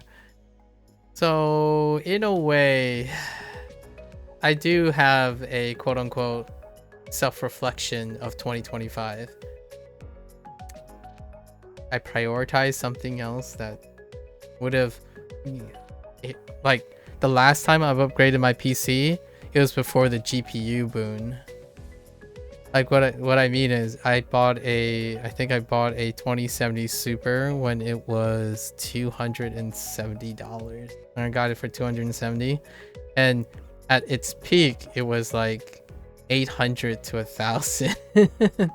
But this time, other things were more important, like interacting with other artists. So I didn't quite hit the mark on this one.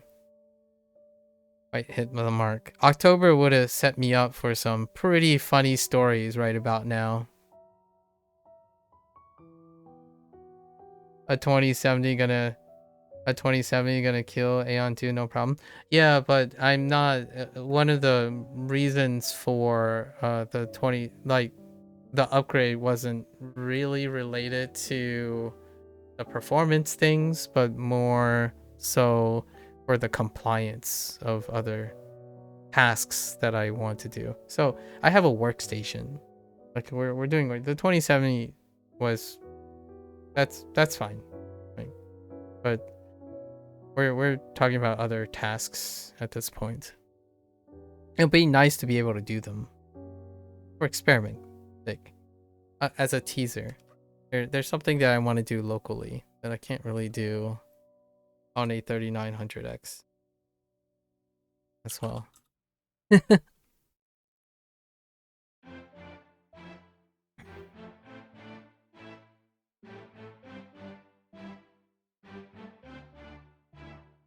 What? Oh my gosh, my M. Toronuma.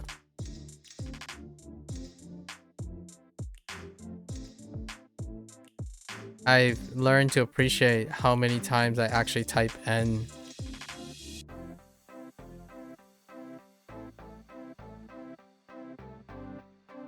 Taikutsu.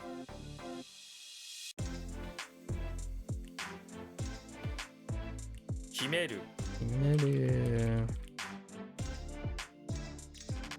掃除する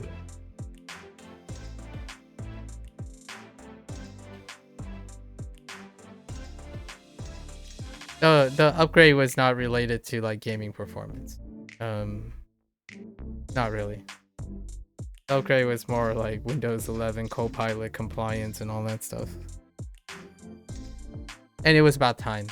It was market timing, or not really market timing, but foreseeing investment timing, where like, oh yeah, this would be a really decent time to pick up something, largely because of supply and demand considerations as opposed to performance situations. 浮かれる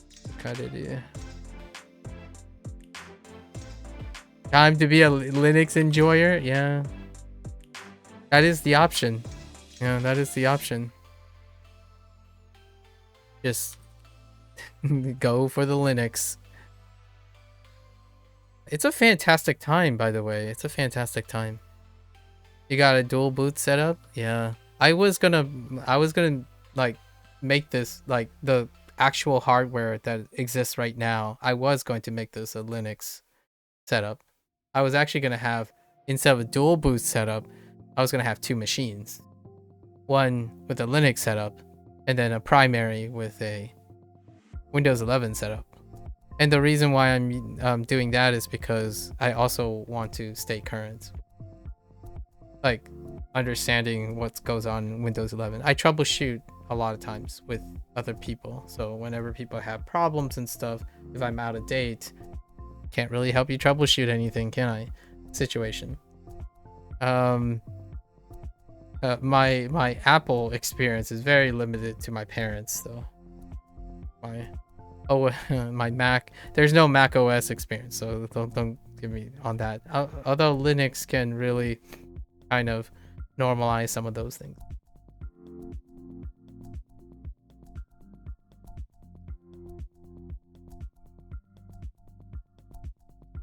Have you done much study since your last comment? I did 60 more prompts. Well, how are you not asleep, Procol? Oh, your dad kept begging on you about getting Linux. Oh, that's cute. You had a MacBook for a while? I legitimately, my only experience is troubleshooting other people's Macs. Like, I kid you not. Nearly all of my experience, and that doesn't, by the way, I'm not using this as a way to knock on Mac. I actually spend most of my time recommending Mac to people who are far more into application as opposed to like nerding it out with customization and stuff, right? My parents use iPads and whatnot for a very distinctive reason for application, and the thing is, nearly 90% of my relationship with Mac is troubleshooting other problems like terminal things, fetching, compiling, maybe like Apple ID. Oh my gosh, Apple ID. That's a lot of things like authentication and certification, encryption related things. Those are the things that I troubleshoot. So I don't have a negative aspect. I'm trying to make it sound like I'm not trying to say all I ever experience is gonna make me negative about Mac. I'm actually quite positive about Mac. The type of problems that people have, in fact, are very different with Mac OS, and they're quite not that serious. Like, there's no critical failures and stuff. Apple ID is more like a record keeping and authentication problem, like in a record keeping way, not a functional like bug or something like that. Meanwhile, most of my Windows troubleshooting is there are some fun ones. There are some very funny ones. And obviously Windows 11 is now currently the punching bag for those funny things. And I don't even have Windows 11 yet. I took the Windows 10, and then, you know, they offered the 1-year extension. I'm just gonna go with a 1-year extension until Windows 11 is a little bit less of a laughingstock, I suppose. I do keep track of all the patch data and the like the 0-day stuff, and look at vulnerabilities. I even look at BIOS stuff too. Largely because I was coincidentally, again, this year was the year that I thought I was going to upgrade during October, but I was kind of swamped with a lot of other things. The imminent AI scaling on the demands came a lot sooner than I thought, and I thought maybe I could push it to December, but that didn't happen. So we're just going to push it to like the Q4 of 2027, or maybe like to October when Windows 10 support ends, and things that mount to my... I'm probably going to still suck it up and do a Q2 upgrade for the PC at some point. You upgraded to Windows 11 about a week ago, and you've had this annoying bug where part of your screen will freeze and stay on the screen even when you scroll. Known bug. Yes, Procol. That is a known bug. That's... I hope you found a solution to it. Like a jerry-rig solution. If you're like... I'm not sure how familiar... Like when you're working on machine learning and stuff, I'm not sure how much of that ties in with back-end OS management or something. I think Windows is like Microsoft tends to be really upset about that, or do that type of thing, but there are ways to like kind of work around those triggered bugs right now. But yeah, Windows 11 is not doing so hot. And no, again, we're not doing the BDO guy thing. I would love that all OSs work well. So let's think about it as, I'm not trying to highlight that Windows 11 is having problems. You kind of wish all the OSs are competing with each other and trying to make our lives more convenient. And right now, it's very unfortunate that Microsoft is kind of struggling with this. Windows is fundamentally flawed. I get it. I get it. I was trying to preface from someone being a drama queen about this. Yes, Windows is fundamentally flawed. In fact, most things made by humans are fundamentally flawed. Sorry, I was being a whataboutism. I was employing a whataboutism here. My bad. So now that we know that Windows is fundamentally flawed, how do we make it less fundamentally flawed? You know, that was kind of where I was going with the setup. Kind of a swing and a miss situation here. Mugamuchu. Wow! My M! Sorry.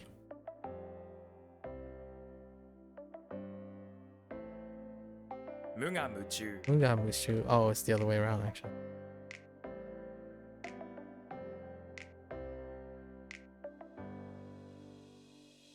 We monetize Linux better? That's fair. We monetize Linux better.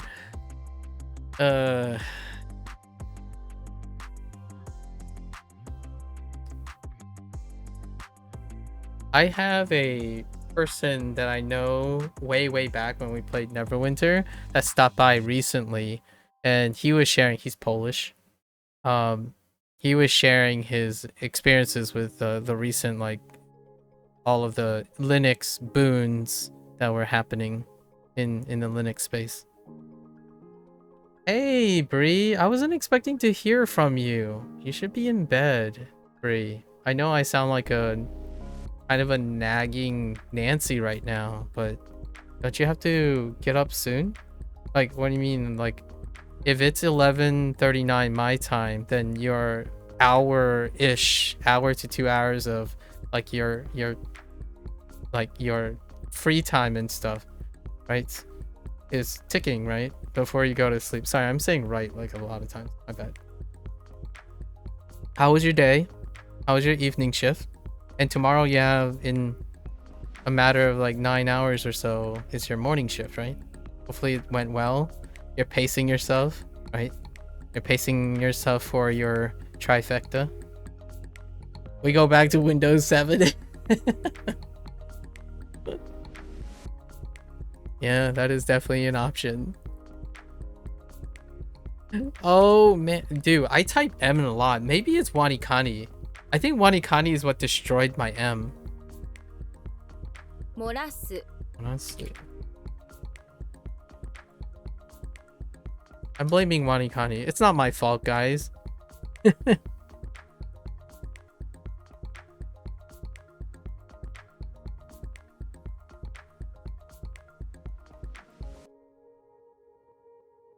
Okay.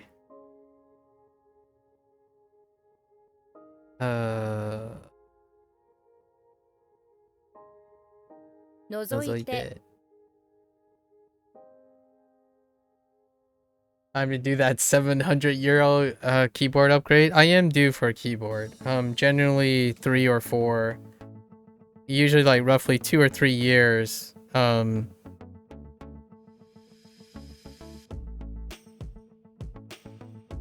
Yeah, usually 2 or 3 years. Like, this is before boutique keyboards were like standardized yet, so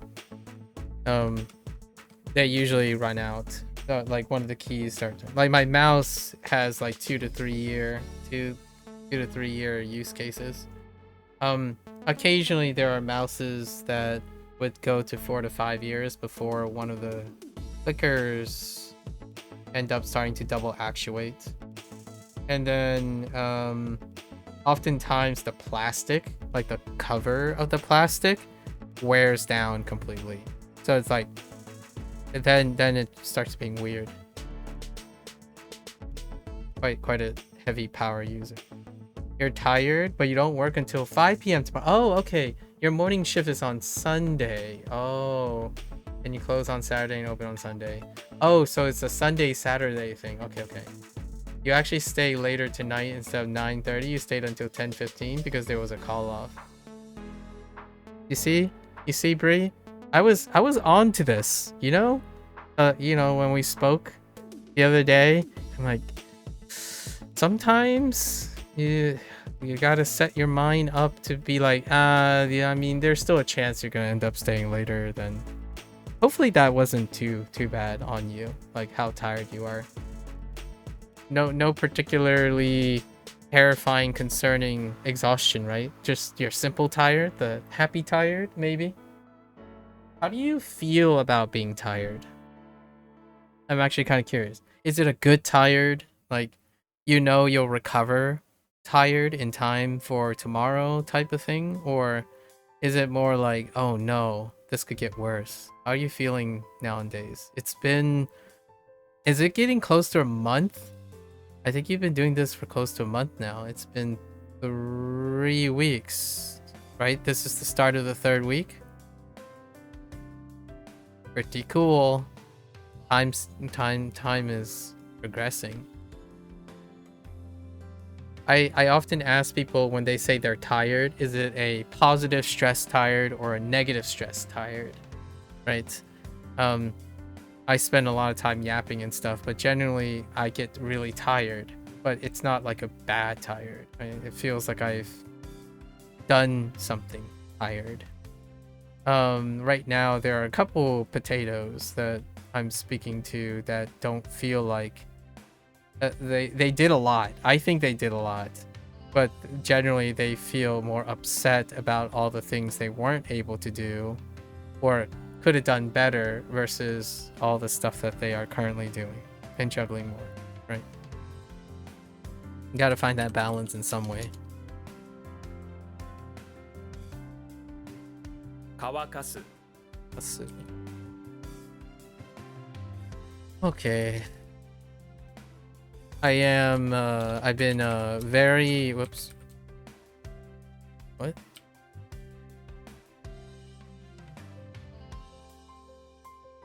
Oh, okay.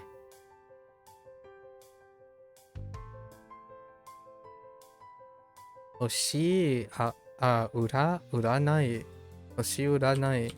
Ne? 星占い Hoshi uranai.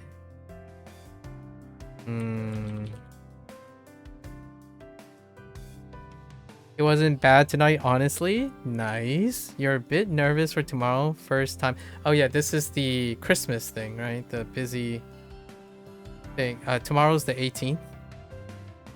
Oh, I mean the 17th, sorry. It was either the 17th or 18th. Okay. It wasn't bad tonight. You're a bit nervous for tomorrow, first time closing with the store manager. Oh yeah, and it's just the two of you. That's right. And you heard from others. She's really picky and can sometimes be crazy on nights she closes. You know what, Bree? Do you have like a very cute shirt? I remember you said it has to be green and it has to be muted. Can it have things on it? I don't imagine that. Oh, wait. Can you wear funny hats? Like reindeer antlers or like a Santa hat? I feel like that could be a funny way to diffuse the craziness. Sometimes when I think about people who are generally going to have like a very stressful moment, it's kind of fun to come up with ways to make them more relaxed. So whenever there's opportunity to kind of make yourself feel like you're doing something to aid, I often think of like wearing silly hats or bringing in a cookie or something like that, just in case, like a Snicker bar or something. Like, oh yeah, they're crazy and they're hangry. You make a reference to the Snicker commercial. Oh, you can wear Christmas sweaters in any color, but only on Saturdays and Sundays. Oh, okay. Otherwise, it can't have any patterns, writing, or logos. How about hats? What about hats? It would be kind of fun to like wear like reindeer antlers or like a Santa hat or something. I feel like I'm encouraging some violations of dress code here. Although what I'm really thinking is kind of trying to leave an impression on your store manager and maybe kind of remind the both of you that this is Christmas, right? Christmas shopping, and the stress could be something that's worth it because you guys are working during the Christmas rush.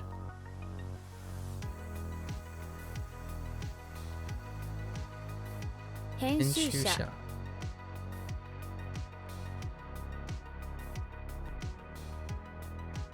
How does it feel? You're almost at your month anniversary.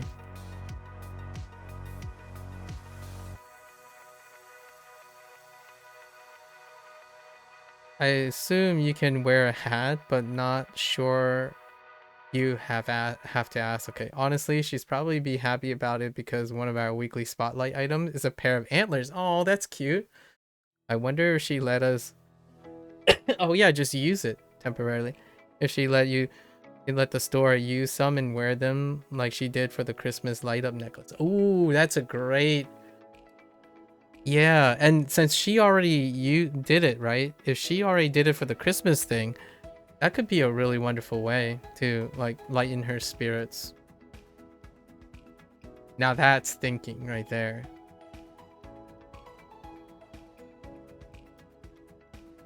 I'm a little bit more sappier during Christmas spirits and like holidays because it is it's like both. It's both.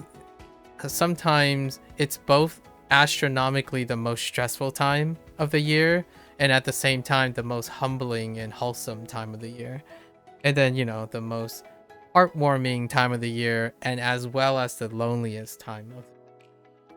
Oftentimes it's great to counterbalance them. If there's a way to spread some spirit despite being in a crappy situation or like in a situation that is expected, kind of try to be creative and seize that moment. There were a couple of times this has happened in my life, and usually Christmas cookies. Mediocre Christmas cookies because I'm not a baker.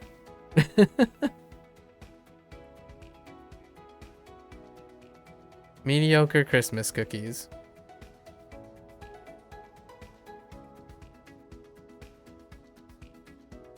I'd be far more down wearing reindeer antlers than trusting myself to bake your grandma's, like your grandma's secret recipe Christmas cookies.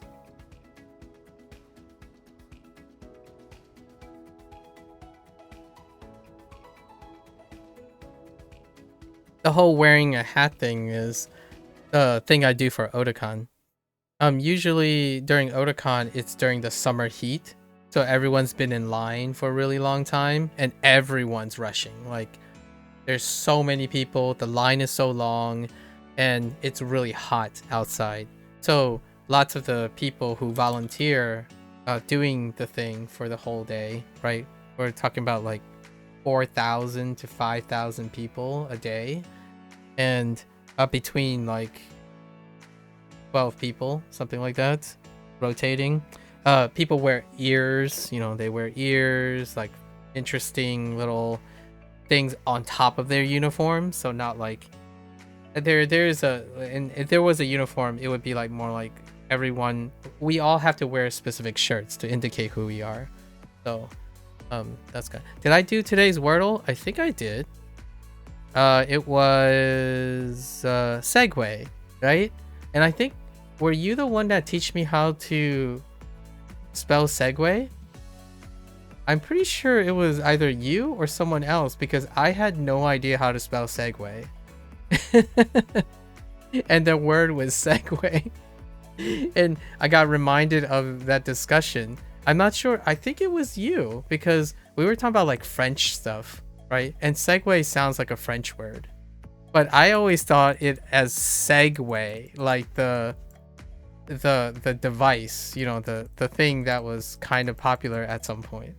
So I always wrote segue this way, but it turns out I remember someone told me like this is segue, right? The same segue that I'm using.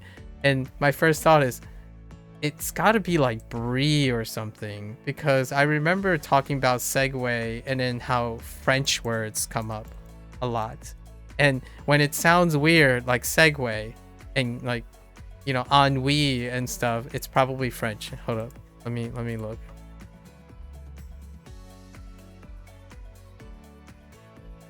Oh, it's Italian. It's Italian, so that's fine. Or follows, okay. Not French, can confirm. Or Gemini says so.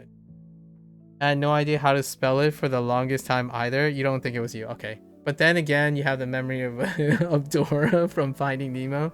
So it could have been me and just don't remember. Yeah, I remember strictly making comments about like, hey, you know what I've loved about learning about these like languages? Whenever I come off like fancy words, you know, whenever you think about fancy words, like it's probably French. Occasionally there'll be Germanic origins, right? And other Romance languages. But segue turns out Italian. Interesting. Yeah, it was my last guess, or my fifth guess, as in like what did I did? I did trace. Trace got me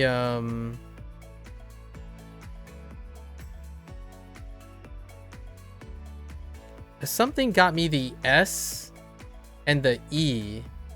So then I moved the S and the E to the beginning. S is more common in the beginning, and then E to the end. And then I typed scope, I think. Scope got me nowhere. And then I typed suede, I think. And suede got me the U. The G was what I was missing. And then eventually got segue. I missed the G. So my first four guesses didn't get me the G. If I immediately got the G, then it would have been alright. Like, oh yeah, it can only be segue. But the first two letters I got was an S and an E.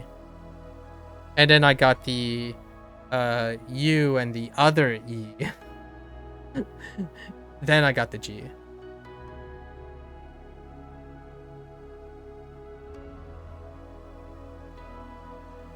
Yeah, difficult time with it as well. You start with select, right? Spend, smoke, surge. Ooh, surge. I didn't think about surge. Ooh, that's interesting. I went with suede. Huh. Surge is a good one with those characters. Did I already, I guess I already got the U, before smoke happened. Yeah. Yeah, mine was like the S and the E part. I'm like, oh no. Beginning and end is not the greatest. English words, man. Beginning and end. Middle. We need some middles. It kind of reminds me of one of the words. What was it? The eyed one. What was the eyed one? Snide. I got the IDE. So I'm like, okay, I guess we're just gonna gamble. I don't like, does that mean you're in the future? What do you mean, does that mean you're in the future?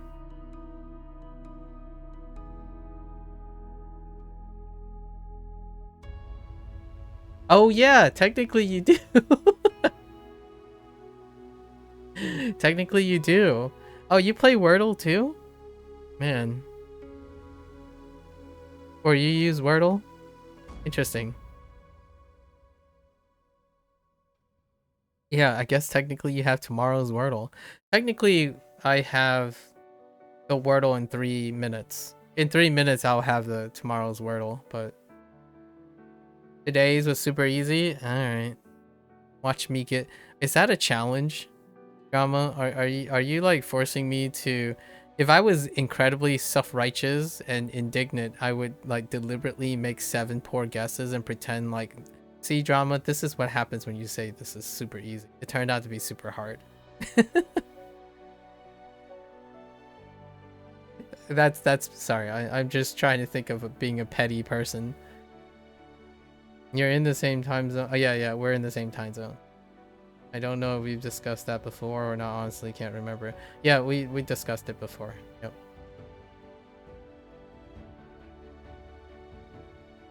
I took a guess if you were 1 hour, like after me, like 1 hour to the west.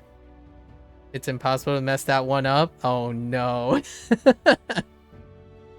Drama. Most of the time, like we still get the word, even if it's easy or not. It's interesting. We're talking about our process, Drama. You gotta tell us your story. Like, where's the story in your Wordle? You're just telling us the results. It's not as interesting. Where's the process, Drama?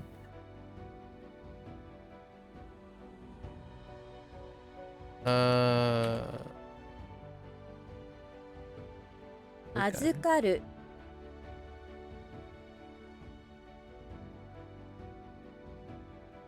How do I say to take care of? Like, to...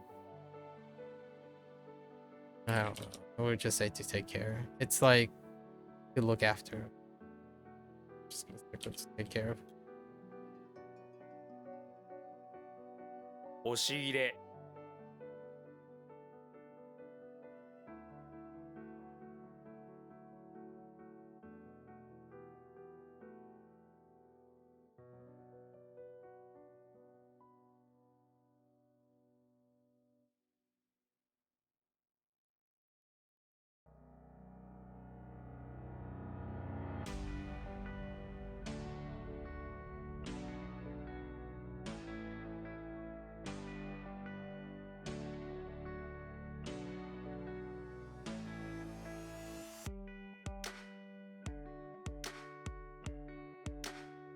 What?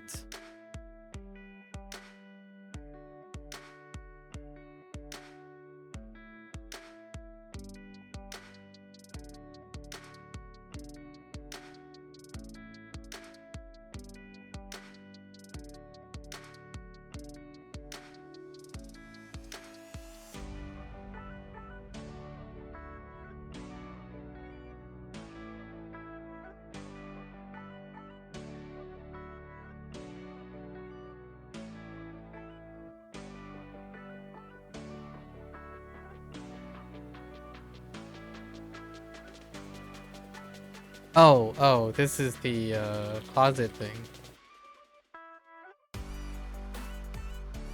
Ugh. That one's not great. 真似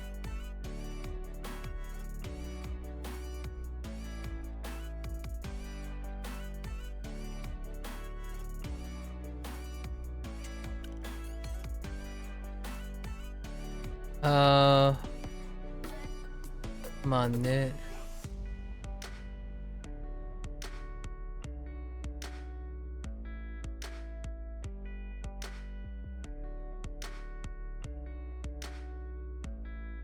Kutsu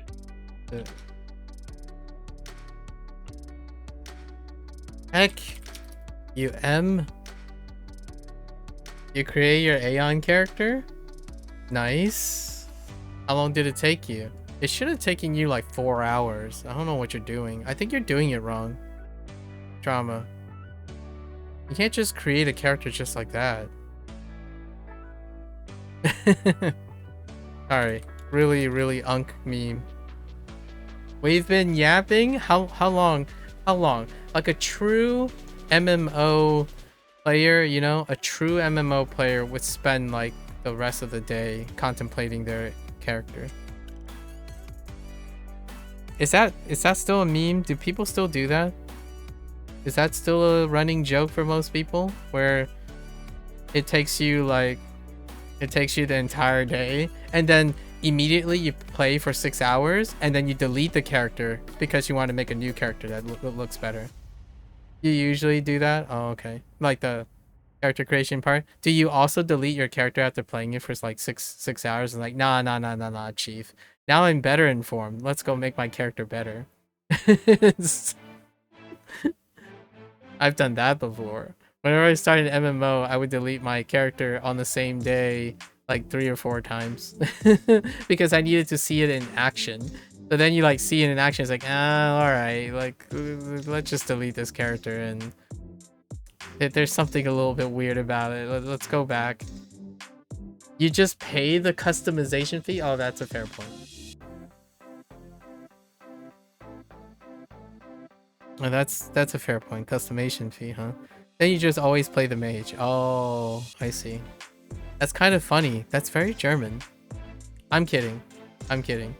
The person that I knew who happened to be coincidentally German, he usually plays the mage. In fact, he has a very strong affinity for wizards.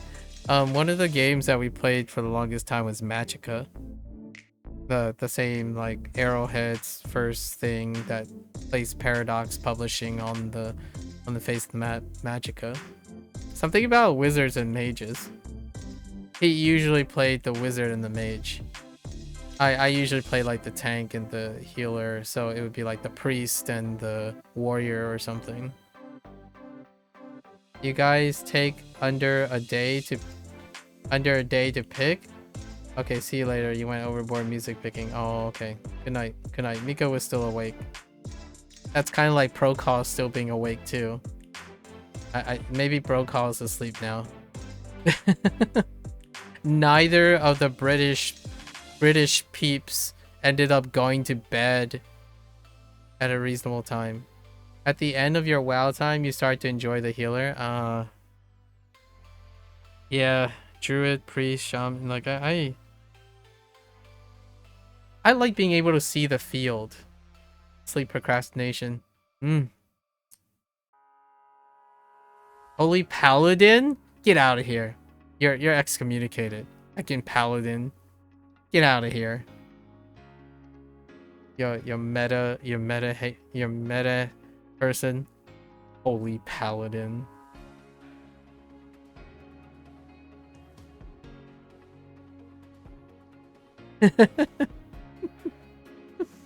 Heckin' holy paladin. You would. Yeah, that's fair enough. Holy paladin, pretty cool. I didn't get around to playing a paladin. So, shaman was my last one after the druid, and then priest was the first one. So, like, holy priest, regen druid, and I had no idea what I was playing the shaman. It was like near the end. That's when yeah, that checks out. Oh, I did briefly go back because of like another promo, like a cross promo with Overwatch and stuff. I did go back and played a Blood Elf Paladin. Only briefly though. That it wasn't enough to actually really know it. You can't compare TBC classes with modern WoW anyway. Well, see, I was just about to tell you about my Paladin experience. It was modern WoW. But I didn't play it long enough to compare anyways. Like I didn't do priest or like druids in the modern WoW thing. But I did play WoW again. Only because of a cross promo with Overwatch. Or was it Hearthstone? It was either Hearthstone or Overwatch that there was a cross promo. Like, oh, alright. Logged in, it's like, oh, right. Am I talking about Paladins, the game similar to Overwatch? No. Paladins in World of Warcraft. When you remember when Hearthstone, like Blizzard tried to aggressively cross promo? I think there was a Hearthstone promo. It was either a Hearthstone promo or an Overwatch promo. And then I played World of Warcraft again. And I logged in and I created a Blood Elf Paladin. And I'm like, okay. I'm sorry for all the people who still really enjoy World of Warcraft. I'm, again, like that person accused me of, I don't fetch for nostalgia. I treasure the memories I have. I'm not the greatest on reliving my past.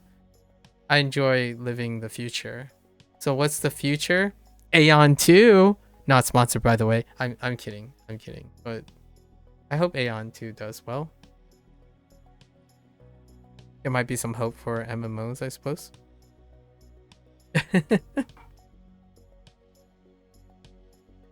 招待する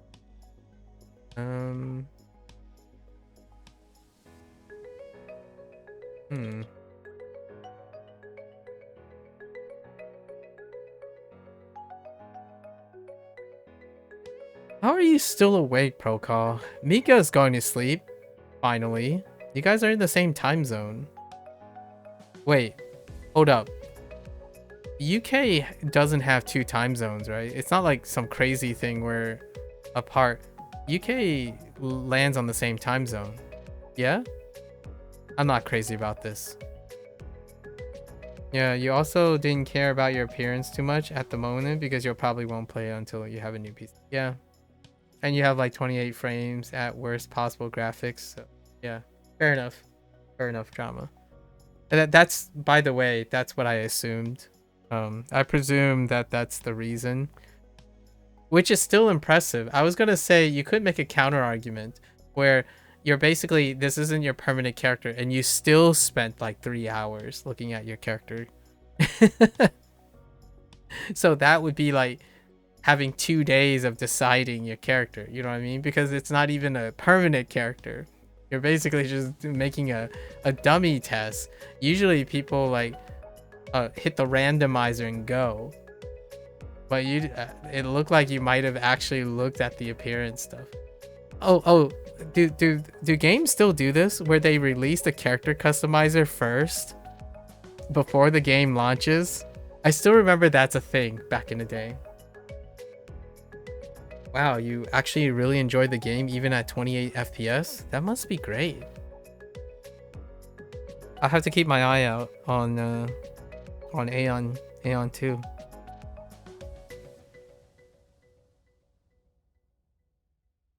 Let me check if Crimson Desert has a... Crimson Desert's out in March 19th next year. By the way, you can play it on the console. It's released across console, so technically... Oh, wait. Wait, what console do you have? Do you have a PS5 or an Xbox Series S? Aeon 2 is on mobile? Oh, that's nice. You have a PS5? Yeah, Crimson Desert will be available on... Oh, no, wait, but I think this is a single purchase thing, right? They're going for the single purchase model. Let me... Oh, yeah, they are. So you would have to really commit. Oh, I'll keep my eyes peeled for Crimson Desert, I suppose.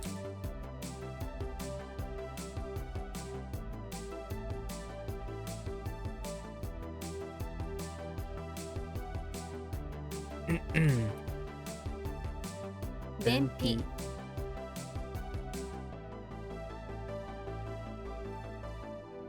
Hotel. 匂い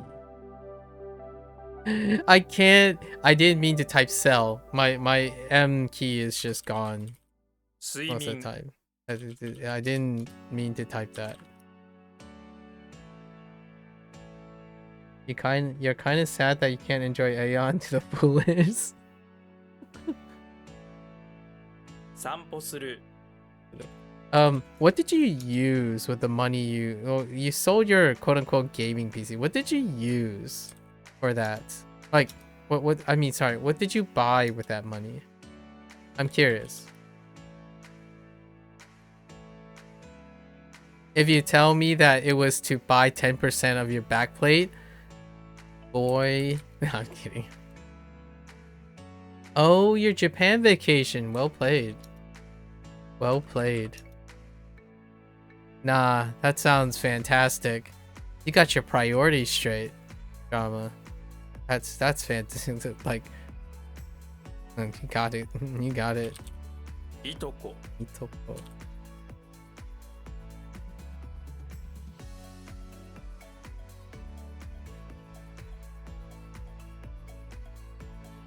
酸っぱい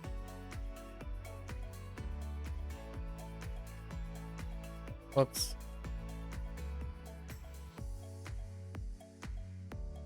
捨てる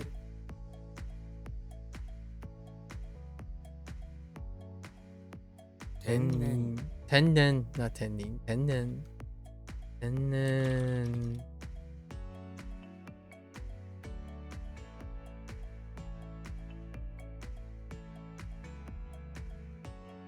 密告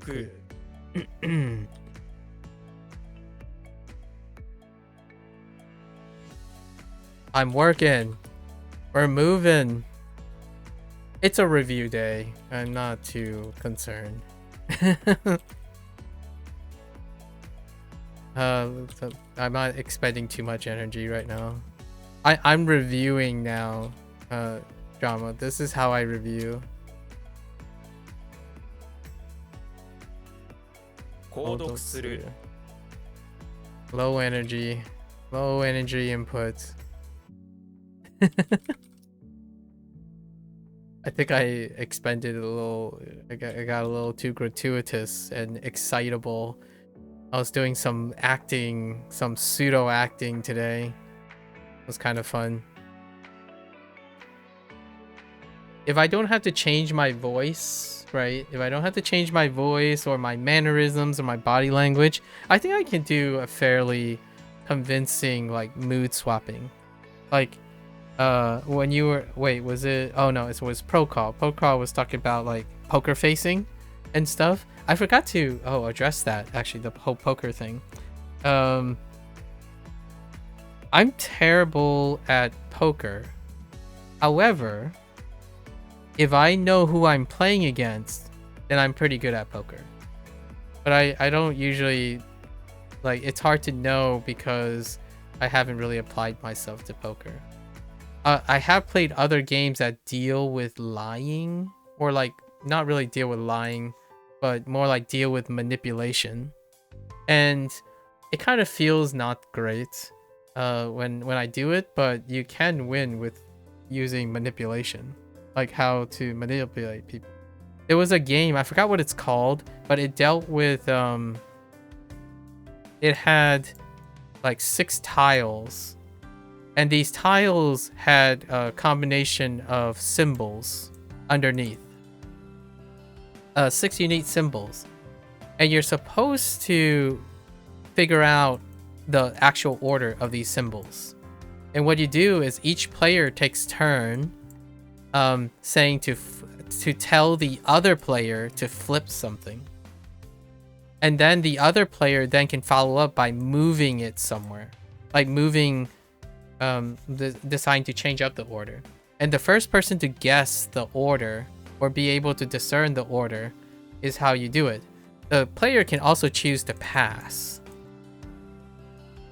And I've never played this game before, but someone I've met like on a brief moment, there were 3 of us, and it's a 2-player game, so I let the 2 players play and I observed them.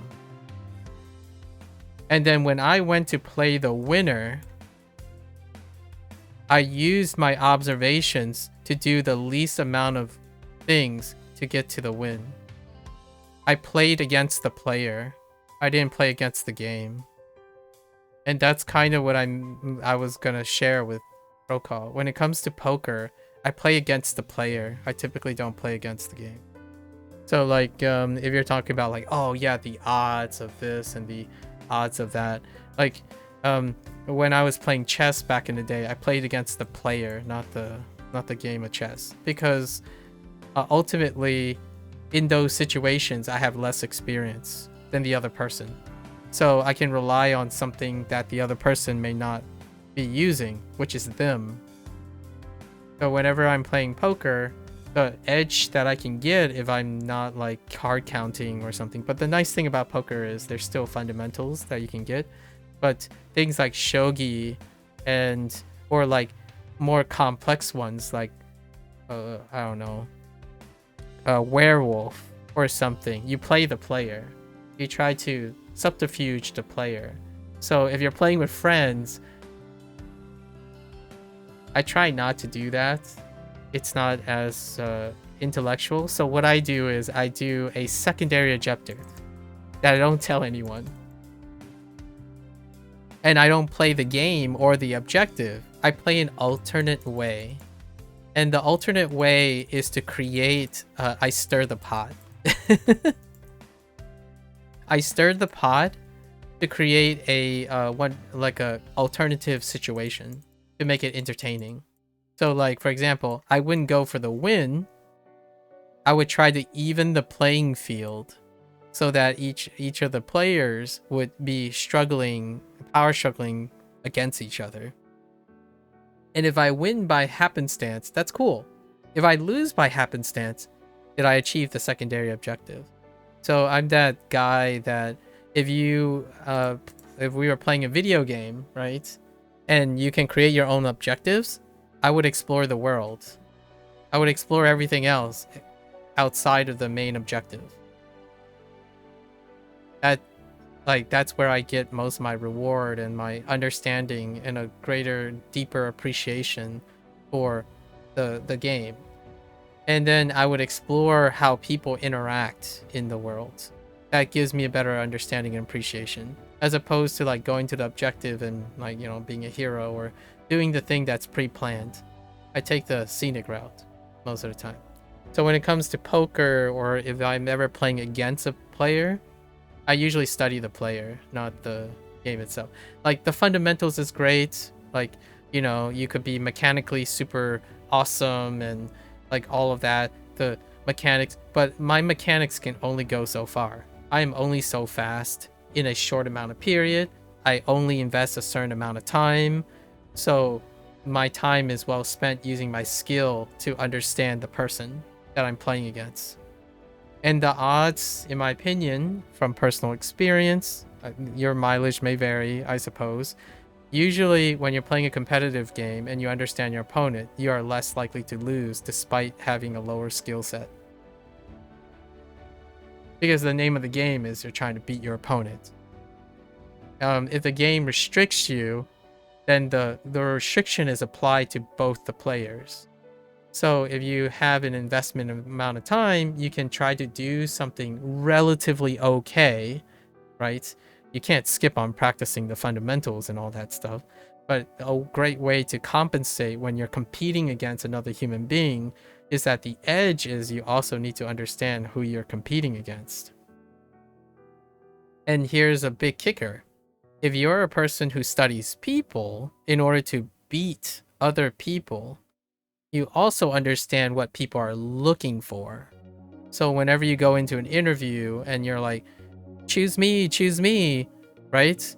The one that's most successful is the one that's able to understand the person who's hiring and your competition, not what your accolades are, in my opinion.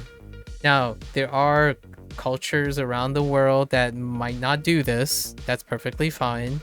I'm suggesting that there are other ways to be victorious in situations because you understand who you're competing against, not the game that, or not the situation and the circumstances that are applying to you. In fact, sometimes when you understand the limitations, the strengths and weaknesses of your opponent, you actually understand the game even more through that lens. Because oftentimes when you're absorbed in your own progress and your own restrictive system, you learn very little about your progress and your feeling of like tackling the problems without observing what your opponent is doing. That's kind of the whole idea of like technology and whatnot. If you're continuously focused on putting down your opponent and focusing on their weaknesses that you don't lack, then you don't also understand their strengths in which you must compete with. So that's kind of like the whole idea of poker and chess. Like, it takes time.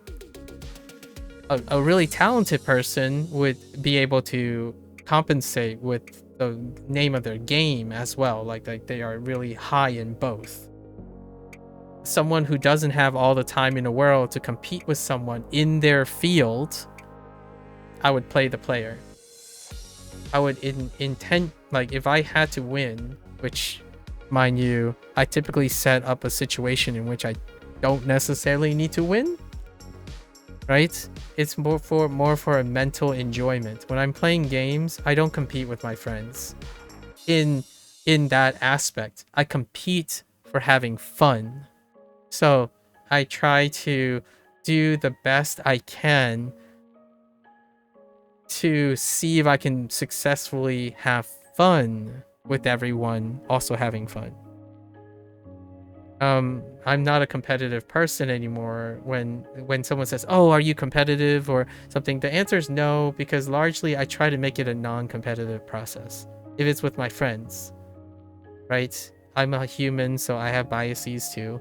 If it's someone that really hates me and they're competing for the same thing, maybe that's a situation, in an extraneous situation where I would apply my abilities, right? The abilities to like manipulate and coerce things. Those are negative words, right?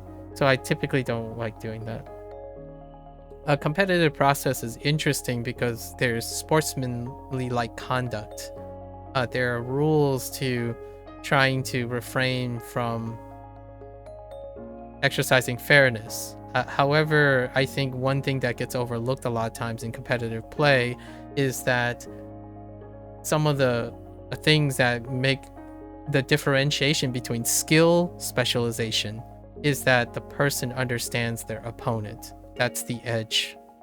That's often a great edge, in fact. Maybe even underappreciated. Like, here's one.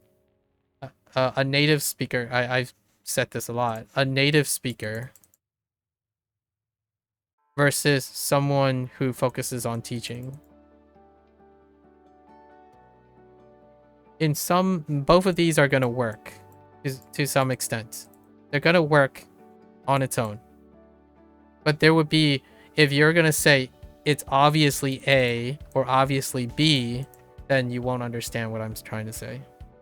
Usually a person who's understanding of how humans behave and understand how teaching works and explaining things would say it's difficult to determine, because there are enough situations that you can argue that someone who does not have the competence of that specific source material may end up being a better teacher.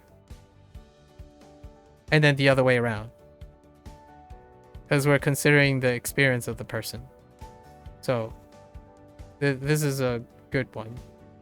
It's kind of like you get your advice from the top player in whatever field, or whatever game. Do you really think that they're going to be the best? It's that guaranteed? You could argue a probabilistic choice, and I still think it would still be not that clear. So when it comes to the odds, I play my game. So if I'm ever in a poker game or a one-on-one with someone I know, sometimes the odds are not as obvious as it is. Like, for example, who draws better? Right? Who draws better? That's a good one. Or who's more successful? Or who's able to get the job done quicker? Or who's able to get the job done quicker but better? A lot of those questions deal with an audience. It deals with a judge. It also, it deals with other humans. And a lot of times, the one that is able to understand humans, the people who are judging, and people who you are playing against, you can leverage a lot of those things. So, what am I trying to say in this digression? Try not to be so apathetic about learning how humans interact with each other and whatnot, because it can really be the future of your edge. There was a Black Friday deal with 5070 and a 16GB DDR5 and a mediocre CPU for 1,000 euro. That sounds like a steal. What's the cooling solution and the chassis? Buying that is pretty good because you can just change out the chassis and change out the chassis as well as like remount the cooling solution with something else. Usually those things are, and then like maybe substitute out the PSU for less than trying to buy all those products together at this point because of pre-built. The world was fun today. You're off to bed. Yeah, good night, Bree. Good luck tomorrow. I'll see you tomorrow. The chassis was alright. It was a standard Intel fan. Okay. Yeah, so you can easily just remount the stuff and save the rest of the money, because finding a 5070 and even a 60GB DDR5, what is the memory on it? Is it one stick? 2 8 gigs or 116? 116 maybe like 3600 hertz. CL 20 something in the 20s. You also just remember that your mini PC has an Oculink slot? What is an Oculink slot? What is that?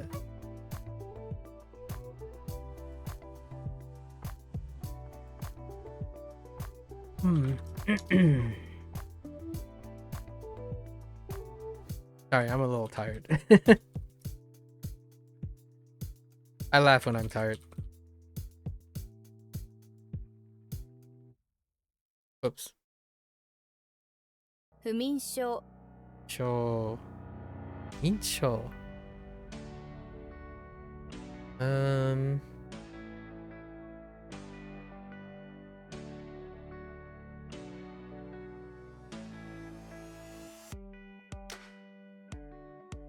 誘惑する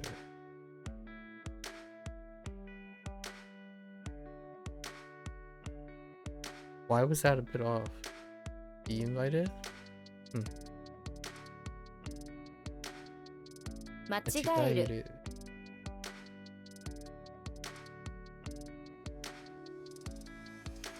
貨物船 貨物船遊び What?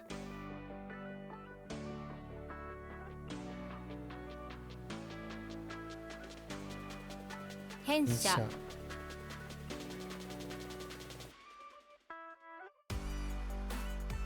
You can connect a... Oh, okay. That's what an Oculink is. Oh, okay. Oh, okay. Oculink slots are... That's the name of it. Okay.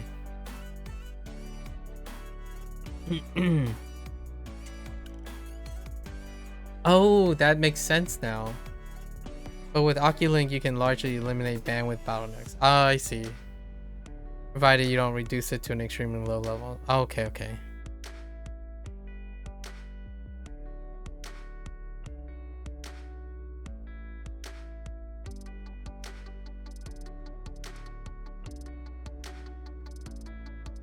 Chirashi.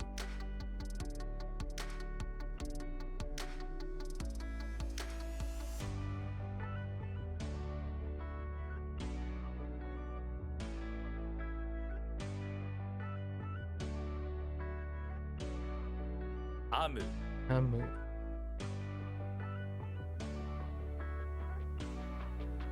Saraishu.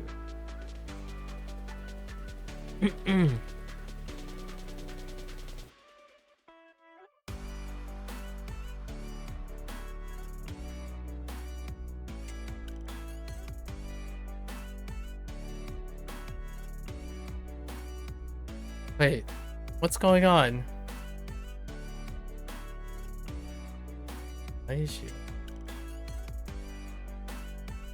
So you could just buy a GPU and try out a eGPU that costs like $100. Okay.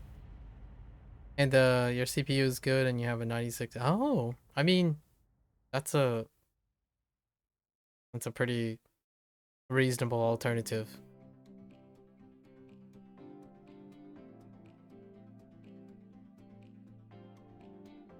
Oh wait, I went in the wrong direction.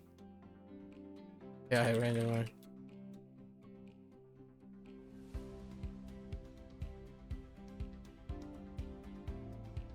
And let's hope no one listens.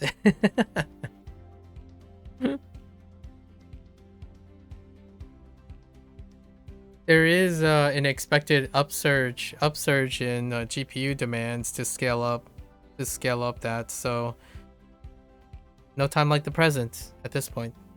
Your brother lives in Switzerland, so you can avoid paying taxes. Sounds like a legal loophole.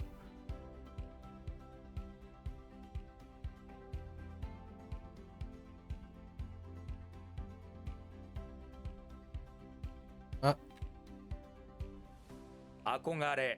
Konare.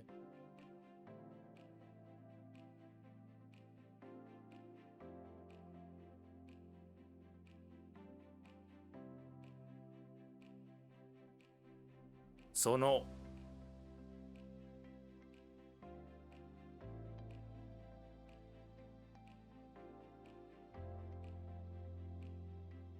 Nagagutsu.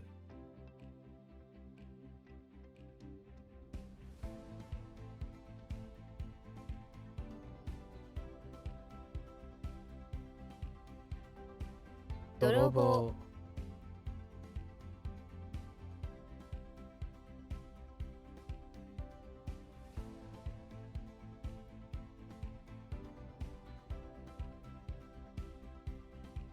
Koi. Koi.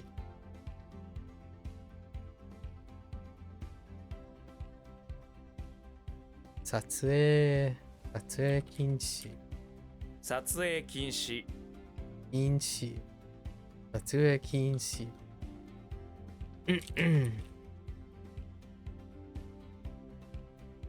Now the question is which GPU? You could go for a 5080 Strix, but do you even need that? I imagine you can just you can just output your oh, is it Astral? Fair enough. And you're using your laptop to output it via, like, I don't know, HDMI or DisplayPort into, oh, I guess your 60 hertz, an HDMI into your 4K monitor, right? So are you gonna 4K game or not? 5080 Aeon 2? Yeah, you don't need a 5080 to hit 60k, probably 4K 60 FPS for Aeon. DisplayPort? Okay. Yeah, usually DisplayPort is dealing with high refresh situations. HDMI is perfectly sufficient. The current HDMI standard. Like 2.1. HDMI 2.1. Yeah, I mean 5080 is pretty solid wiggle room to, if you wanted to like get the 4K 60 FPS thing, even for Aeon 2, what I would expect Aeon 2 to be in terms of its spec requirements. You can probably maybe have a higher bandwidth one by doing a 5070 Ti, or like you could go with a 5070 Ti and maybe be able to find something slightly cheaper. There is it only Nvidia cards that can use Oculink? Because right now AMD's new release is quite nice in its target, and I don't know how readily available AMD's new. Oh, you could also do, yeah, the most recent one is very high value. I have to revisit what the GPU's name was because numbering is out the window at this point. They released a new 9000 and it's quite lovely for the budget. It matches up with the I don't know if it's the no, it's a 9000 series. It's a 9000 series AMD. I don't know if it's compatible though. I think it was 970. 9070, yeah. 9070 would be it. Or the XT version if you find whichever one's cheaper. But it did really well. I don't know what the availability is for it though at the moment because it was recently announced. And I looked at what 3 or 4 Gamers Nexus and Hardware Unbox. I was comparing their metrics. It's pretty solid, like really solid value. That's provided it's releasing an MSRP. Its MSRP for the US is 550 ish.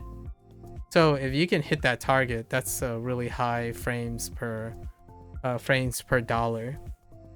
Whenever you consider like customs and all that stuff. So when you factor in all your imports and your taxation and stuff, I don't know how that works. I'm really terrible with converting USDs to like other countries, but if you can get something around like the MSRP, the marketed MSRP of the 9070, it's 15%, roughly 15% value base per frame over like the next highest value, which is neither a 5080 or a 5070 Ti.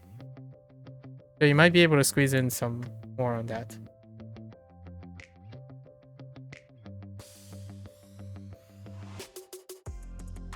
You guys have it available. Germany has some stocks, man.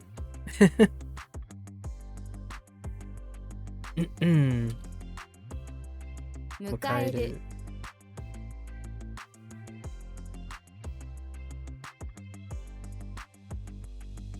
I don't usually get a chance to talk about like marketing demands and like benchmarks and stuff about computers because I update computers every 4 to 5 years, and then most of the time when I'm playing video games and or you know, doing language learning, 540, is that good? Is that like what if something was marketed as a 550 USD MSRP, does that equate to like 540 euros including like customs and taxation? Oh, holy, yeah, no, yeah. 9070 XT. That is such 1500 euros for 5080 Astral. No. That's wow. That's like your 300 euro backplate. I hope you don't find that annoying. I genuinely do feel like it probably brought you great joy. In this case, the 540 euro for a 9070 XT versus a 5080 Astral for 1500 euro. Yeah, that's a hard sell. Hard pass on the 5080. A huge hard pass. Yeah, I don't usually get to talk about computer stuff. That's actually something that I spend a lot of time watching and knowing things about. 出版社 Most people who do language learning and play like indie games like I do, or play like niche games like a Dragon. Yeah, Like a Dragon is still a niche game. They don't have high PC requirements. And then they're usually available on consoles. So consoles are still, you know, thriving. So, to some extent, it's kind of refreshing to be able to talk about PC parts in a general way, in a hand wavy way. 9070 XT is comparable with RTX 5070. Yeah, and a Gigabyte 5070 is that's actually kind of nice. Hmm. Yeah, 5080 is like non-existent value proposition at 1500 euros. If 5070 is a 477 euros. And we're talking about like value here. So we're not talking about like cap performance, right? Like if you want to have your backplate 5080, like if budget is of no concern, that's you go the best, right?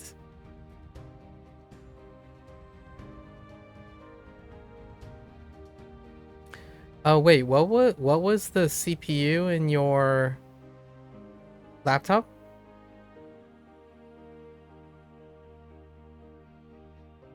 Yeah, no, 5080 is not great. I would say 1,000 euros. Like it is really punching way more expensive. I would say 1,000 euros at most would be a reasonable price ratio. And 41% quote, like you probably use like the benchmark site or something. 41% sounds about right. That would be around 1,000 euros. There's such a heavy markup on that. Oh, okay, a Ryzen AI 9 HX. I still think you would probably get even more for a 9070 XT than a 5070. Even then. Like I'm talking about the offset, because you said it was about $100 more. I don't think it's technically comparable to RT 5070. It's more like a 5070 Ti. But you can also make a rational argument to buy a 5070 instead. But I don't think that's equivalent. Not quite. Actually, I kind of think the 5070 is kind of cheap. At least in benchmarks. Yeah, we're talking about like gaming performance, right? The benchmarks that I were looking at, I guess they're not really called benchmarks, but more like game testing. We're talking about game testing. But you have a way better ray tracing upscaling with NVIDIA. But ray tracing, well, no, I don't think not. I thought you were talking about frame gen, but no, you would be surprised. Upscaling, I would give it to NVIDIA. Ray tracing, not so much, not so much these days. Upscaling though is very noticeable, but we're not talking about a part where you're upscaling. At least I don't think you're going to encounter some major upscaling on Aeon 2, for example, or if you're encountering upscaling and even maybe like ray tracing things, then yeah, go buy the 5080. You hate frame gen. It's fake, sure. It's a thing. Oh, in terms of ray tracing and like particular like baked in upscaling, like the typical thing, the gap is pretty negligible nowadays when it comes to like things like Aeon 2 or things we're talking about here. If you're pixel peeping, 5080 for sure. You buy as expensive as you can, obviously. You tried it on your friend's PC, you have 900 frames and it feels like yeah, there's like weird delay and mushy response times, asynchronous feeling of what you're seeing with what you're reacting to, and there's like other really funny artifacts. So, yeah. Frame gen is more of a band-aid. It's when you can't, when you're balancing visual clarity with a potato. Like if you have a potato in your PC, but you still have frame gen, it's the like the lesser of evils. Like having enough clarity to see something over. It's kind of like would you want to play a game in cinematic form, it at 26 frames per second, or would you want to play at 60 frames per second? Well, if you didn't consider the high octane 60 frames responsiveness, then 26 is good. It's fine. Like, because if it's a walking sim, 26 might actually feel like an interesting experience. Frame gen is kind of like that. Like mobile devices, mobile handhelds. I know mobile handhelds sound like a redundancy, but there are difference between mobile devices and mobile handhelds. Like handhelds require like handhelding, and then mobile devices can be anything that really isn't that particular thing. The RX 9070 XT is a Q1 2025, by the way. Ooh, I see. Oh no, then I might not be talking about that. Hold up. Wait.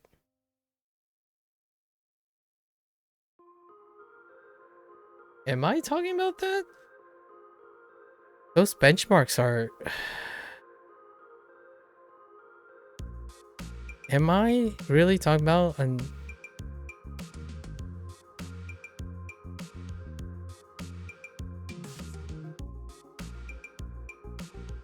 Oh no, wait. I'm talking about the... No, wait. Hold up.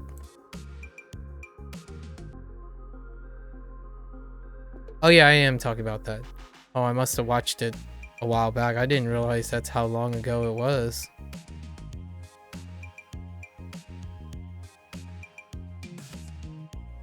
It was March 6th, Q1. Yeah, but its availability wasn't at Q1. So, interesting. Yeah, I am talking about the 9070 XT.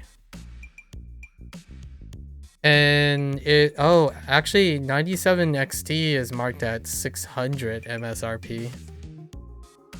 I thought it was 550.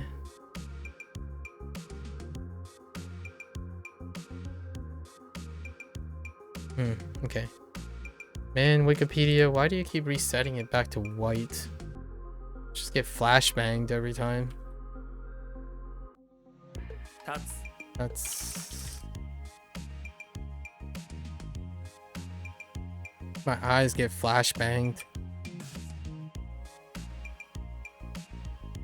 What? Isoro.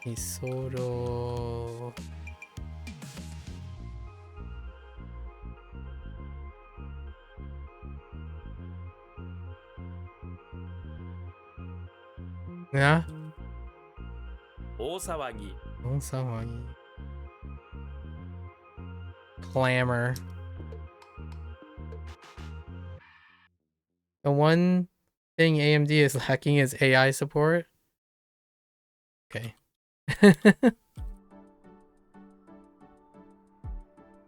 出版する。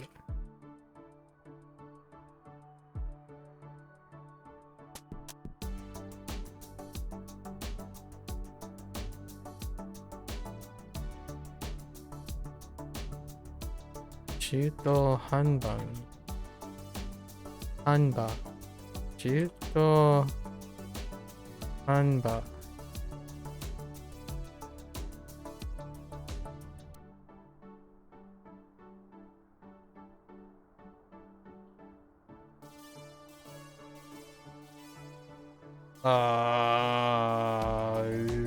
What?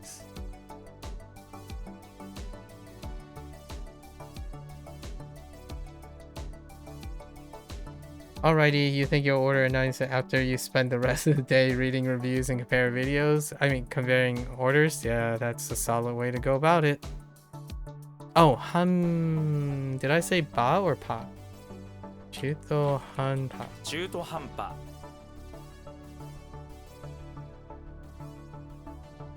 Halfway finished. It's finished halfway. Sure.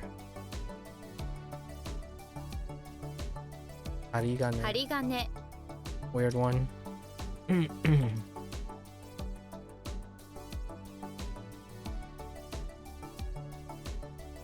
What? Oh. 延長する We're still at WaniKani. I know. We're kind of running out of time. So, yeah. I need to wrap this up. Put the fries in the bag. The next 83 in the bag in like 2 hours, or else I'm gonna be really tired. 話す That's-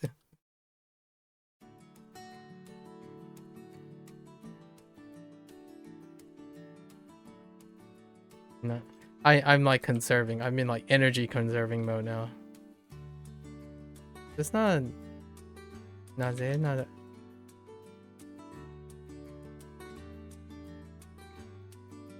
Oh, I typed out. What?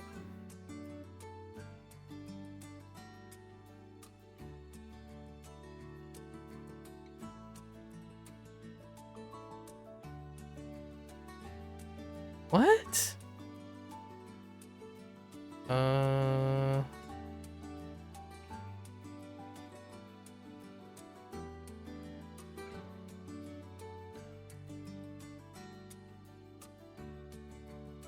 Naze. なぜなら I have no idea what I typed the first 3 times.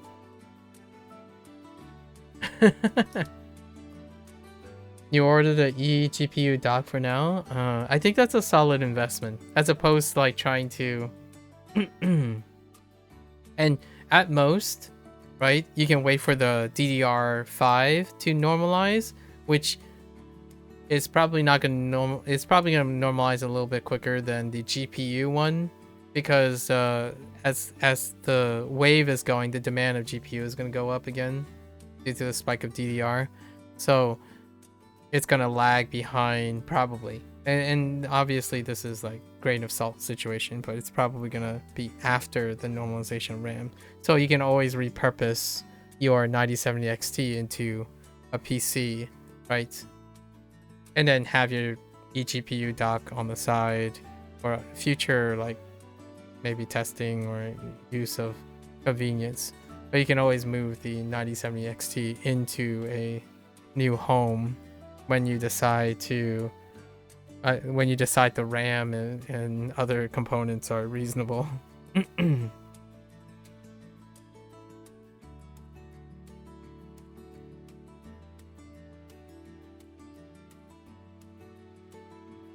My heckin' M key, I tell ya. Heckin' M key.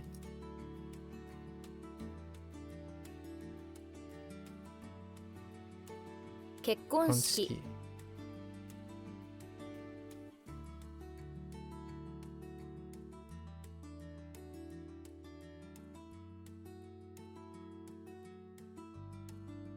押しボタン 墓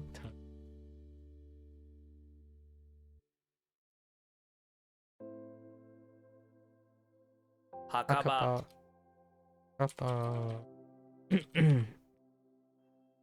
Hey, I sent you a message, but since you're conserving energy and tight on time, no need to address it. Oh, but you drew attention to it. Oh.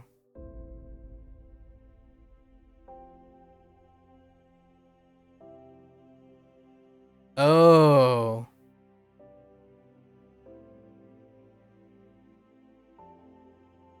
Oh. Okay. I hope you manage. Okay. I hope you manage.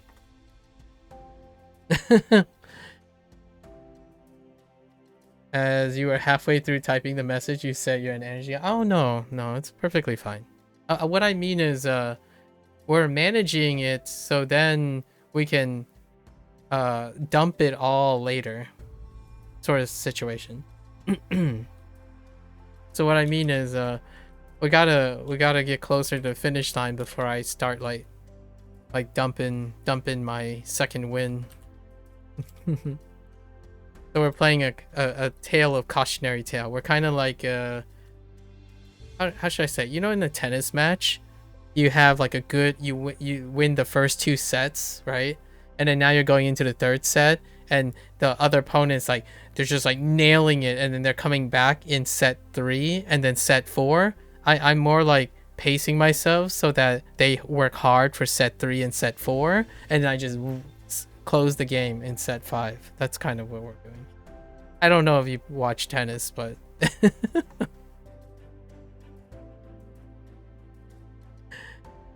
it's a better example. You know, like track and field, right?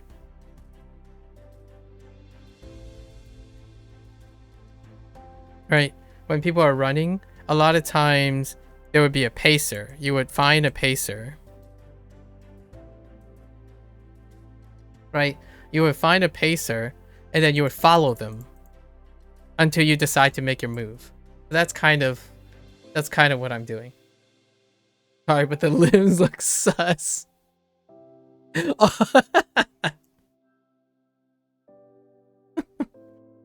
That's not how that works, protocol.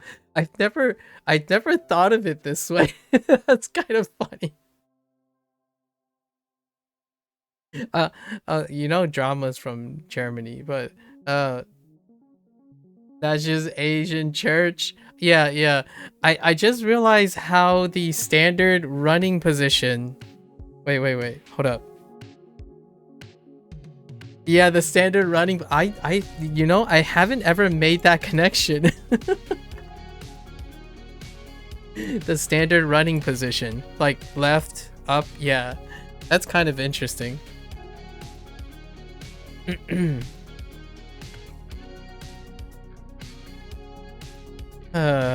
Don't know what we talking about. Yeah, that's just the Asian church. Don't worry about it. It's just Asian. Good idea. You may get a stitch and fall before you could take the baton to get to the finish line. Yeah. So right now we're basically trying to chill out a little, cruise control until we get closer to the finish line. I do have a lot of gas in the tank. We're like conserving. I guess that's the effect of being in a different state of mind. That's an understatement. Yeah, I haven't ever made that connection before. The running position. Now I can't wait, hold up. Running man stick figure.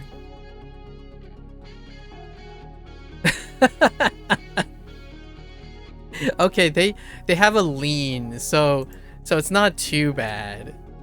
It's not too bad. Like they have a slight lean because you can put like a shoulder. So you can put a shoulder here, and then you can put the back shoulder here and then do this. Right? And then you have your leg joint here. And then you have a knee joint. So you're adding extra joints so that it doesn't look as sus, right? And then you can imagine the body. So a part of the artwork, you can imagine where the body is, the silhouette of the body, just knowing the joints, right? So it's less sus when you add in the knee joints in a less rectangular thing. But I was using a mouse, so I was doing like right, you know. So you can imagine the body is like this.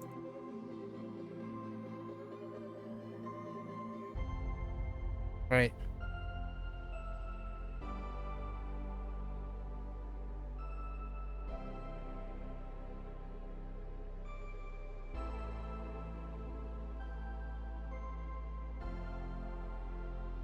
Right, something like this. This would be how your eyes would fill in the person's running stance. Okay, anyways.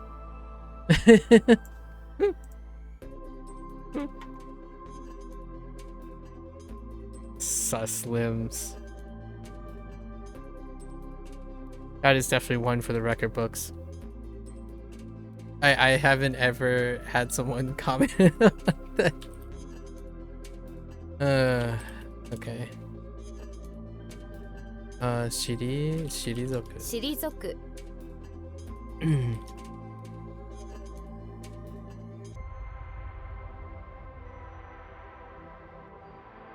Oops.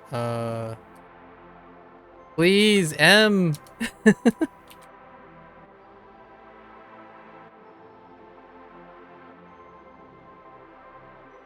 郵便局。郵便局。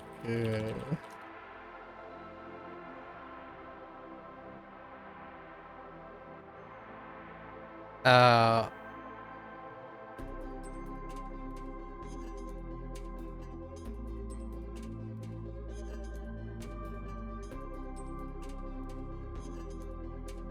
something about like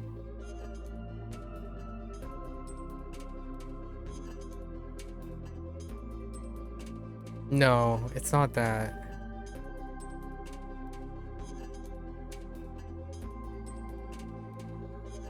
The key is something like you gotta get to. Oh no. Oh.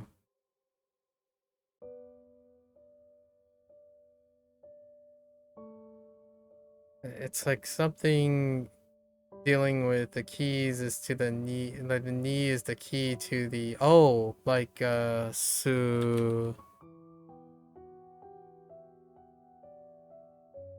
subeni. No, sudeni. Sudeni. Sudeni. And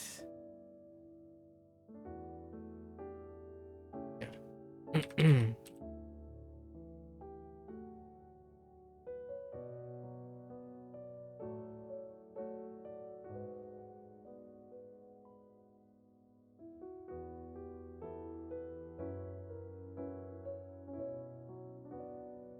How did you understand the lyrics in Cheating is a Crime? Did you read a translation? Wait. No, it was the subtitles. Japanese CC. Or at least that's what I was commenting on.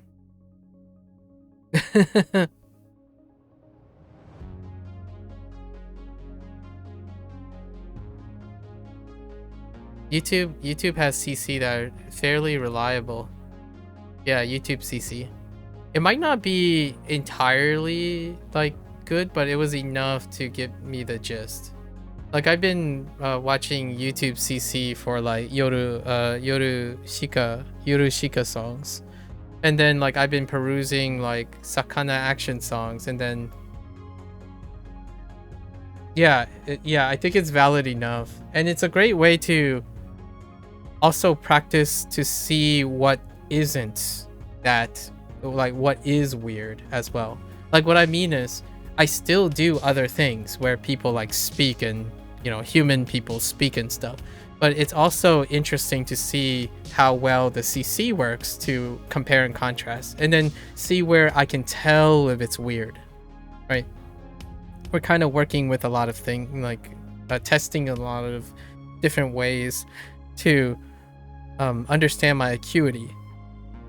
Like nowadays, I kid you not, nowadays I have to remind myself what this is in English. Like what I mean is, when I'm clicking on the thing, it's not the English meaning that is triggering my read. It's the read that's triggering me to translate it, so to speak. Kind of hard to explain. It's a lot more prominent in Chinese, where like oh yeah, like we're just gonna say this, and I'm like, okay, I have to say the word, hear the word, like hear the sound that I'm making, and then I translate it, because I have to hear it to know what it actually means first. And that's happening a lot more because of my intention. My intent is to do it this way. And then when I'm relaxing and practicing, I actually try to do it the other way for fun and to like relax a little. So sometimes I do read translations in the other direction, where like I would read Japanese subtitles to English using YouTube CC. It's kind of funny, and it does do the valid enough situation. Like I'm like, oh wow, so that's what, like I think it's really funny. I don't know if you've tried to do that, where you took like the Japanese CC and like listen to the Japanese, like read the Japanese CC of like Mythical Kitchen. That's in English. It's really fun. I've been doing like a lot of A to B, then B to C, then like A to C, then C to A situation. So you do that sometimes too. It's a great way to test, weaknesses and see how you can bend the way you're thinking. And it's more to entertain yourself. Like try to not get stuck too much with doing one thing. Okay, I dabble like 5 to 10% of the time so that I don't get dragged down too much. It's purely for my entertainment.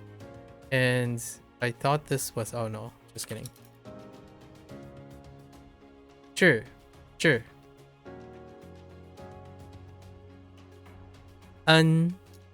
Right, sure, I actually read it in Chinese, actually even more. Wait, why is benefit not a... Oh, kindness. Yeah, fine. Garo. Yeah, it's also like 30 or 40% of the time I actually read the Chinese first. Not these though. These immediately ends up being Japanese. Hasu, because of the kana.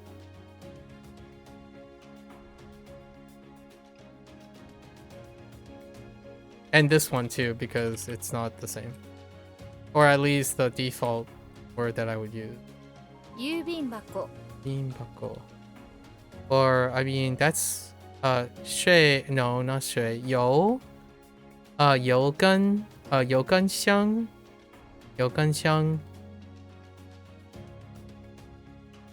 Right? Yeah, yo gun xiang.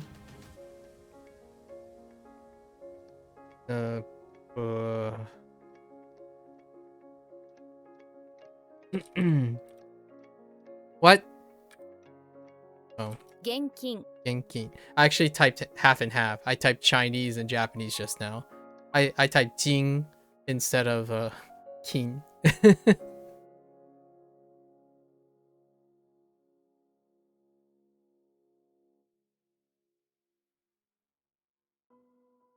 Like I want. It's not any easier or harder. It still happens where, like, if I lose focus and start being too relaxed, I do like throw the two together sometimes.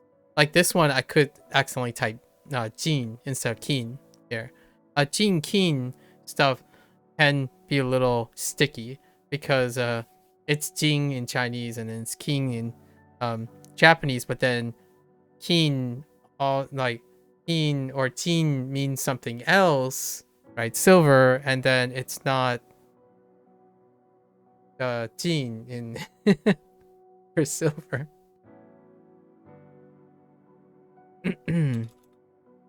Chokin bako. What? Oh, typo. 貯金箱 In bako. Oh, maybe like savings box.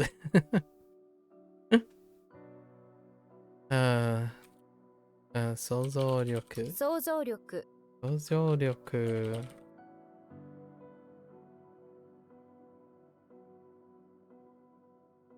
Whoops. 背背丈 丈. Oh, I thought it was otaka. 背丈. What? Oh.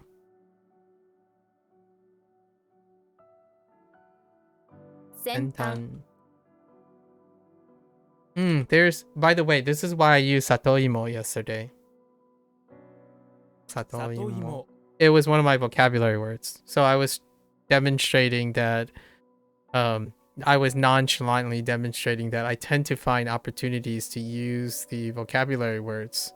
So now I remember when I said I was a, you said you were a sweet potato. I'm like, Yeah, I guess I'm more of a Taro. Satoimo.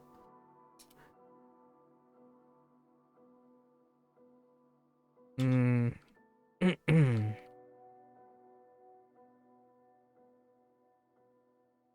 uh,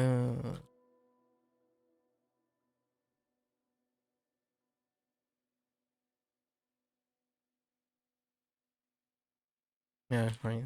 Sheng. Sheng. Do I know this one? Like for Chinese? Huh. Livelihood.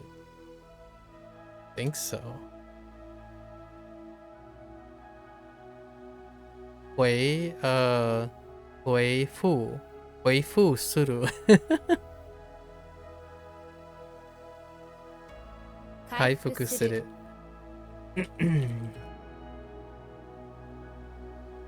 You discussed a bit with AI about the GPUs, and it came to the conclusion to buy 9070 XT unless DLSS, CUDA, and yeah, RT worth 190 euros to you.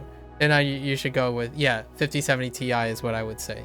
And you should avoid, yes, 5070 because of the 12 gigabyte VRAM, because that's coming from the idea that in gaming testing, like threshold testing, the benchmarks don't account for VRAM bottlenecks. So when I was saying about 9070 XT being comparable to 5070 based on benchmarks, it's comparable to 5070 Ti in non-VRAM limited positions. And then usually because of that, you have to compare 5070 Ti's marketing and MSRP. The reason why MSRP was like around 600, like 550 to 600, is supposed to be matching with the MSRP of, or the current average price of a 5070 Ti.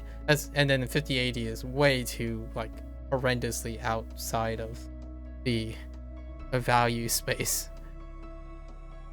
Yeah, and then the DLSS, it's still superior to like FSR, right? FSR 4, Redstone was just released, and it doesn't really matter. Like most, the FSR is still like playing second fiddle to DLSS. However, the gap is closer.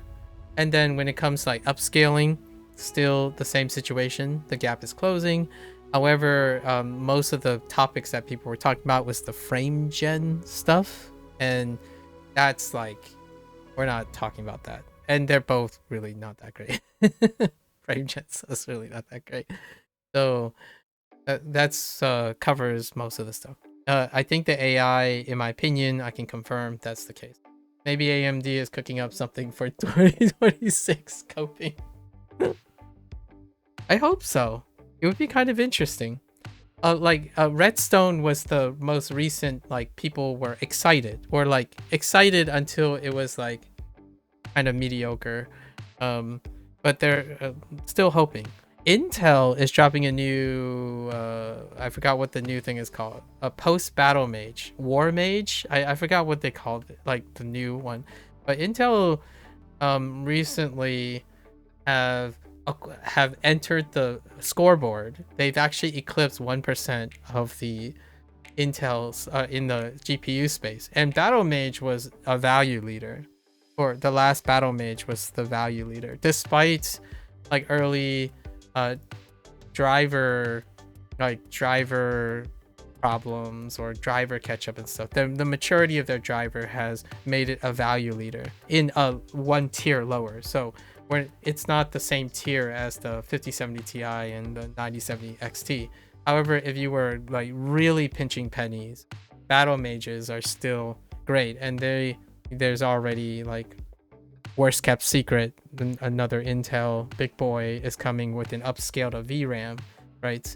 VRAM bottlenecks are underappreciated right now, so 12 is just not enough. 16 VRAM, that's kind of where I'm trying to highlight like where the AI is getting their source material, and that's usually the consensus that I've like come to understand from human resources. Yeah, solid AI AI chatter. 極端 Ton. Whoops. What? Oh, is it like extreme instead of ultimate? All right, sure. uh, 既存 some.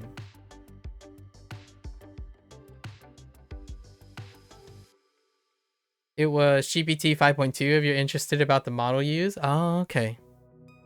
I was actually curious. I was gonna ask you which model did you consult? Did you read about the recent GPT, why GPT 5.2 got rolled out so rapidly? Because there was a code red recently when it comes to comparing to Gemini. OpenAI is like doing a catch the leader if they can situation and releasing statements and stuff to create a vote of confidence on their innovations on ChatGPT. In fact, 5.3 is accelerated, so like they're really rolling out the stuff to make up for the code red.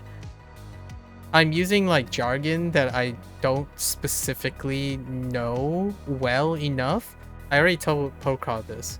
Most of the time when I'm thinking of machine learning related things and AI things, I'm specifically using the terms based on their causality or their like consequences and applications. I don't actually know what is considered a code red. However, I do know it's tied to the idea that there's been a large gap. Gotta go to the toilet real quick. Okay, go for it. Chum.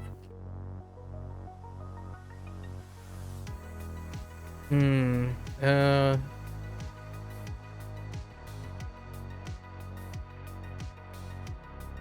人脈 Jinmyaku.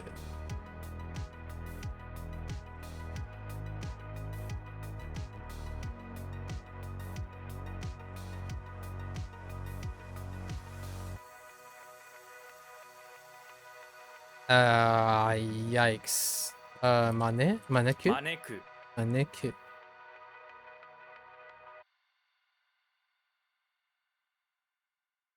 Tamaru.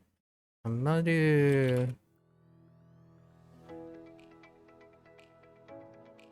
Shirohata. 白旗 Shirohata. Oh, I was about to say something about this. Oh, no. Maybe it's just a word for surrender and not white flag. Interesting.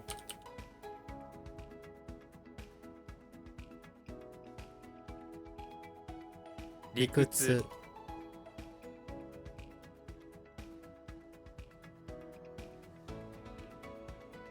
We're getting there. We're Kawaii. getting there. Kawaii. Oh my gosh, my M key. Sorry. You just can't anticipate when the M key happens. It makes for some funny typos though.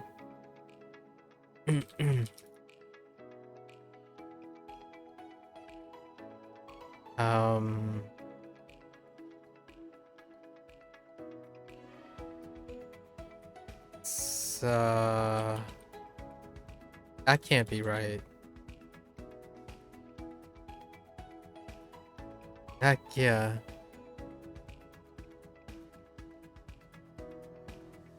Oh. Hitori. Oh, what? Hitori.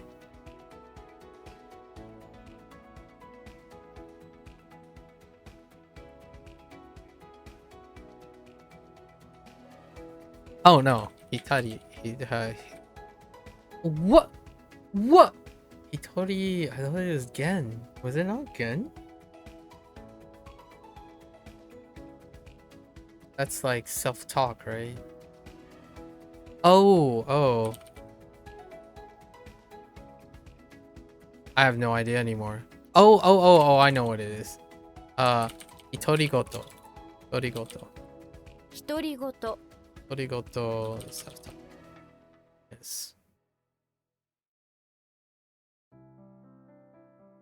創造的 創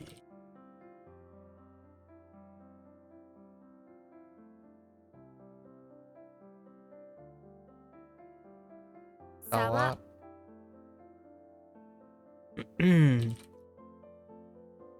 My stray, mountain stray.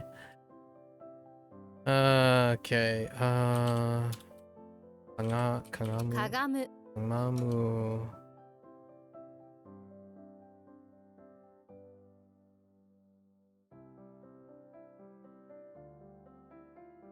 密密会会。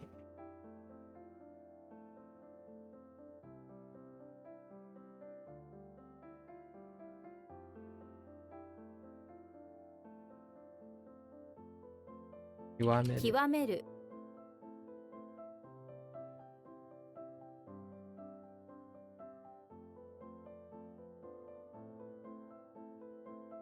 ね。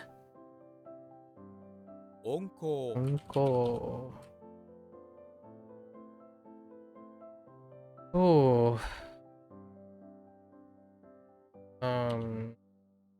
Odoroかす。驚かす 驚かす。驚かす。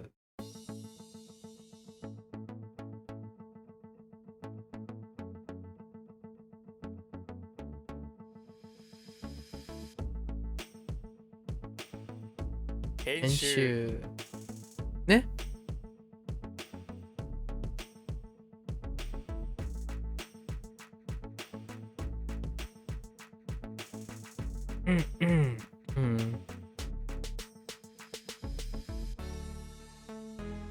似合う似合う。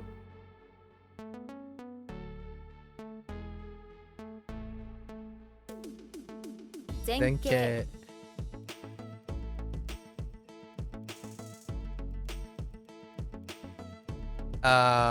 Yep.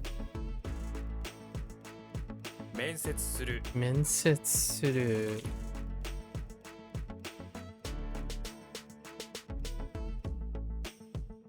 直接的。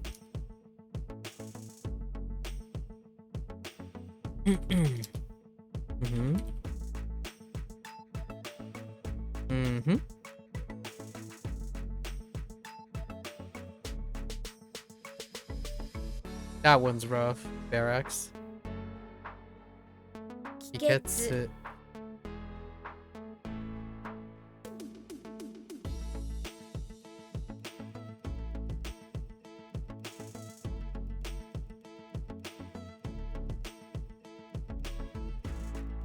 冷える。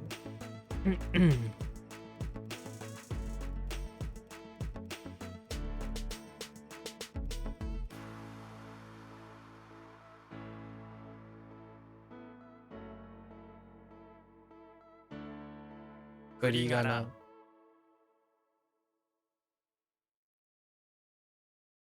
基準。 What the 基準? Makes sense. 小麦粉。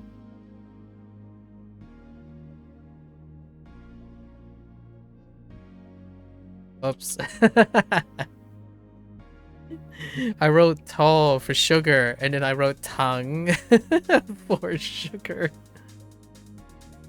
Oh yes. Now I'm typing pinging instead of English. Oh yes. That's gonna happen. That is going to happen.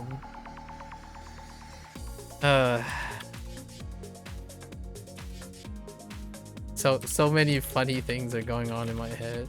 輸入する 輸入する. Alright, we're good. Are you familiar with the term WC, water closet? Yes, I am. Largely because of British entertainment. Yeah. Why are you asking me about water closet? Oh no. Oh no, it's so late in the day. We're gonna have 2 days. Alright. I mean, that's fine. Midnight on Friday? Oh no. Alright, it's okay. You saw a US American not knowing it? Oh yeah. Not all, nah, yeah. You thought it's international for toilet? Oh, I see, I see. Yeah, the water closet is regional in the United States.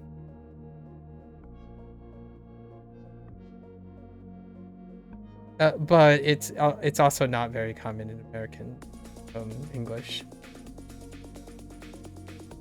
There's also a thing between restrooms and bathrooms. Restrooms, bathrooms, toilet.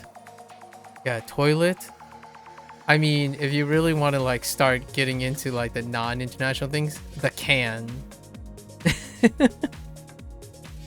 The can or the loo for the UK folks, but the can. That would be something like regionally to hear. Visiting the can.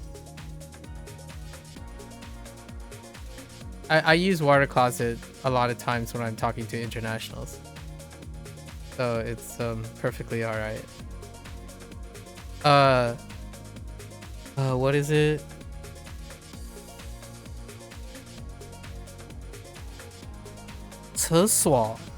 Chinese also has a problem. Yeah, you never yeah, you would never hear that in UK.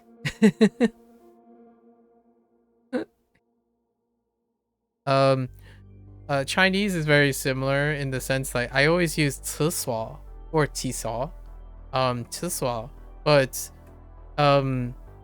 it's not what I hear often foreign, and I don't even remember what the other one is. And then it's like Japanese, like toire, right? Toire and ben something. What was the other one? Ben. There's really funny toilet stuff. I'm not trying to make it sound like potty humor. I'm not that immature, guys. But oterai, right? Oterai, and then we had benjo. Oterai, benjo, and toire. Yeah, right. Chinese, I don't remember what the other one is. It's coming like gong, maybe like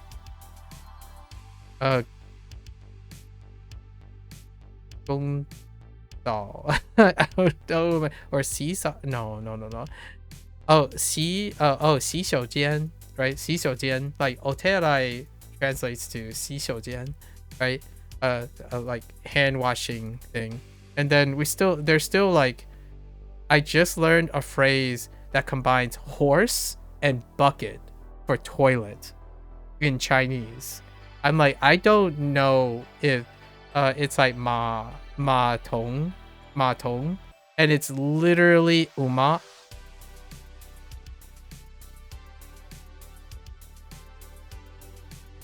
And bucket. I don't remember what bucket is. So just remember bucket. So toilet, horse bucket is a toilet.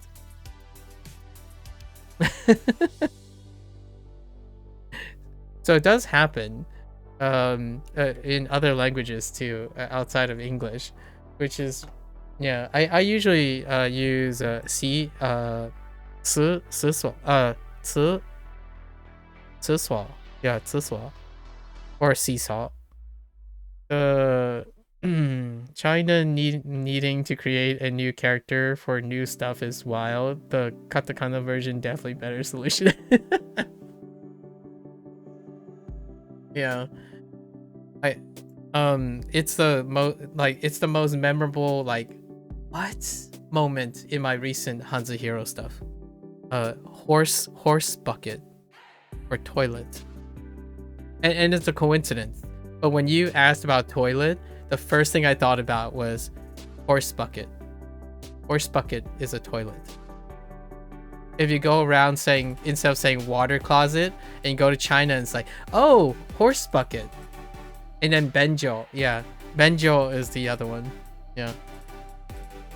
You think it's funny? Yeah, benjo sounds funny in general, as opposed to like oterai and toire.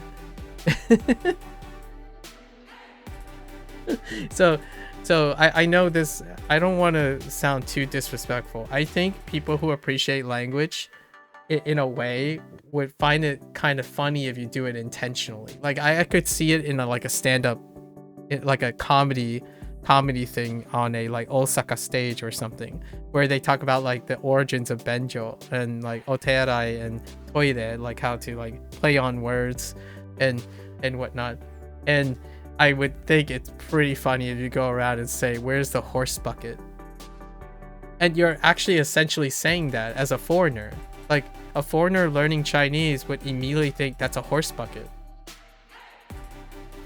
Ma tong. Ma tong is literally horse and bucket put together. Maybe there's an ACT enact referring that. Oh, referring. There is a enact referring that. Possibly. I was trying to think about it. I said, I think. All right, I forgot to review my things for tomorrow, so or for the day after actually now. Let's go and do our reads and definitions before we forget. All right.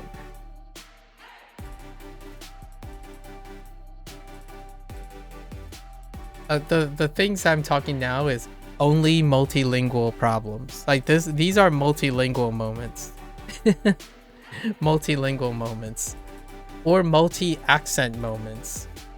Or like multicultural moments. The whole water closet thing. And the, you know, the can and... Are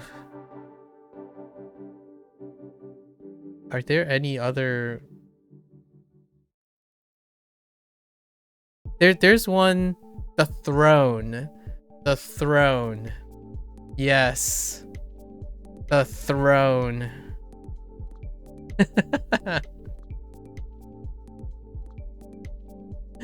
The toilet is the throne. I don't know if that came from British because of throne situation, like nobility, but this is the wild, like this would be one that I've heard before, like on passing.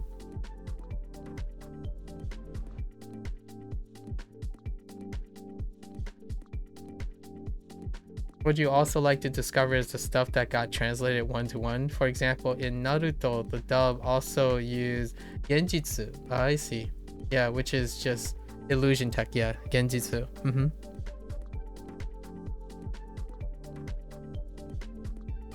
Indeed. Yeah.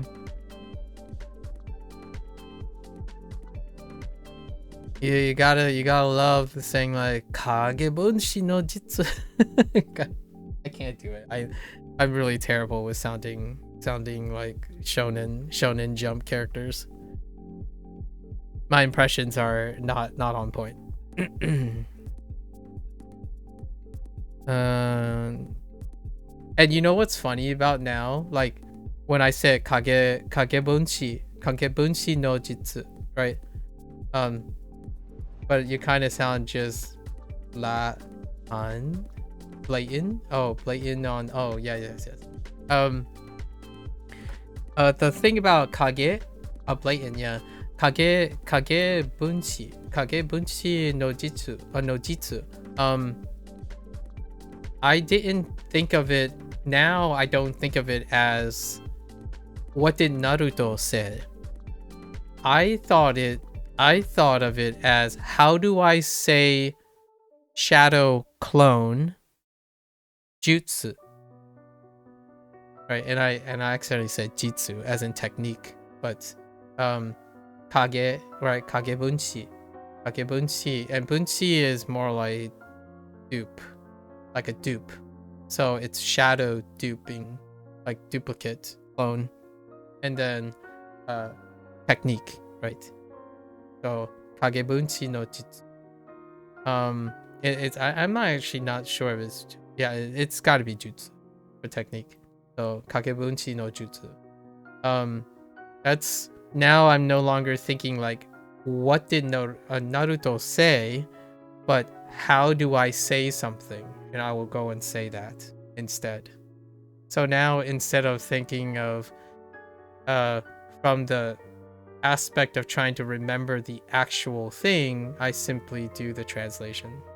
And some people are like, oh yeah, but you're still translating in your head. It's like, well, I translate the other direction too. When I'm listening to Japanese, I kind of do the opposite. And then when I'm reading Japanese, I kind of listen to English while reading Japanese. All the way around. Every way around. It's makes it very convenient whichever direction you're talking about.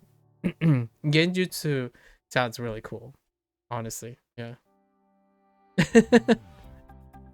I agree. I agree. Genjutsu. Rasengan is I think Rasengan is a cool name for a technique.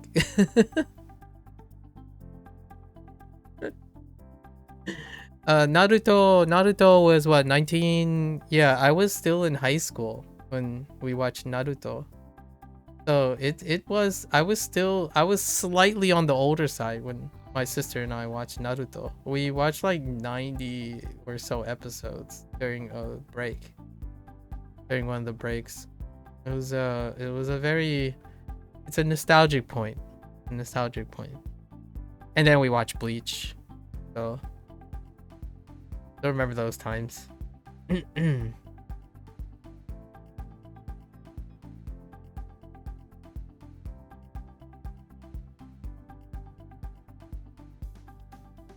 Is that what it is? Or are you... Oh, 1,000. Oh, okay. I'm like, 1,000 what? 1,000... Like, 1,000 birds? Are you making a reference to the, like, the 1,000 burp things? Okay. Yeah.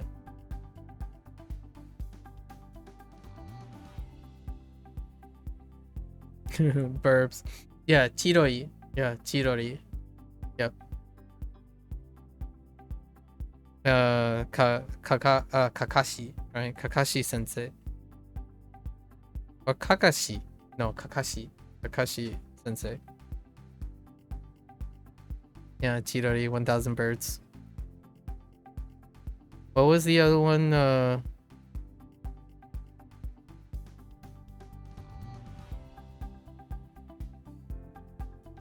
What was the eye tech? The actual Japanese name is actually oh, they use lightning and what is the right character? Or thunder and what? Thunder something. Glide?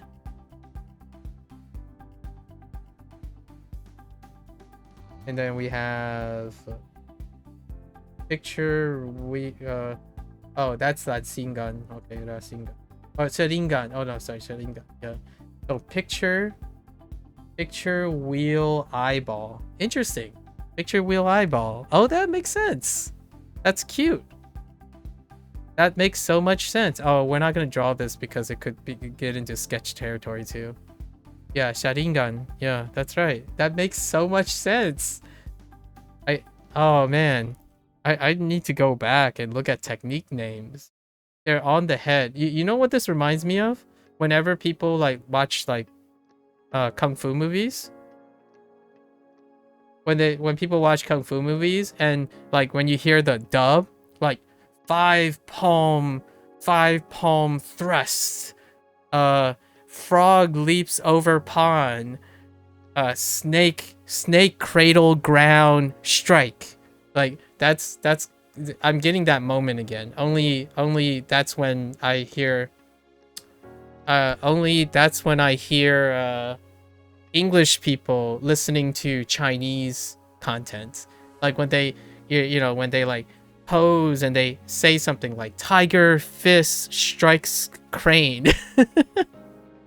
That's kind of, this is the moment I'm getting now. It's like, oh, Sharingan is a picture wheel eyeball. Nice. Imagine what they call it out. It's like picture wheel eyeball, and then like it happens, and like, oh my gosh. Yeah, I can appreciate now why they stick with Chidori and Shingan and like your other names like Raigeki and things like that. Yeah, that's what you're talking about. Yeah, it would be really funny. Honestly, I would probably do it just ironically. But hear me out. It doesn't translate to make sense, but you can use English to interpret it. So you could say like, you could say something else, you know? Like in English, there's other ways to express a pinwheel, you know, like a photo wheel eyeball. Like you can, I don't know.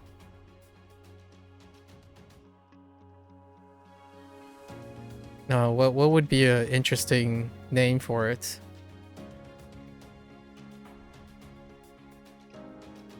Like duplicate vision, or like repla vision, or like replication vision, or replication use like a different word for replication, like dupe vision or duplication vision, something like that. Maybe in a filler. Yeah, that would be funny in a filler. Oh, that's the Rasengan. Okay. I don't have that Da yet. Interesting. Oh, I get the Shingan part. Yeah, spiraling. Okay, so that's for spiraling. Yeah, the left character is something else. Yeah, the other ones are fine. It's sphere for Maru. Like Maru, it's a saying circular. And then there's motion, and then pointing. So I don't. Da is an interesting character. Don't have it yet. Oh wait, maybe I do. Thread, field, and insect.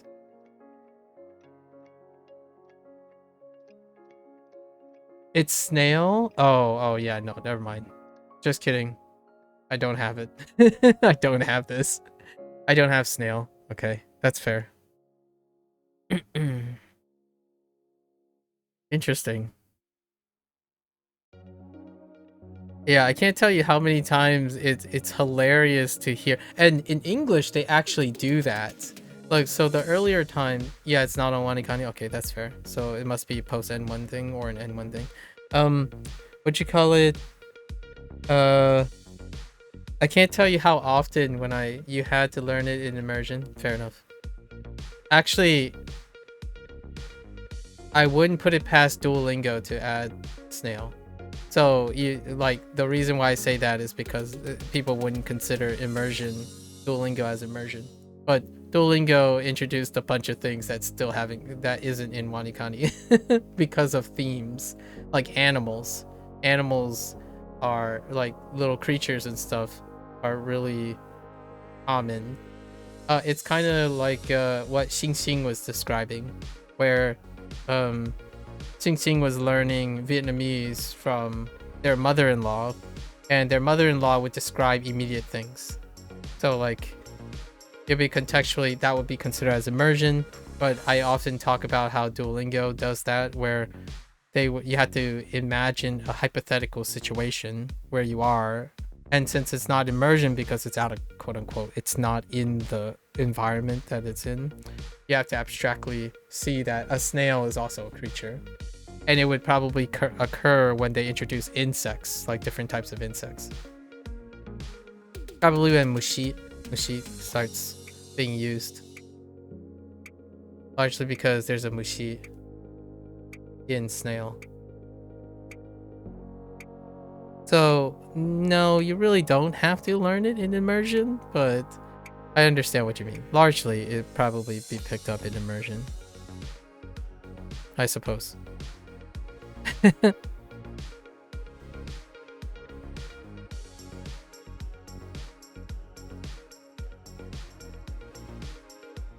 Okay, we got it.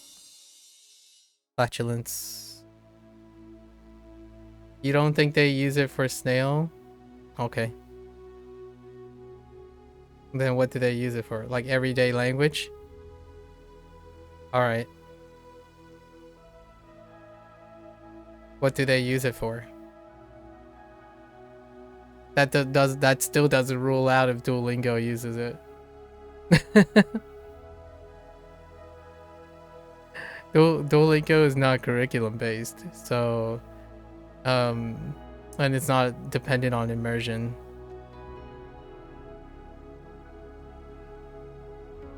I mean, that's the whole idea of having unnatural sources.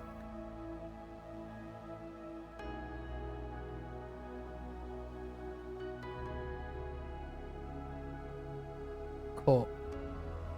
Crutch. Would be screw. Oh, interesting. That makes sense for the Rasengan then. Yeah.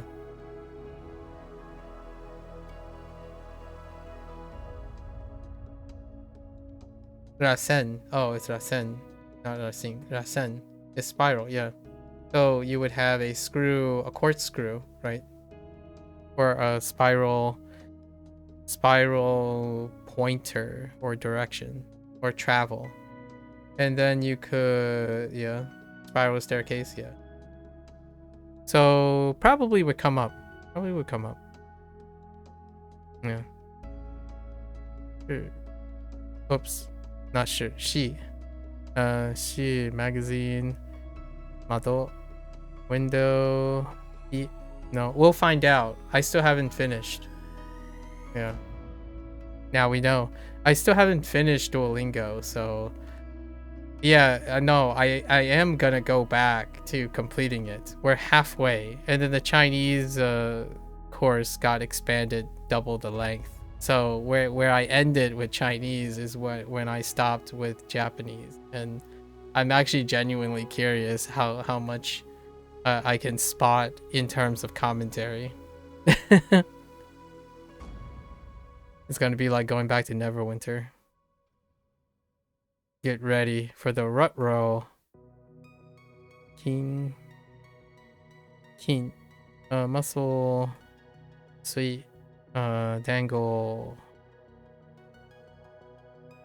And proclaim.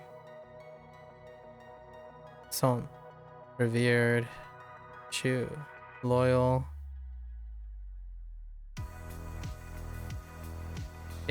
Respect. Goal. Livelihood. Hey. Ash. E. Differ. Cole. Emperor. Se. Isle. Sa. Sha. San. Oh. Earlier, right before you came back, I wrote to, and then I wrote tang as the meaning, and I'm like, oh, right. Sugar.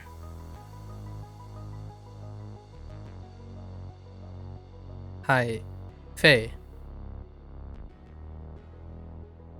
I could just do that.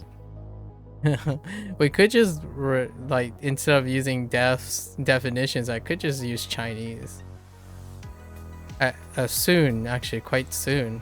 There are some that are different and not overlapping at the moment.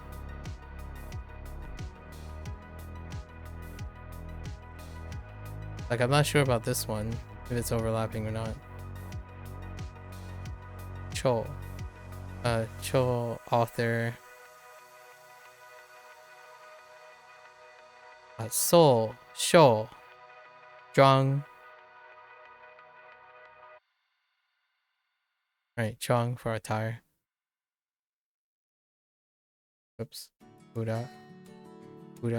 Backside. G. G is. Sorry, not G. Zhu is various. Zhu. Show. Teen. Rent. And Uwake? No, Uwasa. you got a meeting in 10 minutes, then you'll definitely finish up your WaniKani zero. Yeah, we're at our limit, so we should not dilly-dally anymore. I have one extra spare hour, but we're gonna try not to spend that extra hour. Alright folks, that's a wrap for WaniKani today. If you're gonna watch this later, arigatou gozaimasu. Right, as always, feel free to follow along, pick up WaniKani for yourself, give it a try, let me know what you think. We talked about a lot of subjects today, and of course, you're more than welcome to come on by, yap, I don't know, accuse me of things and gaslight me about things, I suppose. I will give it a try. We'll try to engage and reach some sort of a discussion point. But ultimately, something that I typically try to not push too hard, and is that to become associated with emotional instability, of which that I am concerned for escalating potential lose-lose situations. So while we had a lot of discussions as a leaping point for understanding empathy, pity, sorrow, and all of that, it is without self-pity that I want to say these are learning examples. I talk about my experiences that are available publicly between the people that I speak to and the people that write comments. So I like to believe that commentary awareness allows one to introduce each other on how to interact and handle certain situations. I think